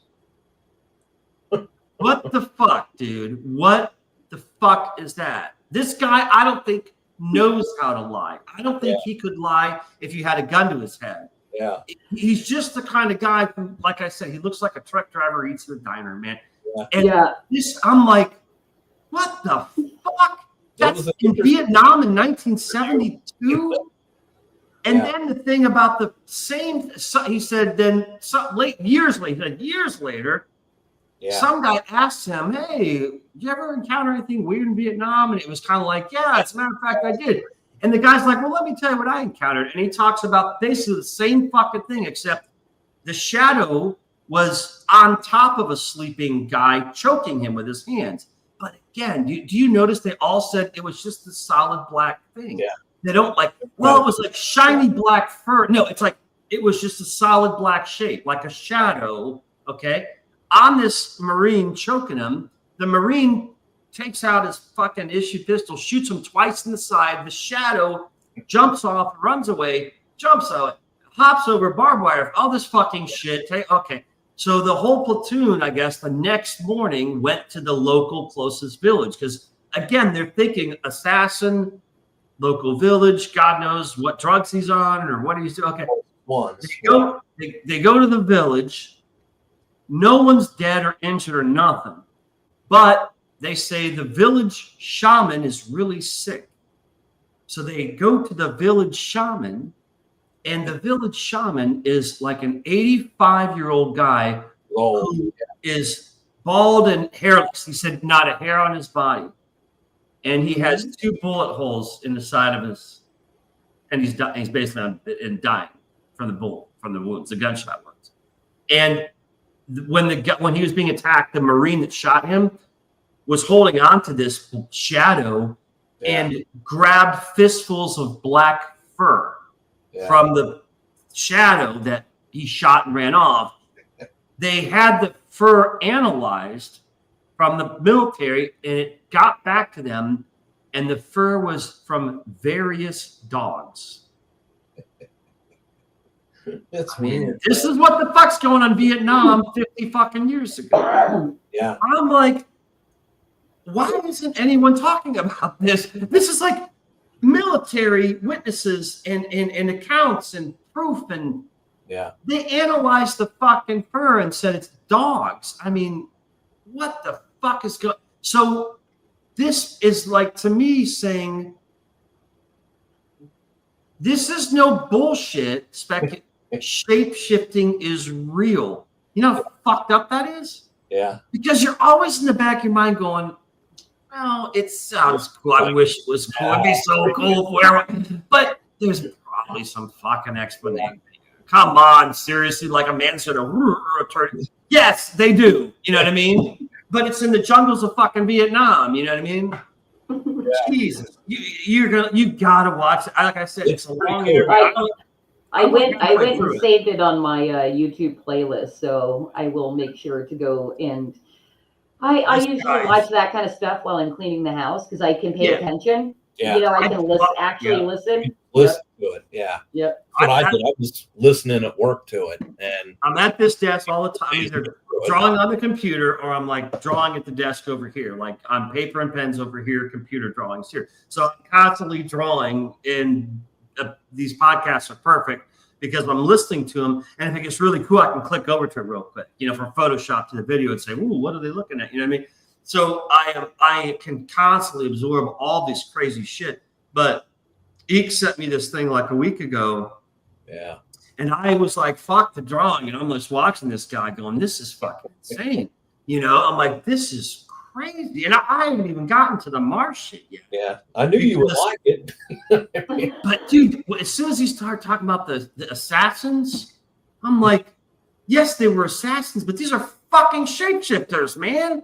Yeah. So what the fuck? It's just like, weird shit. I love this paranormal shit, which is why I love that wheel. And so I have to ask you permission. Okay, so basically, I myself can go to this wheel and make my own wheel. Yeah, it's called Wheel. That's gonna piss you off that like I'm stealing your idea because my shit is a joke. I don't have anyone. There's no one's watching us right now. So you know what you can do is put on there the Flip City wheel. I should put the Flip City. What is it called? The Flip City Conspiracy Wheel. If I can fit that if they give me enough space for that, I will. You're going to give me credit for that? Yes. Yeah. I mean, think about it. It's like this is where I got it from, and if someone sees me, and they're like, "Hey, that's a cool idea," I'm like, "Okay, well, you got it. It's called the Flip City Conspiracy Wheel," and then maybe it would spread. And then you guys will be famous from your conspiracy wheel. Hey, we're always looking to be famous. Exactly. Everyone is. But I've got to get that. I'm just going to DM you the website so you have. Oh, cool. Thanks. I appreciate it. Because I'm just like, I kind of have so much fun with that. You know what I mean? Eek, I'll have to talk to you about that's the thing. You can use it just for conversation starters, Like, here, let's talk on this topic if you know anything about it. You know, Bigfoot and David Politis and Monica on Ryan's show now. You know. Yeah, absolutely. Well, you know what's perfect. What is so shocking to me too, because now let's see, I just did my 57th episode, and almost every person I've had on is like all about like the conspiracy wheel. I'm like, dude, and these are people like I don't really even know. Not ever. Some people I do know in various stages, you know. Some people I don't know at all, and everybody's like all about it. Like, hell yeah, I'll talk about conspiracy. And I'm like, it's kind of because I did the conspiracy corner kind of as a joke, because basically, with the premise being like, if you don't believe the mainstream, you're now a conspiracy theorist. And you know, the mainstream is the crazy cuckoo stuff. That's all a bunch of lies. Usually, you know? Yeah. And I'm like, dude, everybody literally is a conspiracy theorist now. If you're not an insane person. Basically, you're a conspiracy theorist. I was telling you, I said, all my life, because as a kid, I was into UFOs. That was the first thing I was into as a little kid was UFOs. I loved the crop circles. And there was crop circles are cool. Crop circles were cool, but then there was also like circles which they believed like a UFO had landed. You know, like the grass was broken, but all those weird things like, oh, it was burned at the bottom, but not up at the top of the grass, and all these weird things, you know, and it had fucking radiation around it. I love shit like that. And then it got into Loch Ness and Bigfoot and all that fucking shit. And so as a little kid, I was into this stuff, you know, and then you grow up and you focus on other things and whatever, and you kind of lose that. But then I swear, as an adult, it starts to creep back. You know what I mean? And again, I was like, you know, but what really did it was Trump. I shit you not. It was around the 26th when Trump became president the first time. And all the shit that was going on. And we know how that was because we experienced, we lived it. It's our history, you know? Yeah. Just the bullshit that was going on with Trump. That's when I started tuning into politics. And I never had any interest my entire life in politics at all. Like I couldn't have told you basically much. I really couldn't define what a Republican and a Democrat was. Honestly, I just had no clue. Or liberal or no. I'm like, I just don't even know, don't care. So suddenly I learned about politics just a few years ago. And then all that shit about, you know, basically back then we knew there's no way this is real. Hookers pissing on a bed in a hotel. What? You know, just like, why? What are you talking about? Trump ain't that fucked up. He's not, you know what I mean? Just all this weird shit. And then, of course, QAnon was all over Twitter. Remember? They were big on QAnon was big on Twitter. And my neighbor, who's one of the musician friends I know, Braxton, he's a good old boy here in North Carolina. He was a total Q. I mean, like, he was what do you call it? He was doing decodes. What do you call it? He was like a fanatic. He was like a fanatic Q person. And he's a flat earther and every fucking thing you can imagine. I mean, just every I mean, you know what I mean? And I was like, and so I'd always hang out at night, talk with him, and he'd be telling me the latest Q stuff and all this crap. And even though his was very outrageous because he was like way too off the fucking, you know, but a lot of it was like fucking weird, you know, like what is going on? And then you start digging, and then you Pizzagate and Podesta, and it just Hillary Clinton and the fucking smashing the fucking computer. It's just more and more. And suddenly you're just like, wait a minute. I think this is all true. And it's basically what do they call it? Like counterintelligence. Yeah. They're trying to tell us you're crazy, making fun of you. It's that counterintelligence move. It's like, no, what they're telling the truth, but we're going to make fun of them and ridicule them in public.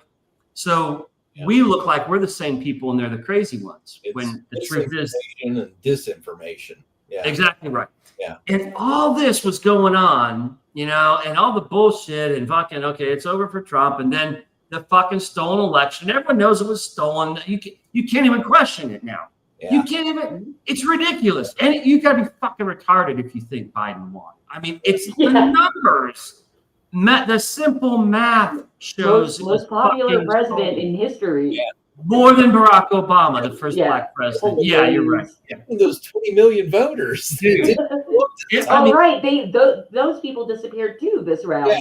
We're laughing. It's so crazy. We are laughing about it now. That's what I'm saying. It was, but do you remember back then? If you dared question it, oh, well, you're a Nazi, you're a conspiracy theorist, you're a this, you're a QAnon.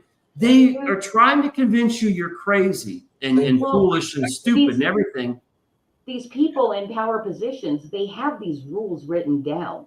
Yeah. Like, the Masons have I think it's a 19-point thing. I had a friend share it with me recently on how to basically demoralize and whatever your opponent. You guys, I need to go get a drink. I'm going to be right back. That's cool. Yeah. I'm gonna burn another half of smoke. I sucked a half rope down. I was like, oh, you two are talking. That's cool. Keep talking.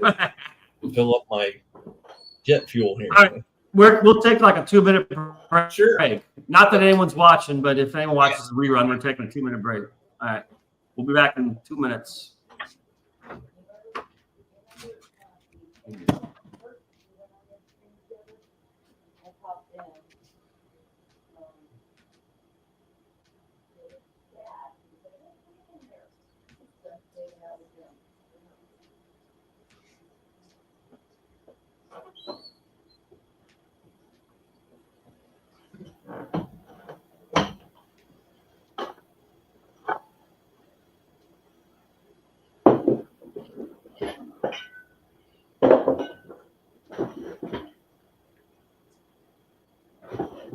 I'm all alone.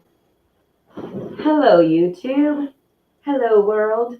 Look at me. I'm running a stream. I don't know why Kurt had to turn his camera off. Can't even look at his living room. You gonna go out? Johnny Walker. Come on.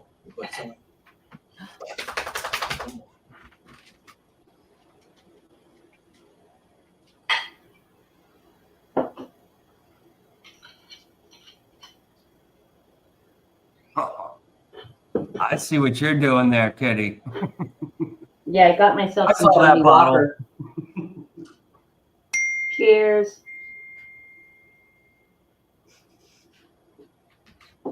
I didn't turn my camera off. Your dog's so cute.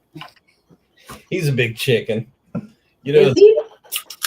I was sitting out in the other room one day. My wife was in here, and I was out in the front room watching some like grade C Bigfoot documentary. It was really cheesy, like a gorilla suit, like bad gorilla suit kind of thing.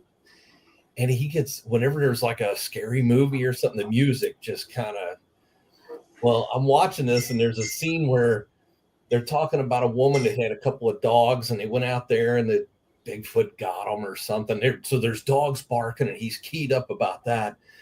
And then the creature comes out of the bushes, it's got a bad gorilla suit. And I remember he's got his own ottoman, right? That we put a blanket over it. He's got a big ottoman that he lays on. And he just kind of, like, his ears kind of went back, and he just slid off the side and went in. He's like, nope, I'm out. Oh, dude, you could have, if you had that on video, it probably would have went viral. Oh, totally. Yeah, he's the biggest chicken. As soon as the scary movie music comes on, yeah, he starts, you can kind of see he's like, oh, I don't like this. That's so cute. Oh. Yeah, he's a case, man. That's the Judge. That's his name. The Judge? The Judge. All my dogs have gotten movie character names. So this is my fourth AM staff.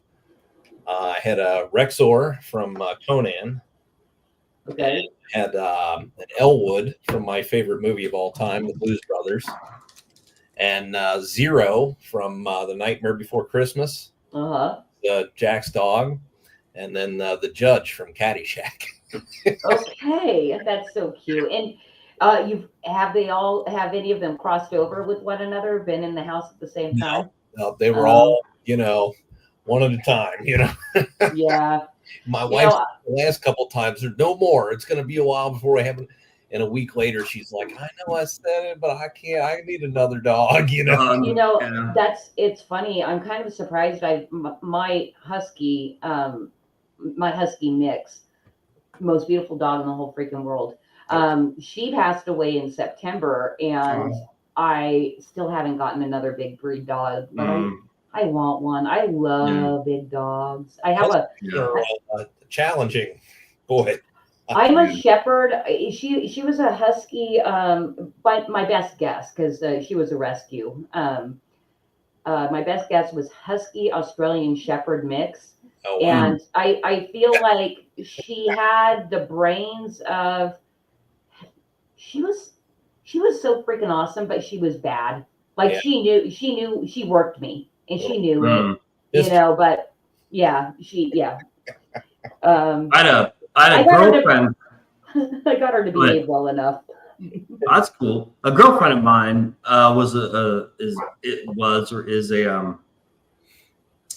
dog breeder, and we dated years ago, and she had 5 Belgian sheepdogs at her house, and they were all caged in the basement. Jeez. And this one was black, and it looked like a fucking black wolf. Yeah. And I fell in love with this thing, dude. And I remember, we were co-workers, and she was engaged.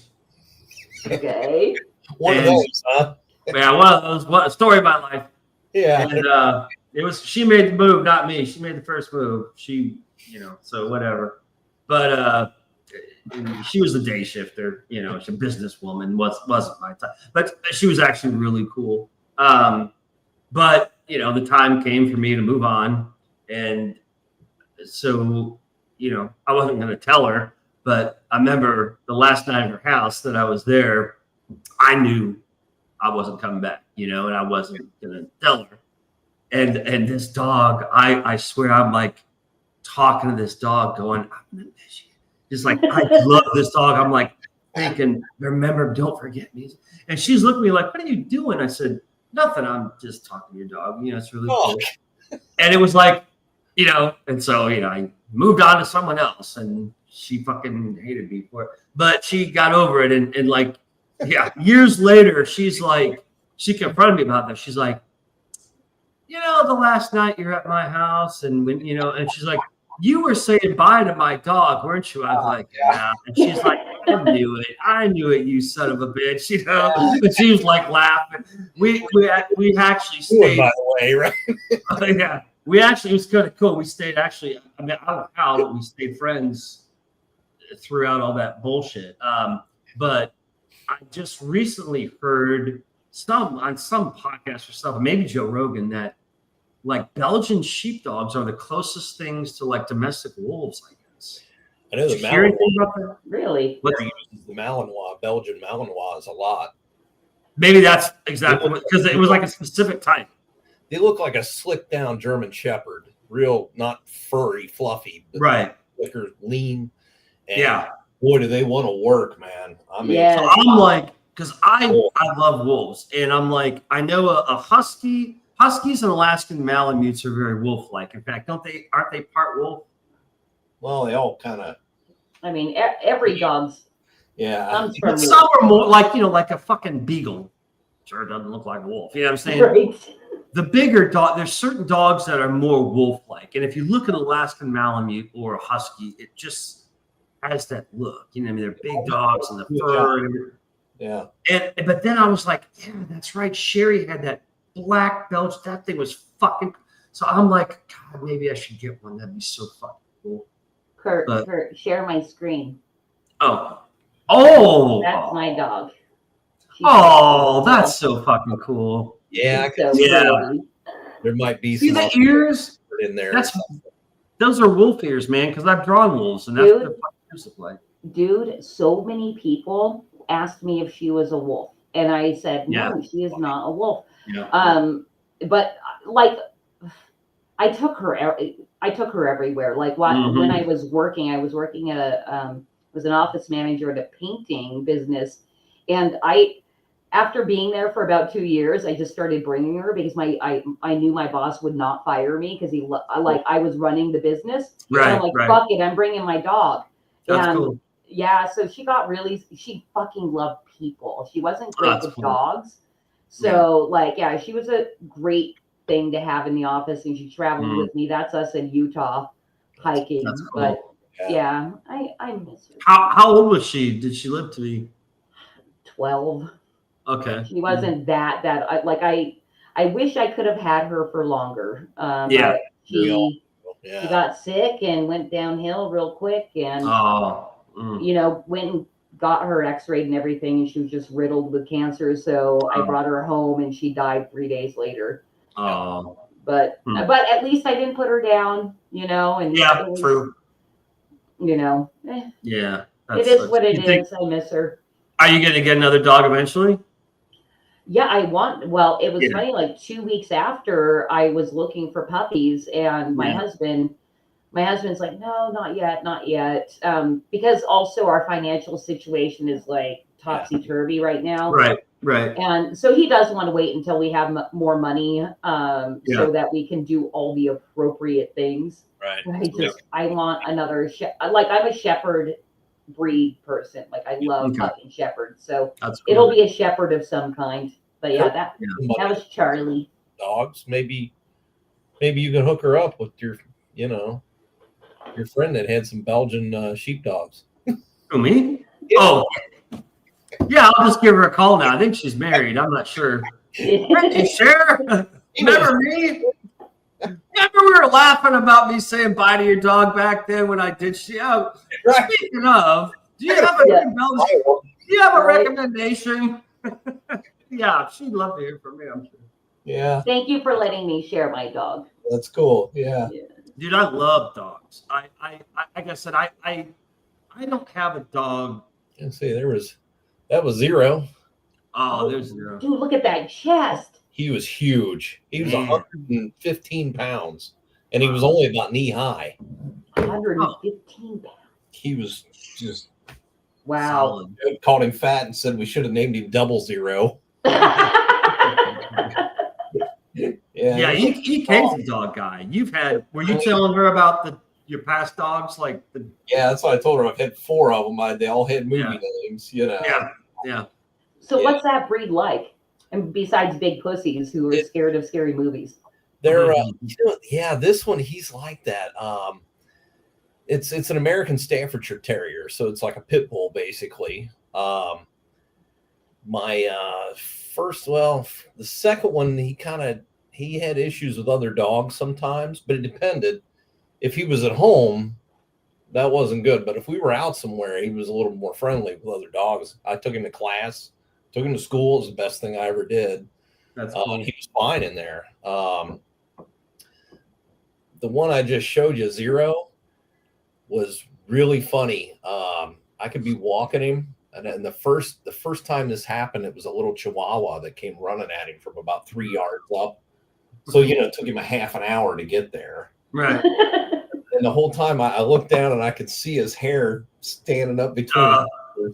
And when that dog got up there to us, I ran it off. And the thing took off and he was fine.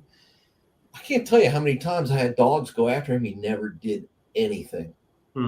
Good. I always defended him, and he just laid back and let me take care of business.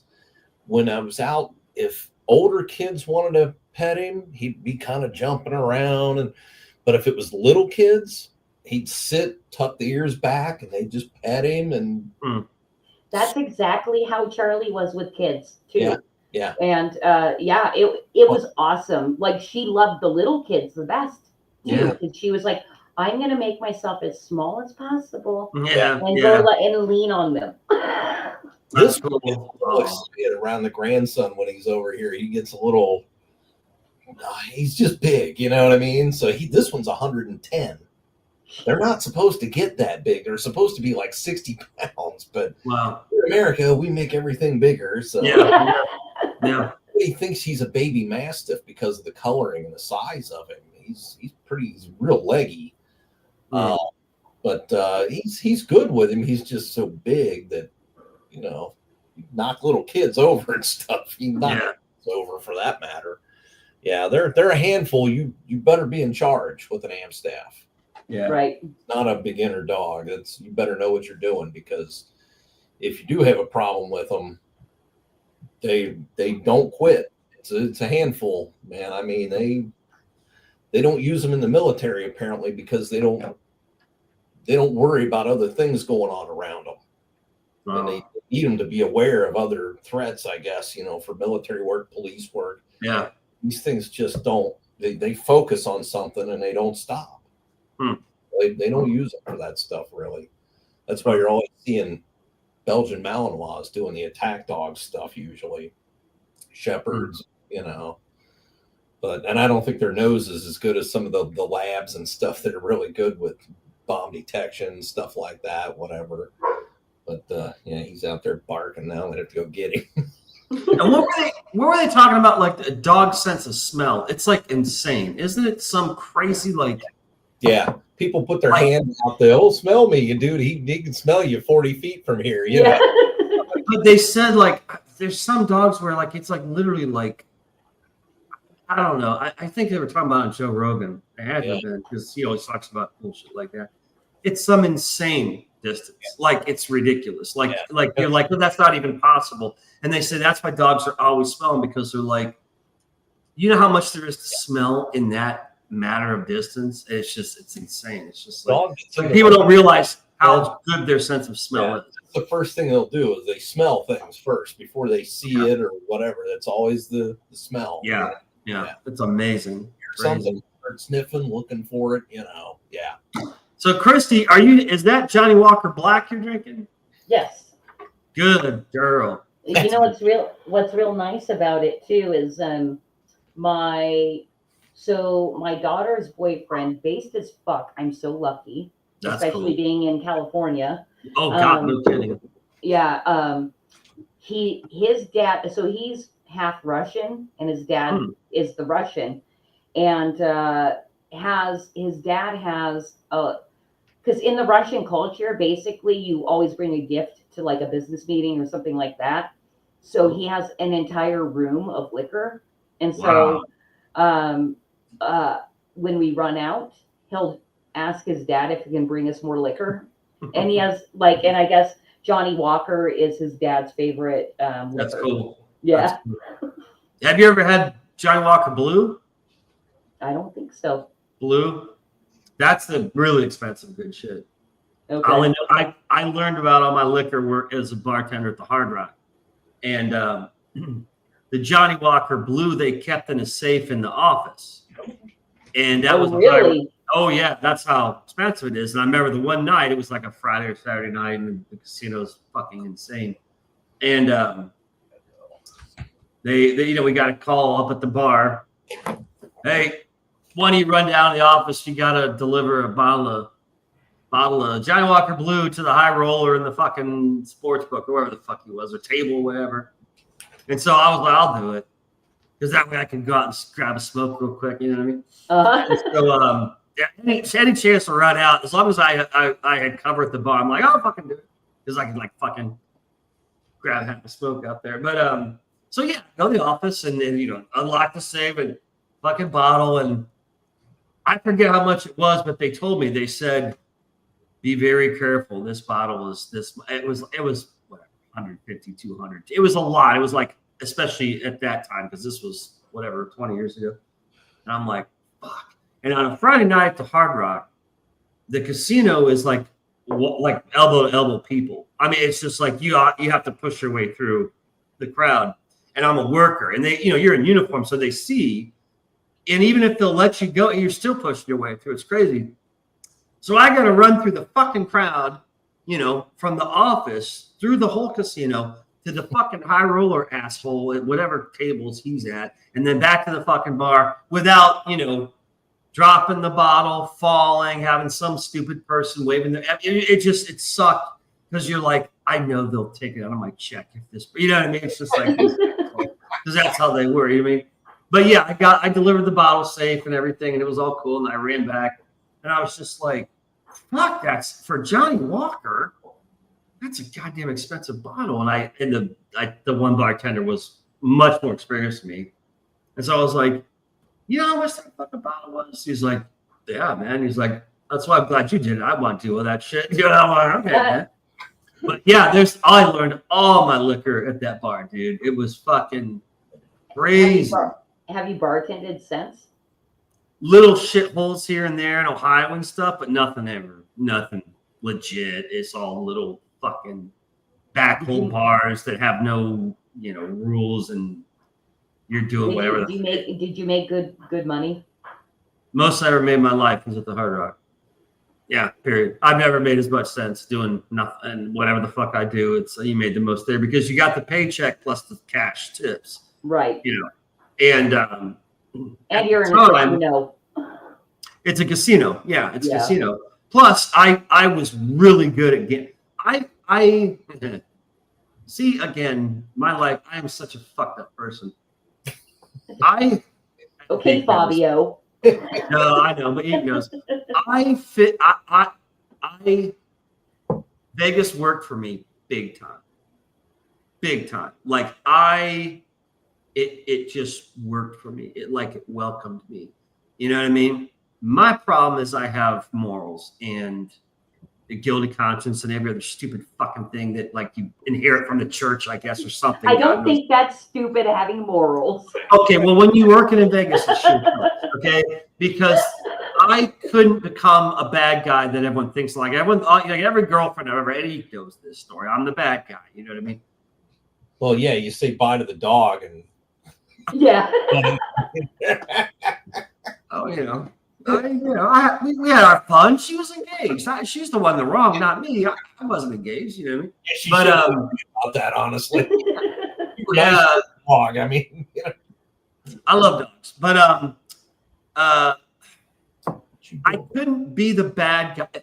I always said if I could be a bad guy, I would be successful and rich as fuck. My problem is I have a good heart and a guilty conscience and morals and all this crap.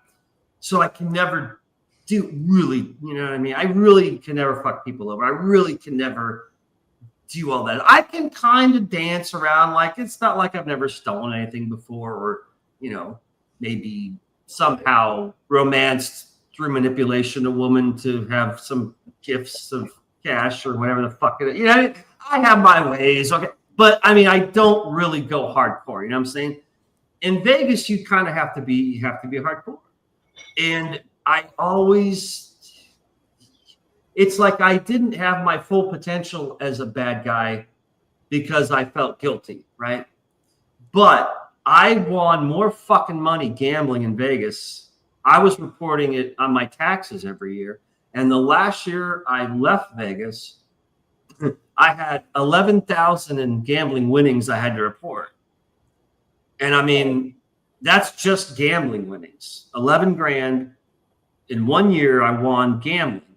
Because if you win more than $1,100, you have to fill out a W-2.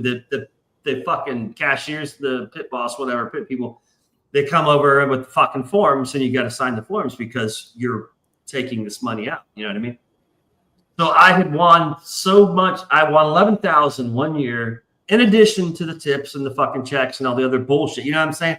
So it worked for me, but because I wasn't 100% bad guy, I just kind of was middle success.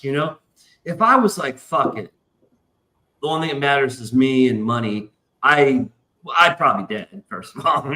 I'd probably dead, so I'd still be there. And, that doesn't end well when you live that way. But I would have been a hell of a lot more successful.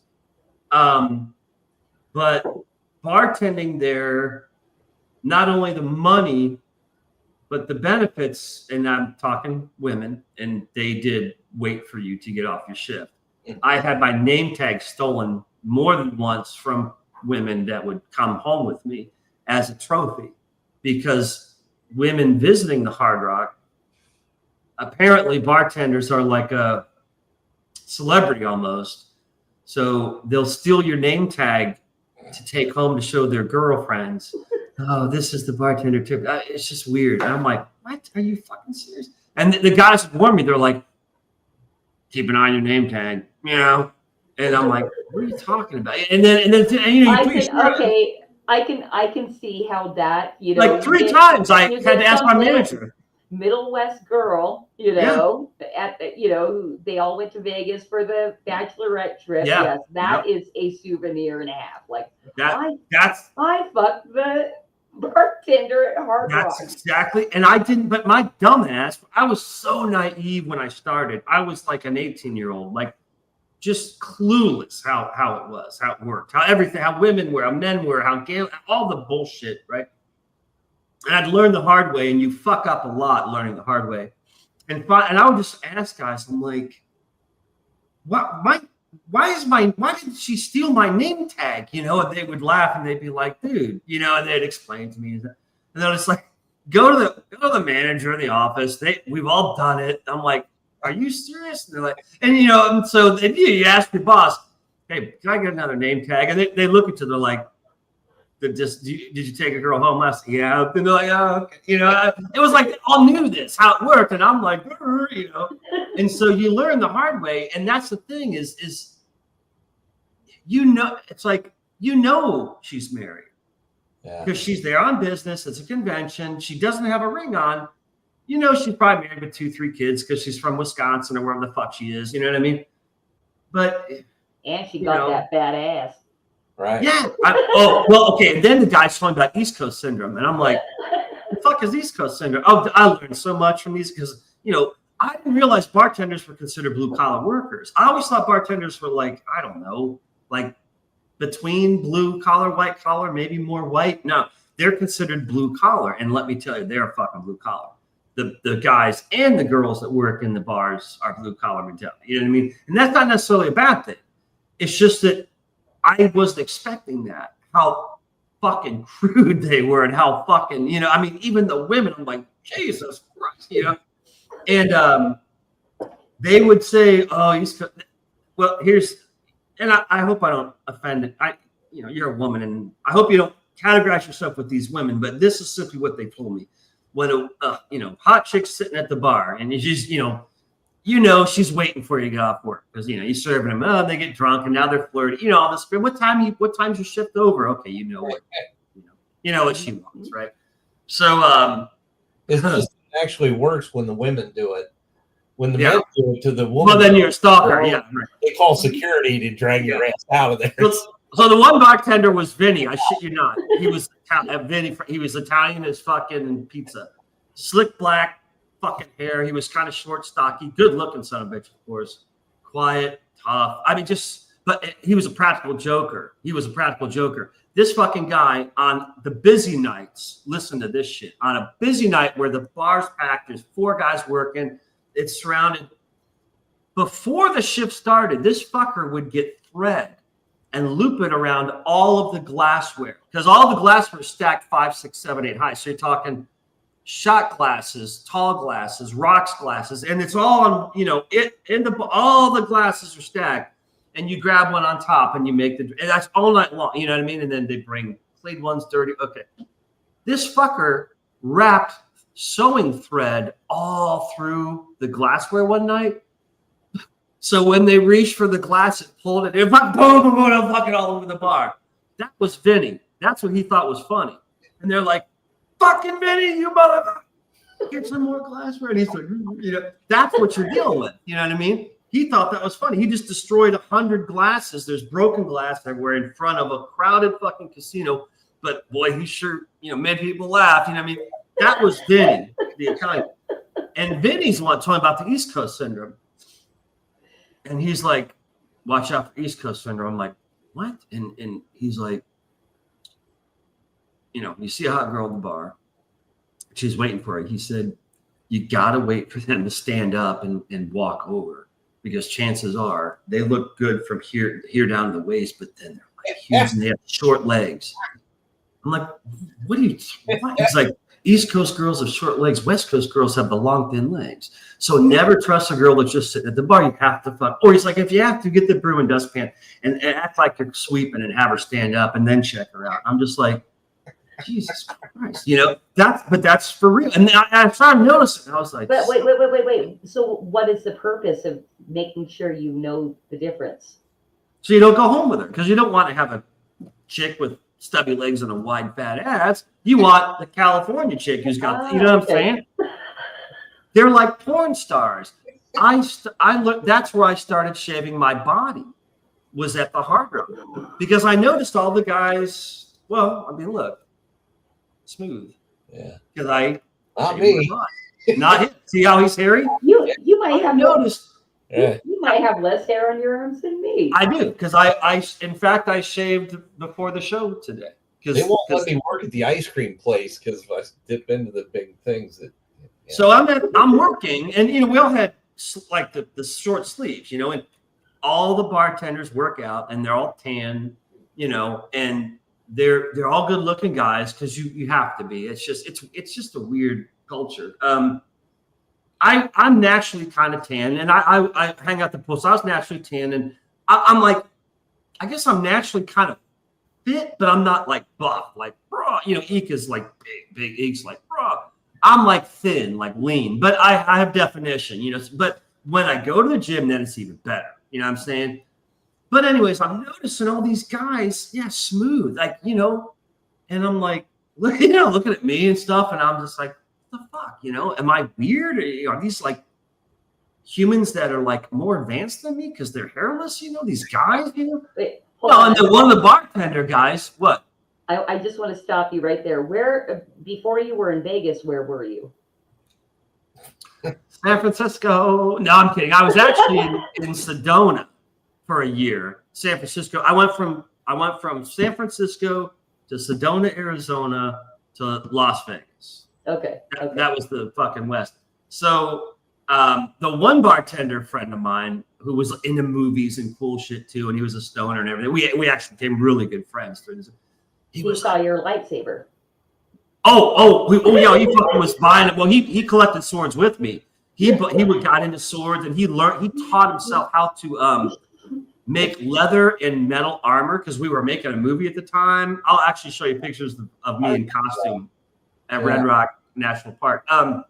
Anyways, he explained to me, he's like, bro, you should shave your body, man. And I'm like, only swimmers do that. I remember saying that. So, like swimmers do? Because I heard male swimmers shave their body because it takes away 0.001 friction when they're swimming, right? The hair.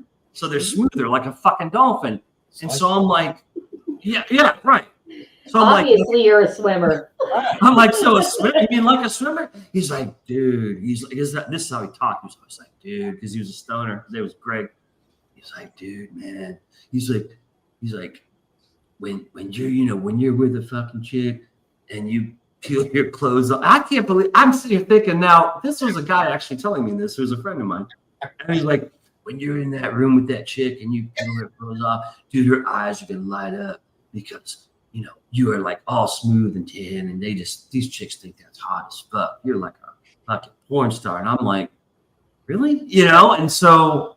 I was like, well, how do I do it? Like a straight razor and shit, and there's all these techniques and stuff, So I started to shave my fucking body. And let me tell you, for a guy, it takes fucking forever. You know what I mean? It's just like, because when you're using a razor and shaving cream, and you gotta be flexible if you know what I'm talking about too.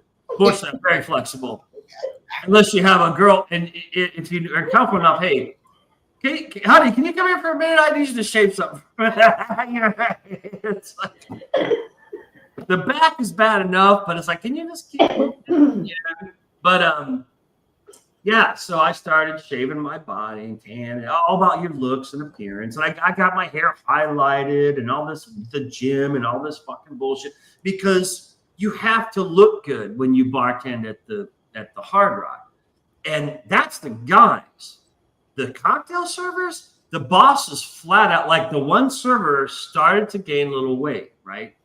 And the cocktail servers, the Hard Rock, wear leather booty shorts, fishnet stockings, black boots up to their knees, leopard skin vest that like you're suffocating so that your boobs just, you know what I mean? They look like fucking whores, you know what I mean? And the thing is you can't be heavy and wear these outfits. It's impossible. You'll fucking die, you know what I mean? And this one chick, whose name was Callie, and she's such a sweetheart, but you know, she started getting a little bit of weight. Her manager, a woman, flat out said, some of you girls need to start getting, you know, going to the fucking gym and stuff here. And we have free passes because some of you are starting to plump up a little bit. We can't have that. Now, could you imagine that like nowadays? Can you imagine a supervisor telling an employee girl, hey, girls, you're starting to plump up. Here's a pass to the gym. Go. Telling them as a group, but looking at her like, that's exactly what it was. That was the Hard Rock. Okay. Now, how the fuck can they get away with it? Well, one, it was a long time ago, 20 years ago, whatever it was. Two, it's a private company and it's not a franchise. It's not a big business. The fucking mafia owns this shit. You know what I'm saying? No. The owner of the Hard Rock, it was a guy named Peter Morton, and I just looked him up and he's still alive, actually. He's like 80.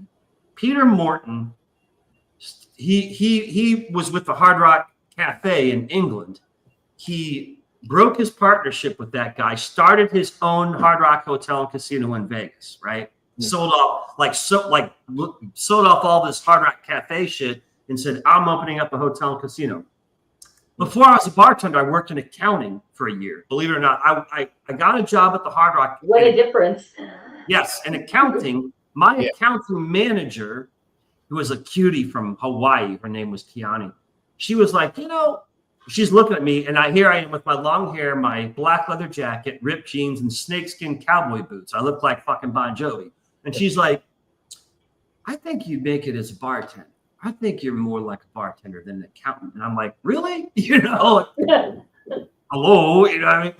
I'm like, you're a fucking accountant? And people be like, you're an accountant? I'm like, yeah. Well, you know. And so, you know, she hooked me up, and she's like, yeah, I'll give you an interview with the guy, blah, blah, blah. Well, you're in because I'm already an employee. So it's just a fucking transfer. You know what I mean? So that's how I became a bartender. But it's a privately owned company. So basically they can do whatever the fuck they want. And that includes hazing. And we got hazed. I got hazed and they all got hazed. Every new guy gets hazed, man.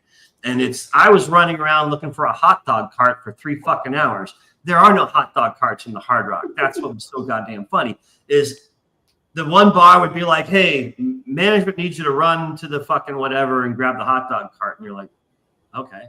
And so you leave the bar and they're like, and then they call the bar and they say, hey, we got the new guy coming for the hot dog cart. Send him to the fucking parking lot. Okay.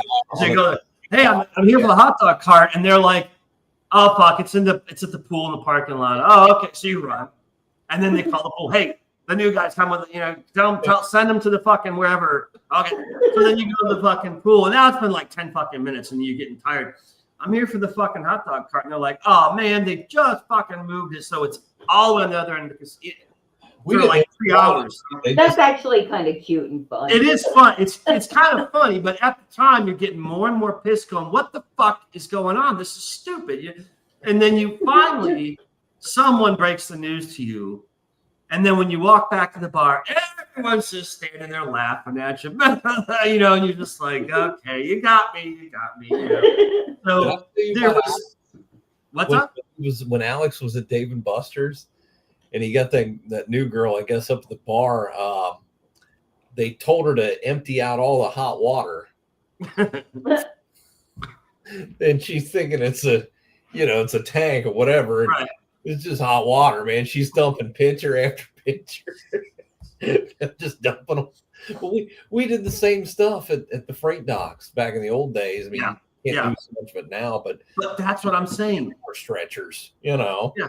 Now, dude, that place will get fucking shut down now, you know. Oh, yeah. But that's how it was back then. And the thing is it wasn't like it was 50 years ago. I mean, you're talking like the 2000s is when this was happening. You know what I mean? That's so 20 years ago, but look how remember way back in the 2000s? Yeah. I mean, isn't it funny? Back then. But it's like I said, so you're talking 20 years ago, but look how different everything is. I mean, there's no Well, the Hard Rock is gone. First of all, it shut down. Like, oh, I didn't know that. Yeah. Dude, you never get it out. It's like poison. It's like cancer. You never get it out of you, you know? Yeah. And so I would occasionally Google it or search it. You know, what's going on at the Hard Rock these days and all this crap. And God, and, a year goes by and you're like, I wonder what's going on. And that was like 3 years ago. It was like February. I'll never forget. And right there on the news, Hard Rock shutting down in 1 week for good and sold it to whoever, and it's going to be turned into, and I'm just like, no fucking way. I couldn't believe it. And on YouTube, some customer guy was there for the last night as they were closing the doors. And so he took his camera and live streamed, and he walked around the entire casino filming everything. It was like an hour-long video, like a tour.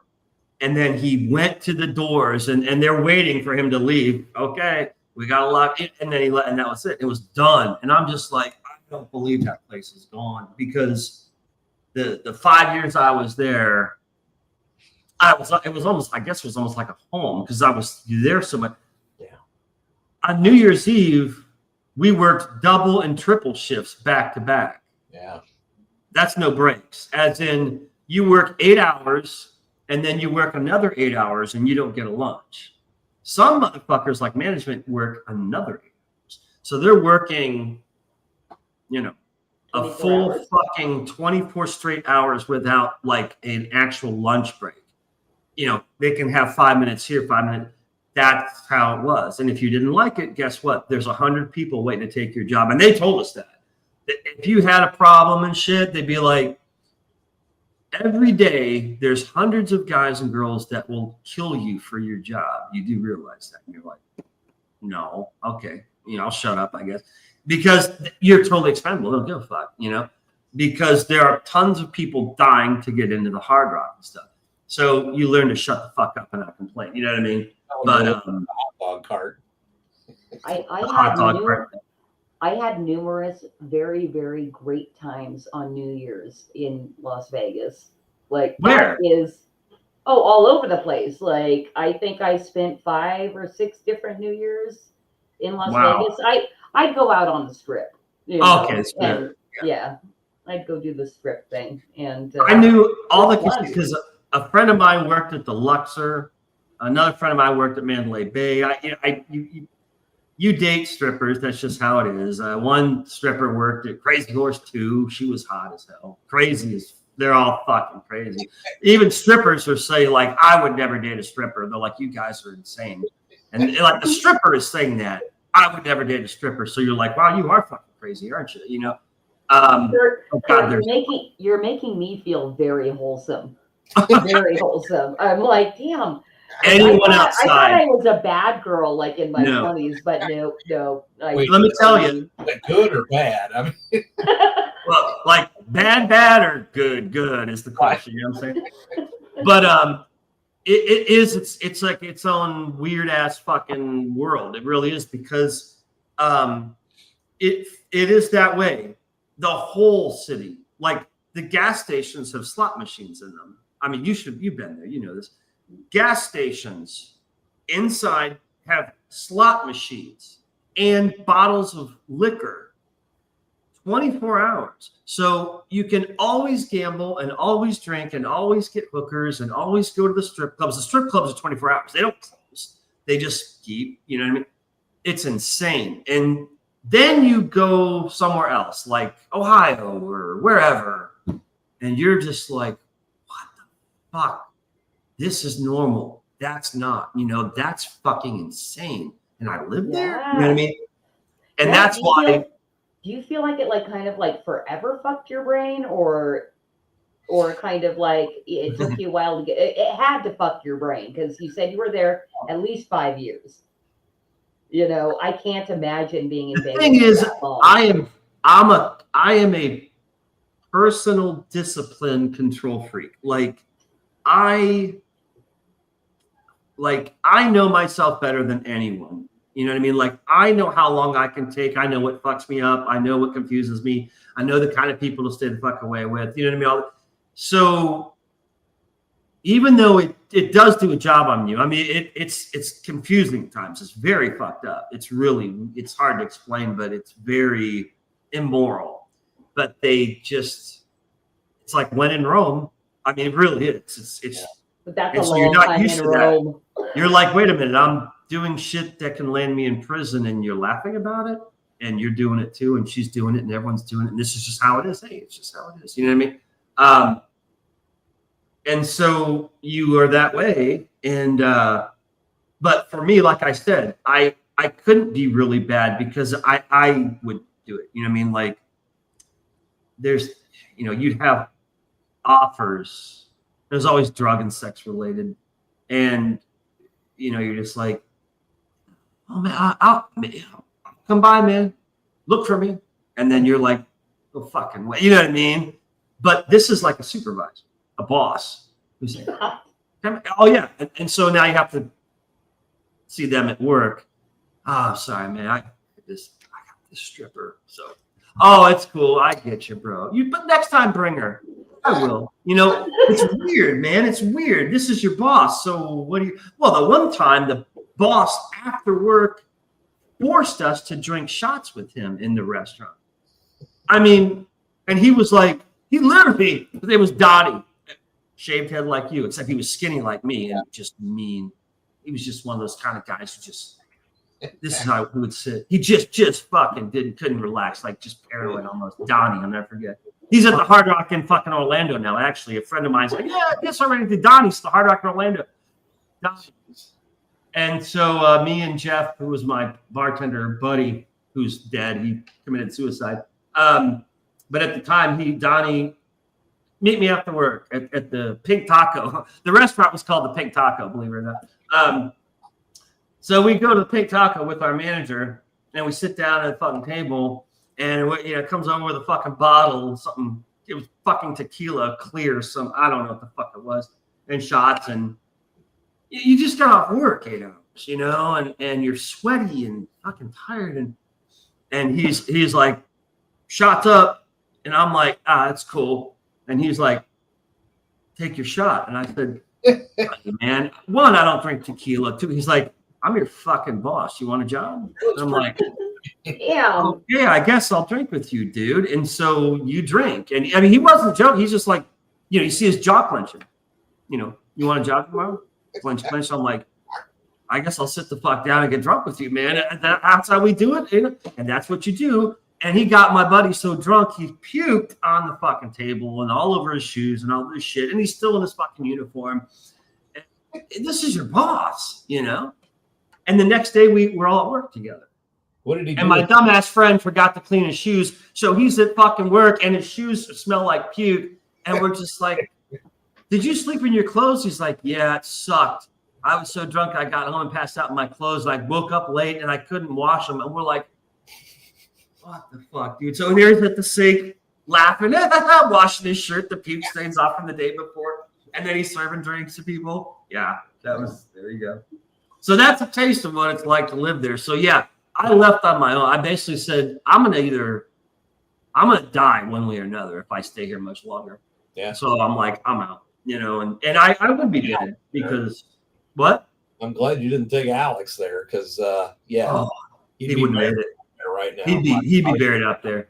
Well, and Alex is the type of person who probably would have gone in debt from some fucking mafia asshole, and they would have said, let's take a drive out in the desert, and that'd be. Because that's real. There are a lot of bodies in the desert. He's kind of got that Jones luck thing though, where he just manages to get out of it. Manages to get out of it. Did I tell you about the time he was down there in Clifton? He's at his girlfriend's apartment down there, and he goes out on the balcony to have a cigarette, or he's been drinking a lot. Mm-hmm. They're playing cards. Well, he falls asleep out there. Jesus. It was nice out, I guess. Right? Yeah. Yes. So, he climbs back in the window and goes to sleep.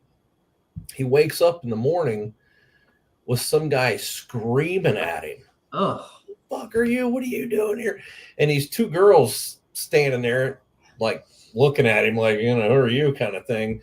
And he's just like, what the hell? This guy is furious, just screaming at him. And he looks around, and there's pot plants everywhere. Oh my God. He climbed in the wrong window. Jesus Christ. That guy screamed at him all the way down the steps. And the next week they were gone. They moved out. But I mean, they could have just disappeared him and you know, because he climbed in the wrong window drunk. Wow. And nobody else noticed, apparently. They probably, where'd he go? He went home, whatever, you know. Yeah. Yeah, he would have. He wouldn't have lasted good. Like I said, I'm very strict with myself most of the time. You know what I mean? And I never became an alcoholic or addicted to drugs, and I took them every day, 7 days a week. You know, like Monday morning for me was 8 a.m., show up to work. We go in the back well where there's no cameras, and I would drink Bailey's, Kahlua, and coffee, about 3 or 4 of them. And then I switched to nuts and berries, which is a liqueur drink. Yeah. And then at noon, sounds like a breakfast. Both of those. Yeah. And then at noon, I was doing Purple Hooters shots. And then about 2 o'clock, I switched to Captain and Cokes and did Captain and Cokes until we were off shift at 4 o'clock. And what you eat during those 8 hours are olives and crackers and Tabasco sauce that the cocktail servers bring you. And then if you're feeling a little off, there's I named them Vicky's and Lori's, because the cocktail servers all are on pills. So they have Lortab and Vicodin. So we call the Vicodin Vicky's and the Lortabs Lori's, you know, as code. And so I'd be like, hey, anyone, one of you girls got a Lori for me? I'm needing it. And they're like, oh yeah, here you go. You know, so now you're popping Lortabs with 8 hours of alcohol and shots and every other fucking thing on just crackers and olives and Tabasco sauce for food.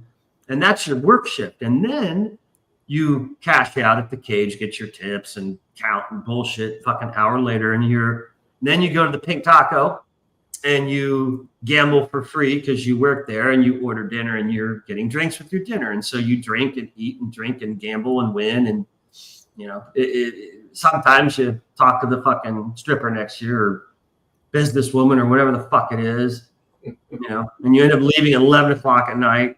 Now you've been drinking since 8 in the morning, right? And, you know, take her back home, do your thing. You do it all over again the next day. Oh, God. And that was just Monday, you know what I mean? And, yeah, my neighbor was a lawyer. Yeah, he was crazy. And he's actually still a lawyer in Salt Lake City.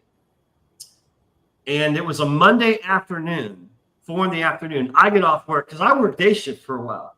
This is a Monday afternoon at 4 o'clock, and I come home, and this is my neighbor. He's a lawyer.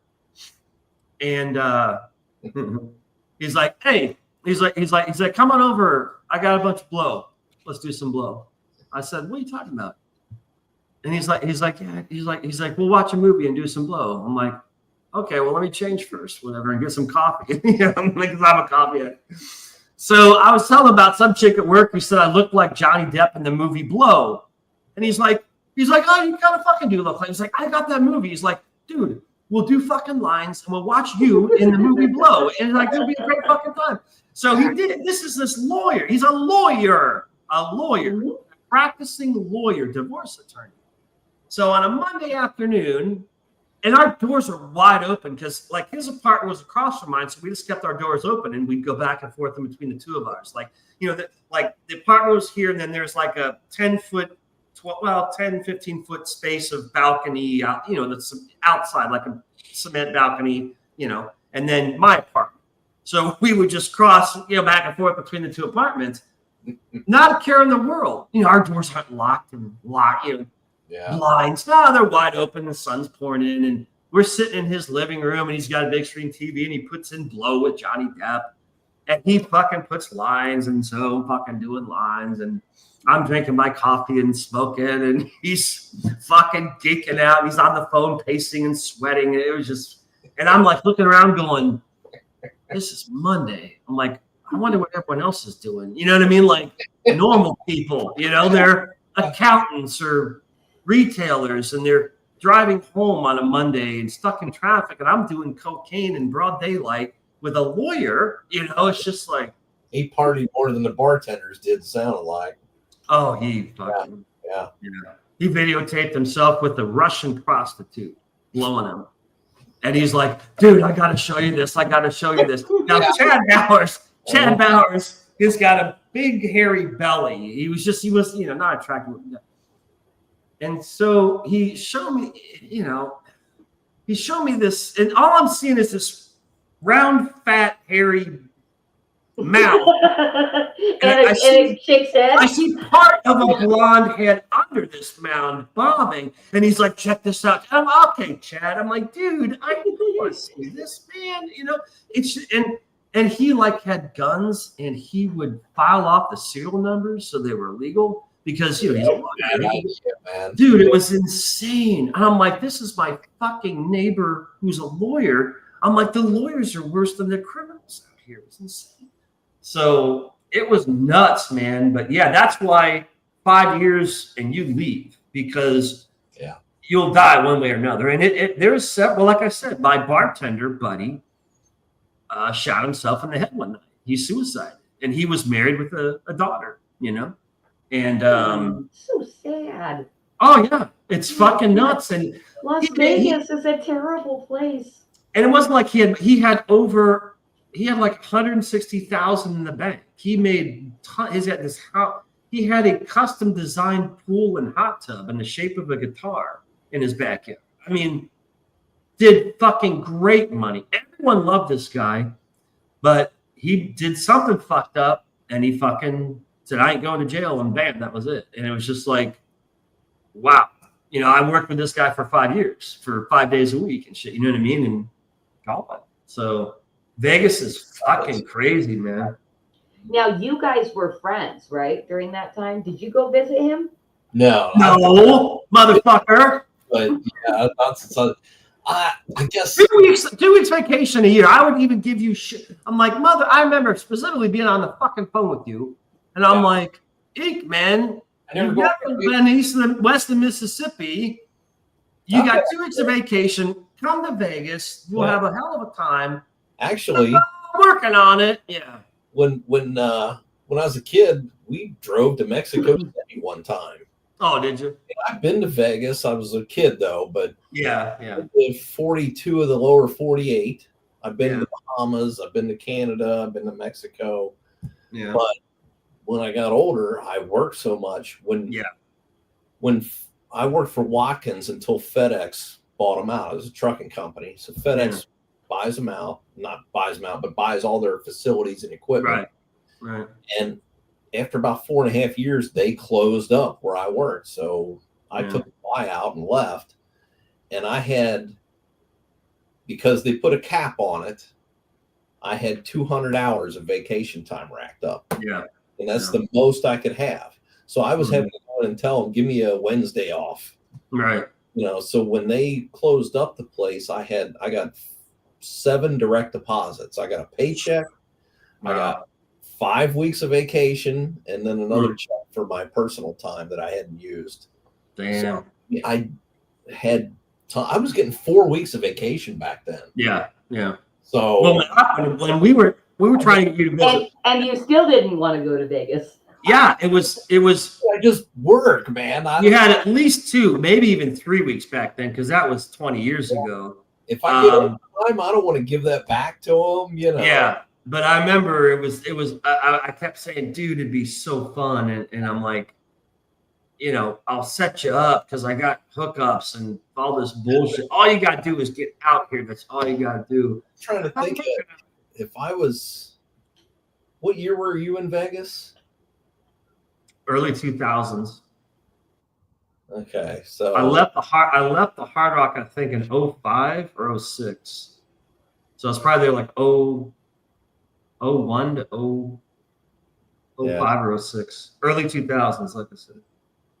So that was probably not long after I met Kathy. So I think you were with her. Yeah, and I'm not a big gambler, so I don't think she. Yeah, go out and have fun, meet some girls. Yeah. I don't think that would have gone over too good. No.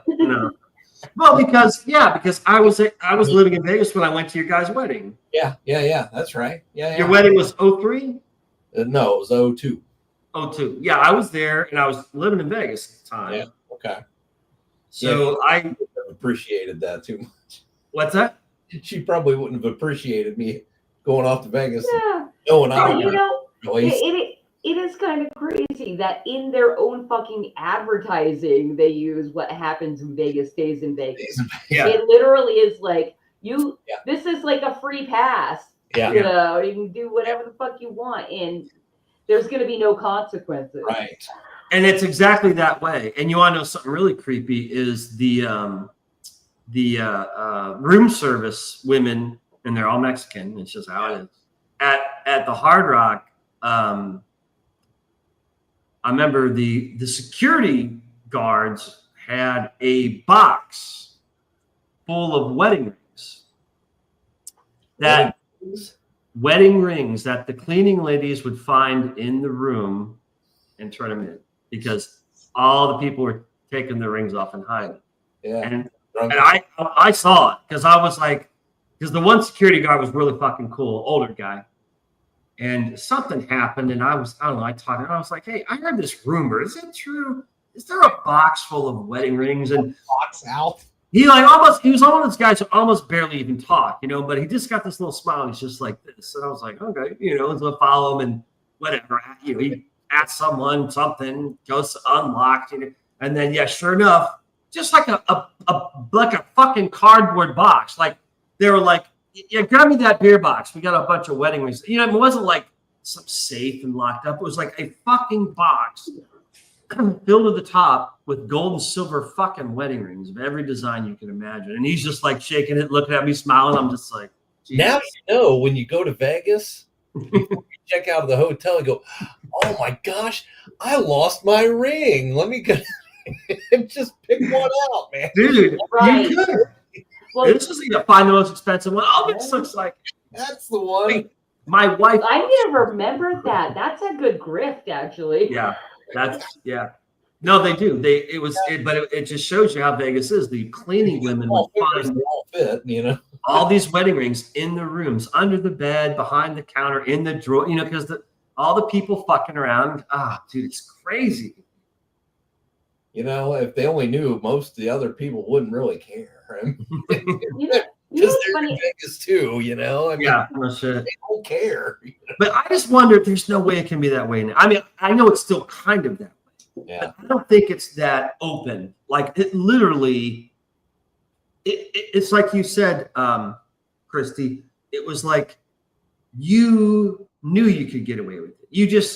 Everyone in Vegas just does shit, and you just know no one's going to stop. No one's going to bust me. No one's going to call the cops on me. You know what I mean? It's just like, because cops are dealing with fucking gang members and meth heads. Except for I got arrested, actually not even arrested, kidnapped by the police in Las Vegas for not masking. Okay. Well, see, now there's that. See. I spent a night in jail for that shit. Jesus.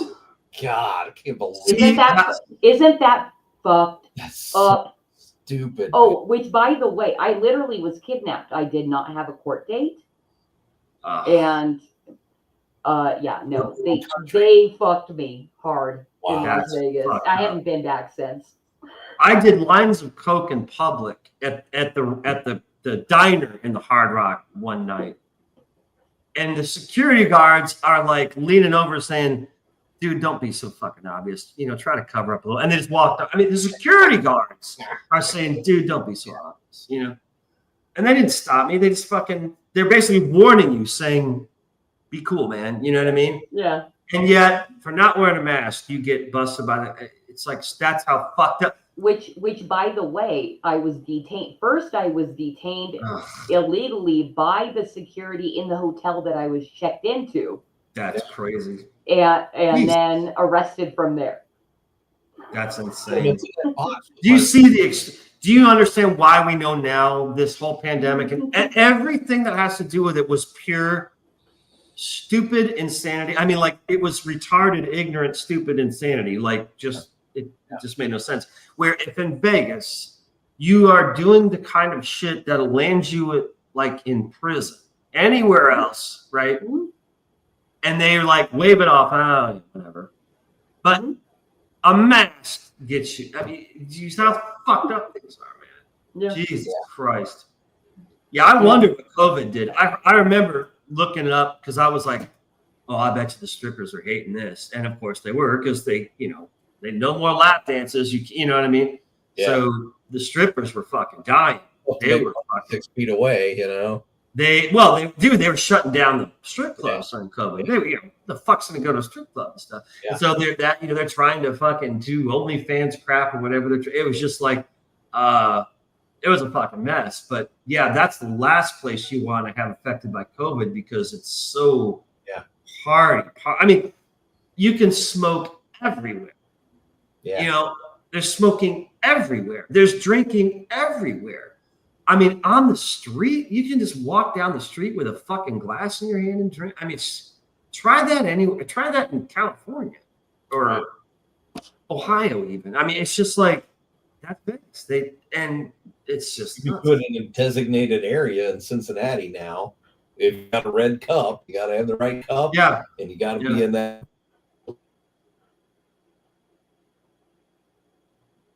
He's freezing. Yeah, but, you're okay. I'm okay. Oh, you were freezing. You were freezing a little bit. That was weird. You froze up for a little. Yeah. But this right here, to me, could prove the whole mask thing wrong. What's that? Because I can take and pull a mask up and exhale, and it went all over the place. Yeah. I mean, don't remember the fries. I mean, I was on Twitter. You remember that, where there'd be people with photographs and videos of just that, of the mask, and they would blow the smoke, and it was like everything was everywhere. And people, it would get flagged, and the account would get deleted. I mean, that's how insane it was. It's like, look, this is reality. Photos and videos of reality, of the truth, of what is really here, and you're saying that's misinformation. And it's nuts. And you know how close we were to having Kamala and them take over? It would have been that way all the time. Could you imagine? A lot of stuff, yeah. You remember what they did? Even Joe Rogan got made fun of for taking horse medicine. Yeah, the horse.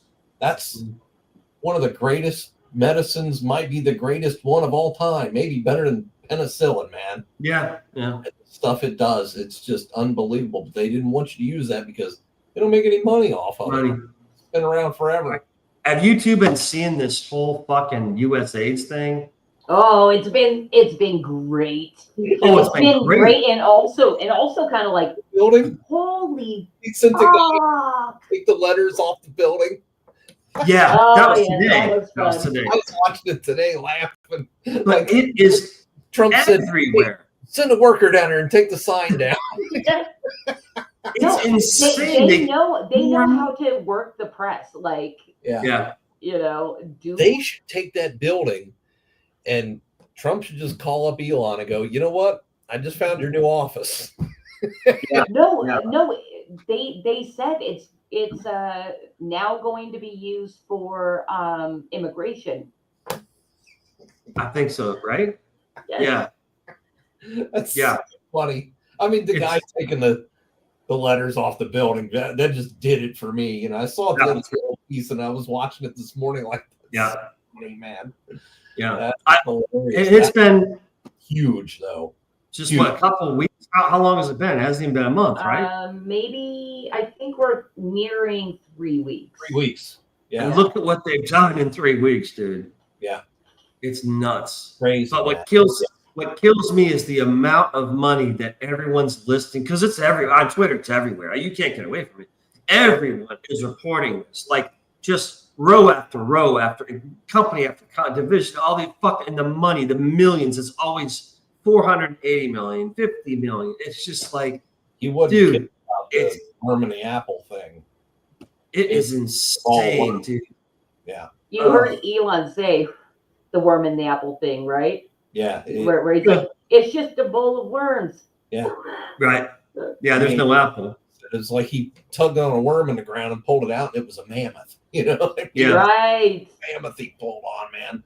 But it feels good. Like, can you guys remember at any point in time in our own lifespans, like where much corruption was uncovered? Even though we know it's there. I was telling the wife that the other day too, about how they always talk a big talk and then again nothing ever happens. Right. Something's actually happening this time. Big time. Right. Something's happening, man. Dude, it's happening now with a vengeance. Yeah. And this is just the tip of the iceberg. Like, I'm super excited for these 4 years. Like, yeah, we're not going to be able to keep up. Yeah. It's just barely can now. I mean, everyone, we all knew the government was corrupt. Yeah. But I don't think anyone knew how vast and deep and fucked up it really was. I don't even think like Trump and Elon knew. I think they suspected this is probably really big and you know, in deep. I don't think they thought it was this bad. I seriously think everyone's like in shock. They can't believe how these tendrils of corruption are in every. Basically, it's in every single media. Like all the media was connected to this, all of them, and every department and every fucking wing and sub. I mean, it's just fucked up, dude. Dude, what's the most fucked up is basically they're leeching off us to then take those funds and propagandize us and brainwash us. Yeah. Yeah, they've used that money to do it to us. Yeah. It's fucked up. Yeah. We are living in history, man. I mean, dude, I've said this so many times, and other people said it too. I'm not saying, but like, we'll be dead. You know, we'll all be fucking dead. But kids in school on their holographic fucking imageries and shit, their little floating fucking, you know, I mean, literally, they will be reading about this, you know, this Elon Musk, who is now a brain in a jar controlling half the planet, or Mars. He's in Mars. He's in a robot. He's a brain in a Wood City Magazine. Campaign. That's awesome. Right? And the smear campaign of 2023. That's great. Yeah, man. But it's like they will be reading about the whole Trump thing, how, you know, and Elon and the corruption uncovered and the woke, you know, there was a decade and it was known as the woke, you know, this is all fucking history that we are literally a part of and living. Yeah. And it's just weird to me that little kids decades from now, when we're dead, that will be studying our time and we were here. Well, and I keep telling my nieces this. If we win. Well, yeah. I mean, it looks like we're going to win, but you never fucking know. You do not know. I know. Anything can happen, but I tell you, man, I am glad to be alive and a part of this, because I mean, it's historic. Yeah, it's the reason why no corruption has ever been covered like this. I don't think not only in our country, I think the world. I mean, what other countries have this massive amount of corruption? Yeah, I mean, some little third world country, coupled with money. There's a couple of communist countries that have had it. Yeah, but you know what I'm saying? A lot of it's like smaller shithole countries. You know what I'm saying? Like this is the United States of America, dude. We affect everybody. You know what I'm saying? It's just like it's fucked up. It seems to me like a lot of the other countries, like the communist countries, the Soviet Union, stuff like that. Right. You know, they seem to. It's like they know what's going on. Yeah. But over here, the general public has been duped into thinking, "Oh, our guys wouldn't do that." Right. Well, you know, it's because it's the first time. Yeah. That you know, it's people are starting their brains are starting to light up. Like, shit, corruption can happen here too. Yeah. Isn't it amazing? You know. And this is why, like I said, it is easier to believe all conspiracies, all of them, however crazy they fucking are, to just believe them all and then wait for the one or two or three to get disproven, than it is to not believe any of them and waiting for the ones to get proven, because more proven right than wrong. It's insane.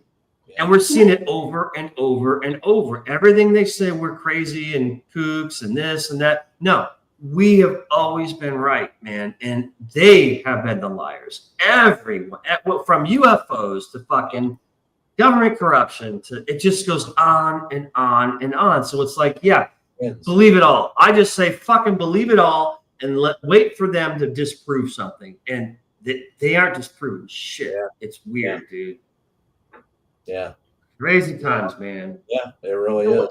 The way I personally, and this has worked for me for the last, I don't know, 5-6 years, to not be angry at the normie for not waking up fast enough, is the way I think of it in my mind is they see the thread and they know if they tug that thread, their entire reality is going to unravel before their eyes. And so they put the blinders, they are willfully asleep, you know? Yeah. And I think of my brother, you know, with that, because, you know, we're all Californians and we're married to Californians and all this, you know, huh? Yeah. I'm surprised about you. I'm like, she's from California. And oh, well, but that's the thing. Like, there's plenty of awake people in California, but, you know, me living in my own family, my dad's one of those people too, where he's like, I see it. I kind of see it. But also I do this because I'm retired now and I want to enjoy my life. And so me and him made a pact. He's like, Christy, I know you're onto things. And he's a subscriber to our magazine, but doesn't get hardly any of it because he doesn't pay attention on purpose. And he knows it. And he's like, I willfully put my head in the sand because I'm retired and I just want to go four-wheeling and enjoy my life. I'm like, Dad, do that. Please do that. He's like, but Christy, if there's anything you think I really, really need to know about, just let me know. And I'm like, fucking deal, Dad. You know, we're gonna that's our deal. And then there's my brother who is my dad's best friend, you know, and so but he's married to a California liberal and they love each other. Yeah. That's exactly how I see my brother. He sees the thread, but he's not going to fucking pull on that because his whole family will fucking fall apart. Right. Okay. You know, because then he'll have to do something because he's the man of the family. Yeah. And so he willfully has his head in the sand too. And I'm not going to push him either. So I'm like, I fucking love your family. I don't want to destroy your marriage. Yeah. That's probably what will fucking happen. Mm-hmm. You know, like. So glad my wife was on board with seeing things the same way I am, because couldn't imagine having to go through that. No. You know, that just. Oh my God! Just think of everyone. Marriage is COVID destroyed. Yeah. Oh, like fortunately, my family and everyone I know we're on the same side. You know what I mean? Like, I don't know anyone who is on the other side or even remotely close. I mean, again, this is North Carolina, so it's a lot of guns and Bibles here. You know what I mean? But most of the people I knew never got the shot. You know, they never got the mask. It was just like, they all were like, we were all the same. We were like, this is bullshit. Like 1 week into it, after the shock wore off, because at first you're like, you know, you're seeing footage of them carrying bodies in the back of vans and alleys and behind hospitals and all this shit, and you're like, holy shit, this is for real. This is some, you know, is this The Walking Dead? Is this it? Are we done? And then after about a week after that shock wears off, and then you start hearing about these stupid fucking rules and crap, and then you start questioning. It's like, well, wait a minute, you know, it's like they said this video is fake and this and then the second week, and then you're like, then you really start questioning, going, okay, is this like really happening? What's going on? Everyone says it, but you're starting to see like these little red flags and little clues, and people are talking and all, you know, and then you get to the point where you're like, this is a fucking lie. I don't think anyone's died. I think this is all bullshit. You know what I mean? I was working 2 jobs through all that, and my wife was working. We were considered essential. Essential workers. Yeah. I actually had 2 pieces of paper in my car, one from Kroger and one from Dayton Freight. That if I got pulled over, you showed them. Here's my pass to get to work. Isn't that crazy? Yeah. Cops, dude. Papers, please. Yeah. I got one from Kroger first, and I remember going into Dayton Freight going, you guys might want to get something like this. You know, I haven't heard anything from you guys, but if you're staying open, you're running freight still. Right. Need this if they get pulled over. But, you know, it was funny because I don't think I saw a cop the whole time. Yeah. The traffic was fantastic. All the idiots were at home and not working. And remember that? 90 up the highway and no worries at all. Dude, it was weird. I remember, I think I must have drove to my brother's in Virginia or something. And it was like was like the highways were nobody out, man. It was great. That was fucking weird. And that's when I was a huge Walking Dead fan, and that's where I was going, you know. I'm like, this is the fucking Walking Dead. This is how it starts. This is how it starts, you know what I mean? Yeah. You know, one thing that I pitched to my husband, we didn't do, but I think I will always regret that we didn't, is I wanted to grab, because I'm a photographer, videographer. Right. I wanted to fucking drive the United States as soon as COVID happened, because imagine the footage you can get in big cities and shit. Like that shit's valuable. Like, it is. You could make bank off that, like right now, I'm sure. You know, well, I remember seeing on Twitter, people like whoever, someone would go to downtown LA or downtown Washington, and it was like, it's like a ghost town. There's like no one's on there, and you're talking like a week earlier, it was like a traffic jam, you know, insane, and then just like overnight, fucking ghost town. It was fucking weird, dude. Just we were totally happy when the restaurants opened back up. My wife doesn't cook much. Yeah. Rather, she doesn't like cooking in the house, so whatever. We eat out a lot, obviously. But man, we were thrilled to get out and go to a restaurant, eat again. You know, remember that? How simple? Wear your mask till you sat down at the table. I'm like, I'm glad we're down here now where we can't. Idiots, man. They took away the simplest pleasures we had, the simplest escapes. Yeah, everything. They were seriously trying to basically beat us down and defeat us to slavery mentality, and then just fucking roll over. I remember them making a big deal out of when it was starting to kind of lift a little bit. And they showed that picture on the news, all those people at the pool party. They're in a pool. And they were like, they were demonized. Yeah.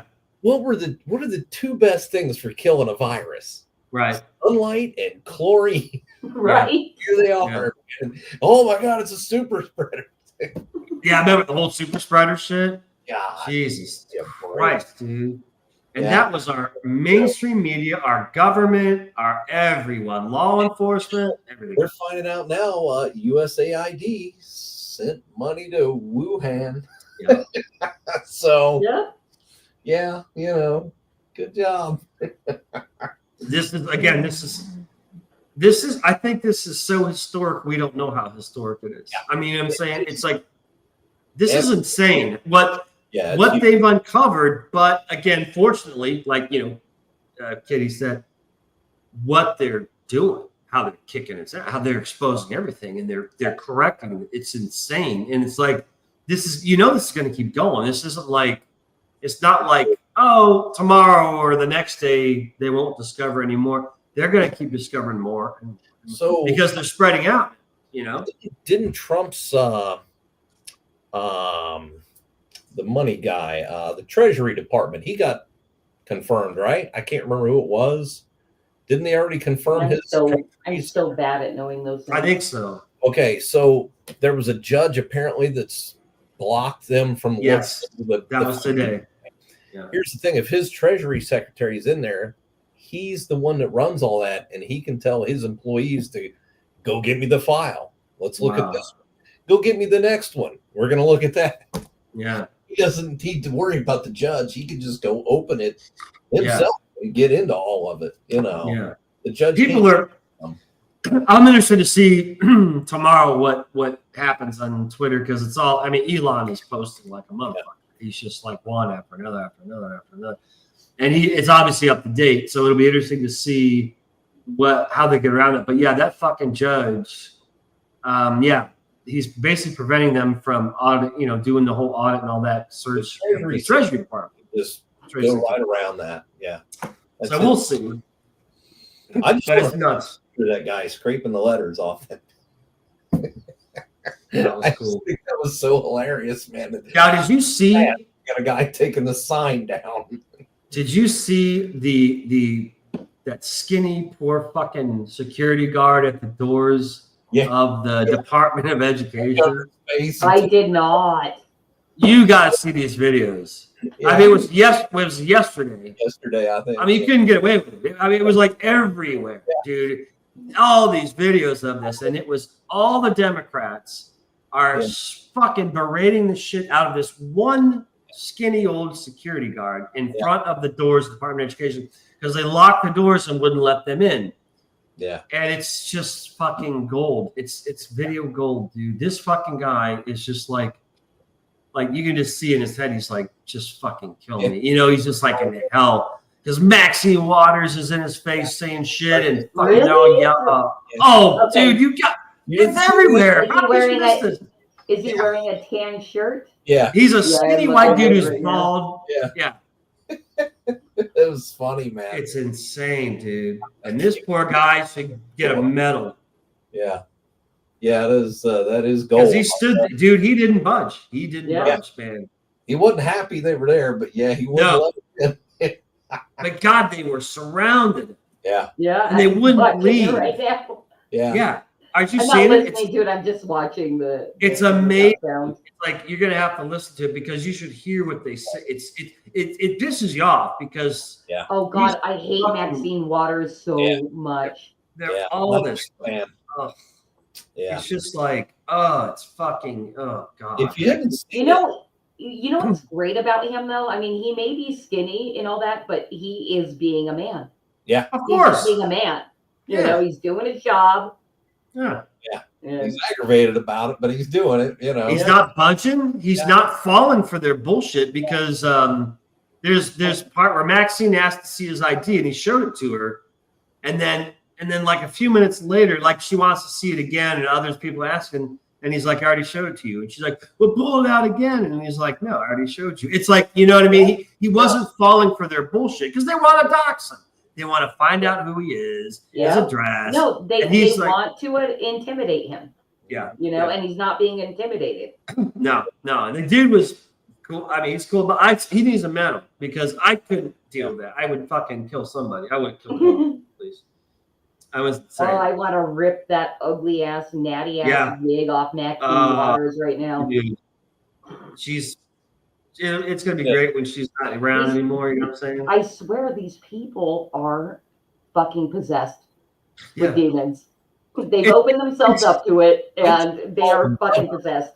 Yeah. I'm telling you, a lot of it is insanity. I think a lot of it is insanity, but there are some, I agree, who have to be possessed. It's like a mixture of insanity and demonic shit. It's crazy. It's crazy. Yeah, I generally call most of them devils. Yeah. Most people do. Yeah. I don't, because I'm more particular. I'm particular who I call a demon because I studied that shit. But insanity is a lot. It's just they're just deranged. They're insane. They're just they're mentally unstable and emotionally unstable, and it's fucking nuts, dude. Crazy. Anyway, yes, I will definitely have to watch that video. Yeah. Dude, you guys are not even on the West Coast. It's late here. Yeah, I know. I'm gonna have to wrap this up. Yeah. I'm getting tired and I got to eat and 20 minutes. all sorts of shit. Because it's Here about 20 minutes. Yeah, it's like what we started at 9, 10, 11, 12, 1, 2, 5.5 hours. If you look, it should be right in the corner of 5 hours and 35 minutes. Yeah, I was just looking at it and I'm like, dude, you guys. Where? It's in the left corner of mine. It's like right on your picture on mine, a little red box at the top. Oh, there. Oh, yeah. 5:35. Jesus Christ. Look at you marathon streamer. Yeah. How about that? I'm fun. Well, when you talk about cool shit, time can fly. I know. You know, because I'm normally like, how do these people stream for more than 2 hours? Oh, I'd be dying to get out, but it's just like, no. If you have cool people and you keep talking, you'll just. Yeah. No, we had a great conversation. I'm so happy that I saw number one, saw you live, and number two, had you come invite me. Well, thanks for. I'm glad you came in because again, I'm still learning all this different shit, and I was like, well, why not? Fuck it. If you don't, you don't. You know. So I'm glad you came in and hung out with us. This is fucking great. I gotta say, thank you for asking him to go on the show. To do what? Thank you for asking him to go on the show. Oh yeah, that was really fun. Because he wouldn't have done it. No. Okay, no, freaking obviously, right? And so this is the thing. Nobody invites you on. It's hard to get anybody to invite you on a show. Yeah. And that's my thing is like, oh, I'm just going to start inviting people on a show because it feels good. You know, like I want that to happen to me. So I'm like, I'm going to do that to other people. Like, wow, somebody actually wants to pay attention. Yeah. Fucking in this attention economy where all the fucking grifters get all the fucking attention. I know. You know, like I want to meet all the cool people actually creating the culture, doing cool shit, and instead of just fucking complaining about it, you know, that's on our side, you know, which I wouldn't even put it left or right or anything like that. It's literally like the freedom loving people side. Yeah. That's a big problem. It's all a fucking clout game, you know, and it's like, and they're like, oh, we're a fucking culture warrior because I fucking talk about it and complain that culture sucks. It's like, fuckers, there's all these awesome people out here like making culture that everybody ignores. It's like, no, this needs to change. And that's why I love my show. That's why I don't give a fuck how many followers you have or anything. If you're doing something cool, come on my show. Let's talk about it. And guess what? I don't have that much clout either. I'd like to have more clout because I do amazing things with it. Yeah. I know. Just keep. But no, thanks for the wheel thing. I'll check that out. Yeah. And you'll have fun. anything else? You'll have fun filling that out. And do you stream weekly at a regular time? I try, but it's lately it's all fucked up. Like I didn't stream last weekend. The reason I try to stream on Sunday nights because my whatever theory is like almost no one streams on Sunday nights. I noticed that. It's like everyone like from Monday to fucking Saturday, everyone's doing shows all over the place. You know what I mean? But Sunday nights for some reason was the slowest night. So I said, okay, well there's my spot.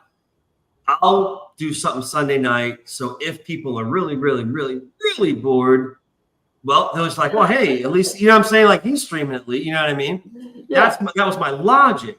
But I'm versatile, but like this is Saturday night. And it's because EK, his Sundays, he can't Sundays. And so I'm like, well, fuck it, we'll just do it Saturday night. You know what I mean? I've had whenever, like, you know, Thursday nights, or it kind of depends on other people's availability. And so I'm flexible. One Thursday night, I remember, because I'm like, I can't watch, I'm going to be at work, you know. Yeah, I did it. I think that was Caitlin. I caught the end of that show. Yeah.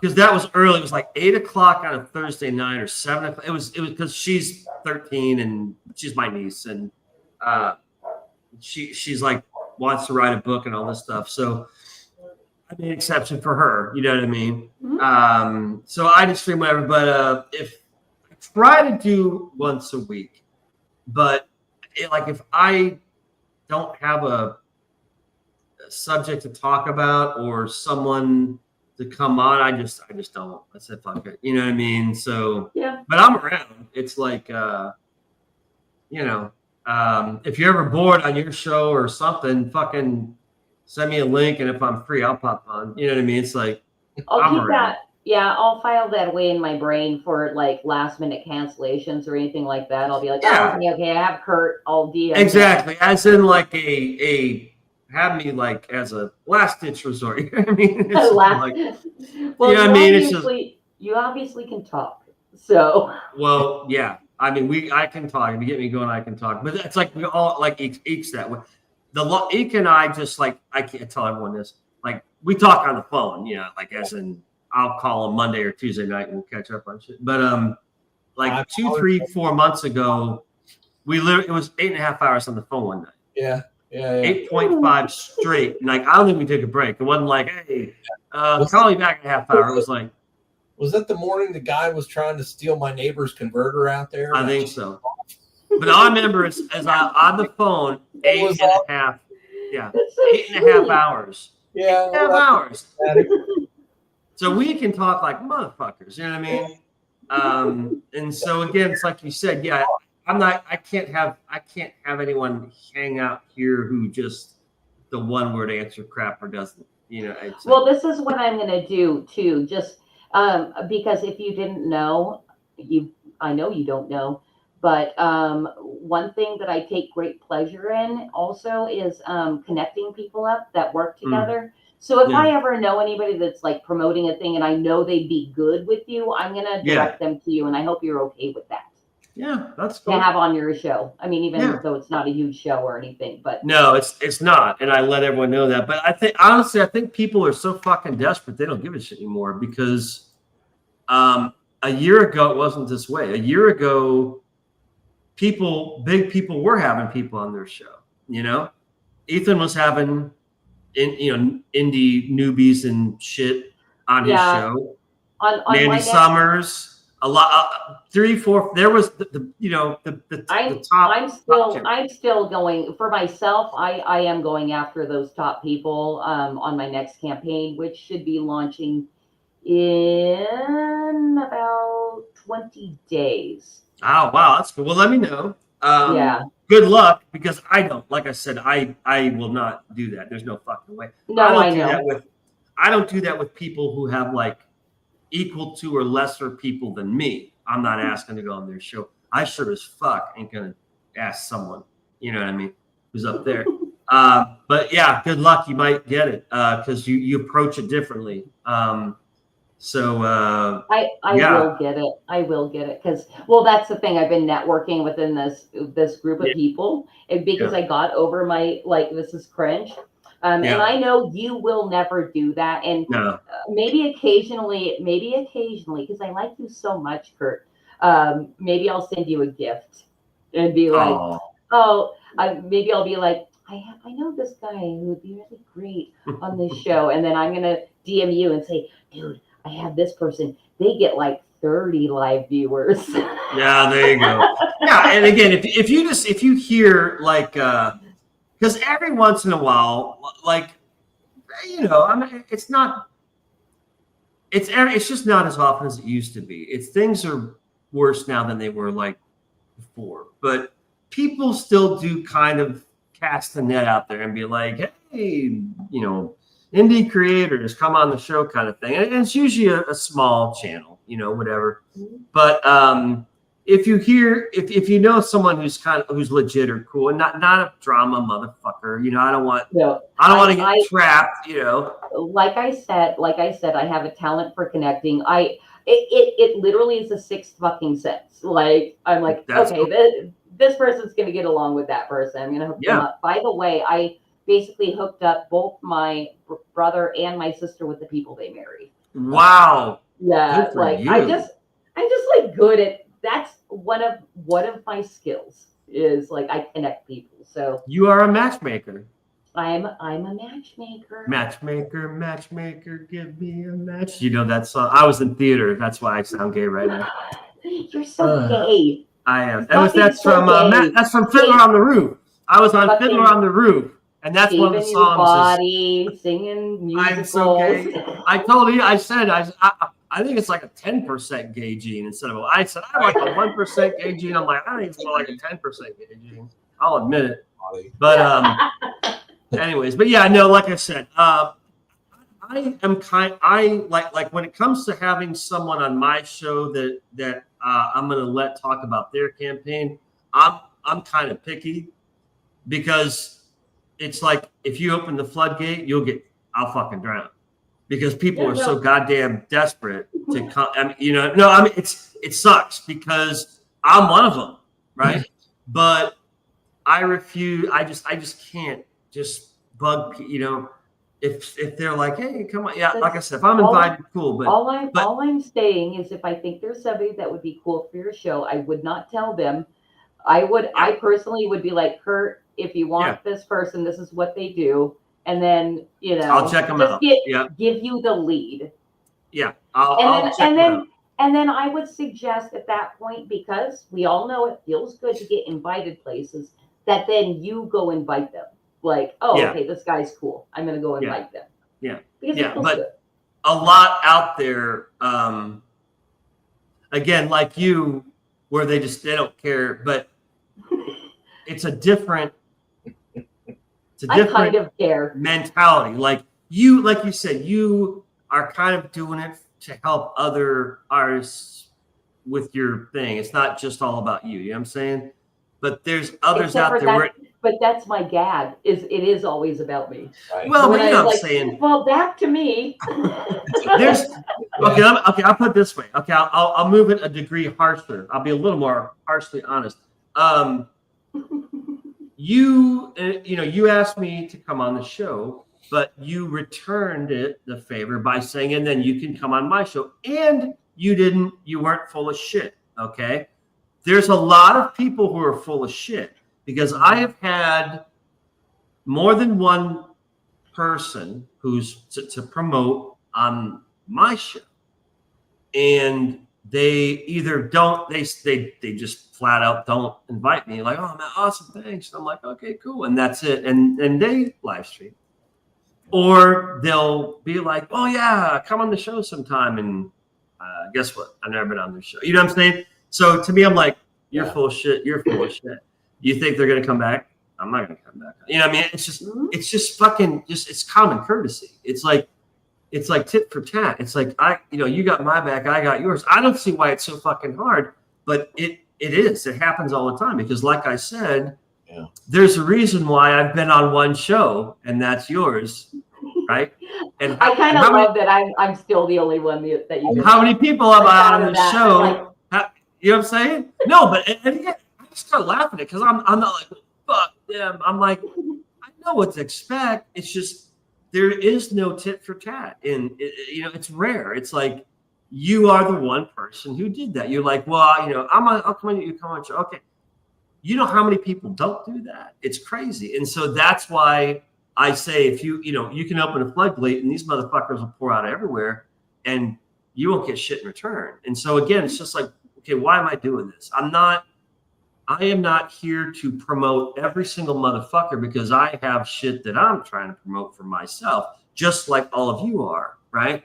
So we could either work together, which to me, it's just so simply logical. It's like a fucking 10-year-old, it's like, okay, you come on my show and I'll go on your show, right? But when you come on my show and then that's it, so what did I get out of this? Yeah, okay, it's really great that I helped you and all, but okay, that's my issue with the community as a whole. Is there's a lot more takers and givers, you know what I'm saying? Yeah.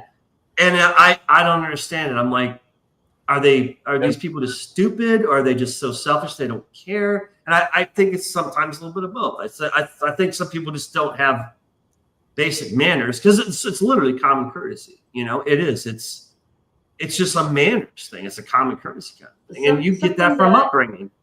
Yeah, something that it seems like happens a lot in the space is people find their their club, and then they just stick in that little club. Yeah. And I'm damn determined to not stick in that little club. Yeah. So like I talk to multiple people who are fighting with each other or don't like each other, or things like that. I'm like, I'm just gonna rise above it and like, hey, listen.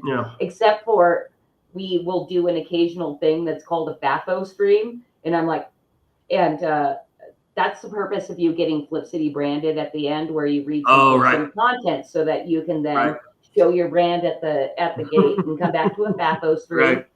And at the beginning, I'm like, I was really trying to figure out like, oh, this person probably, and like make a cohesive group that all liked each other. But now I'm like, it's gotten too far out of control where I'm like, if two people end up on a stream that don't like each other, I think they would have enough respect for me and my brand to not be live. And if they did, I don't know, it could be fun.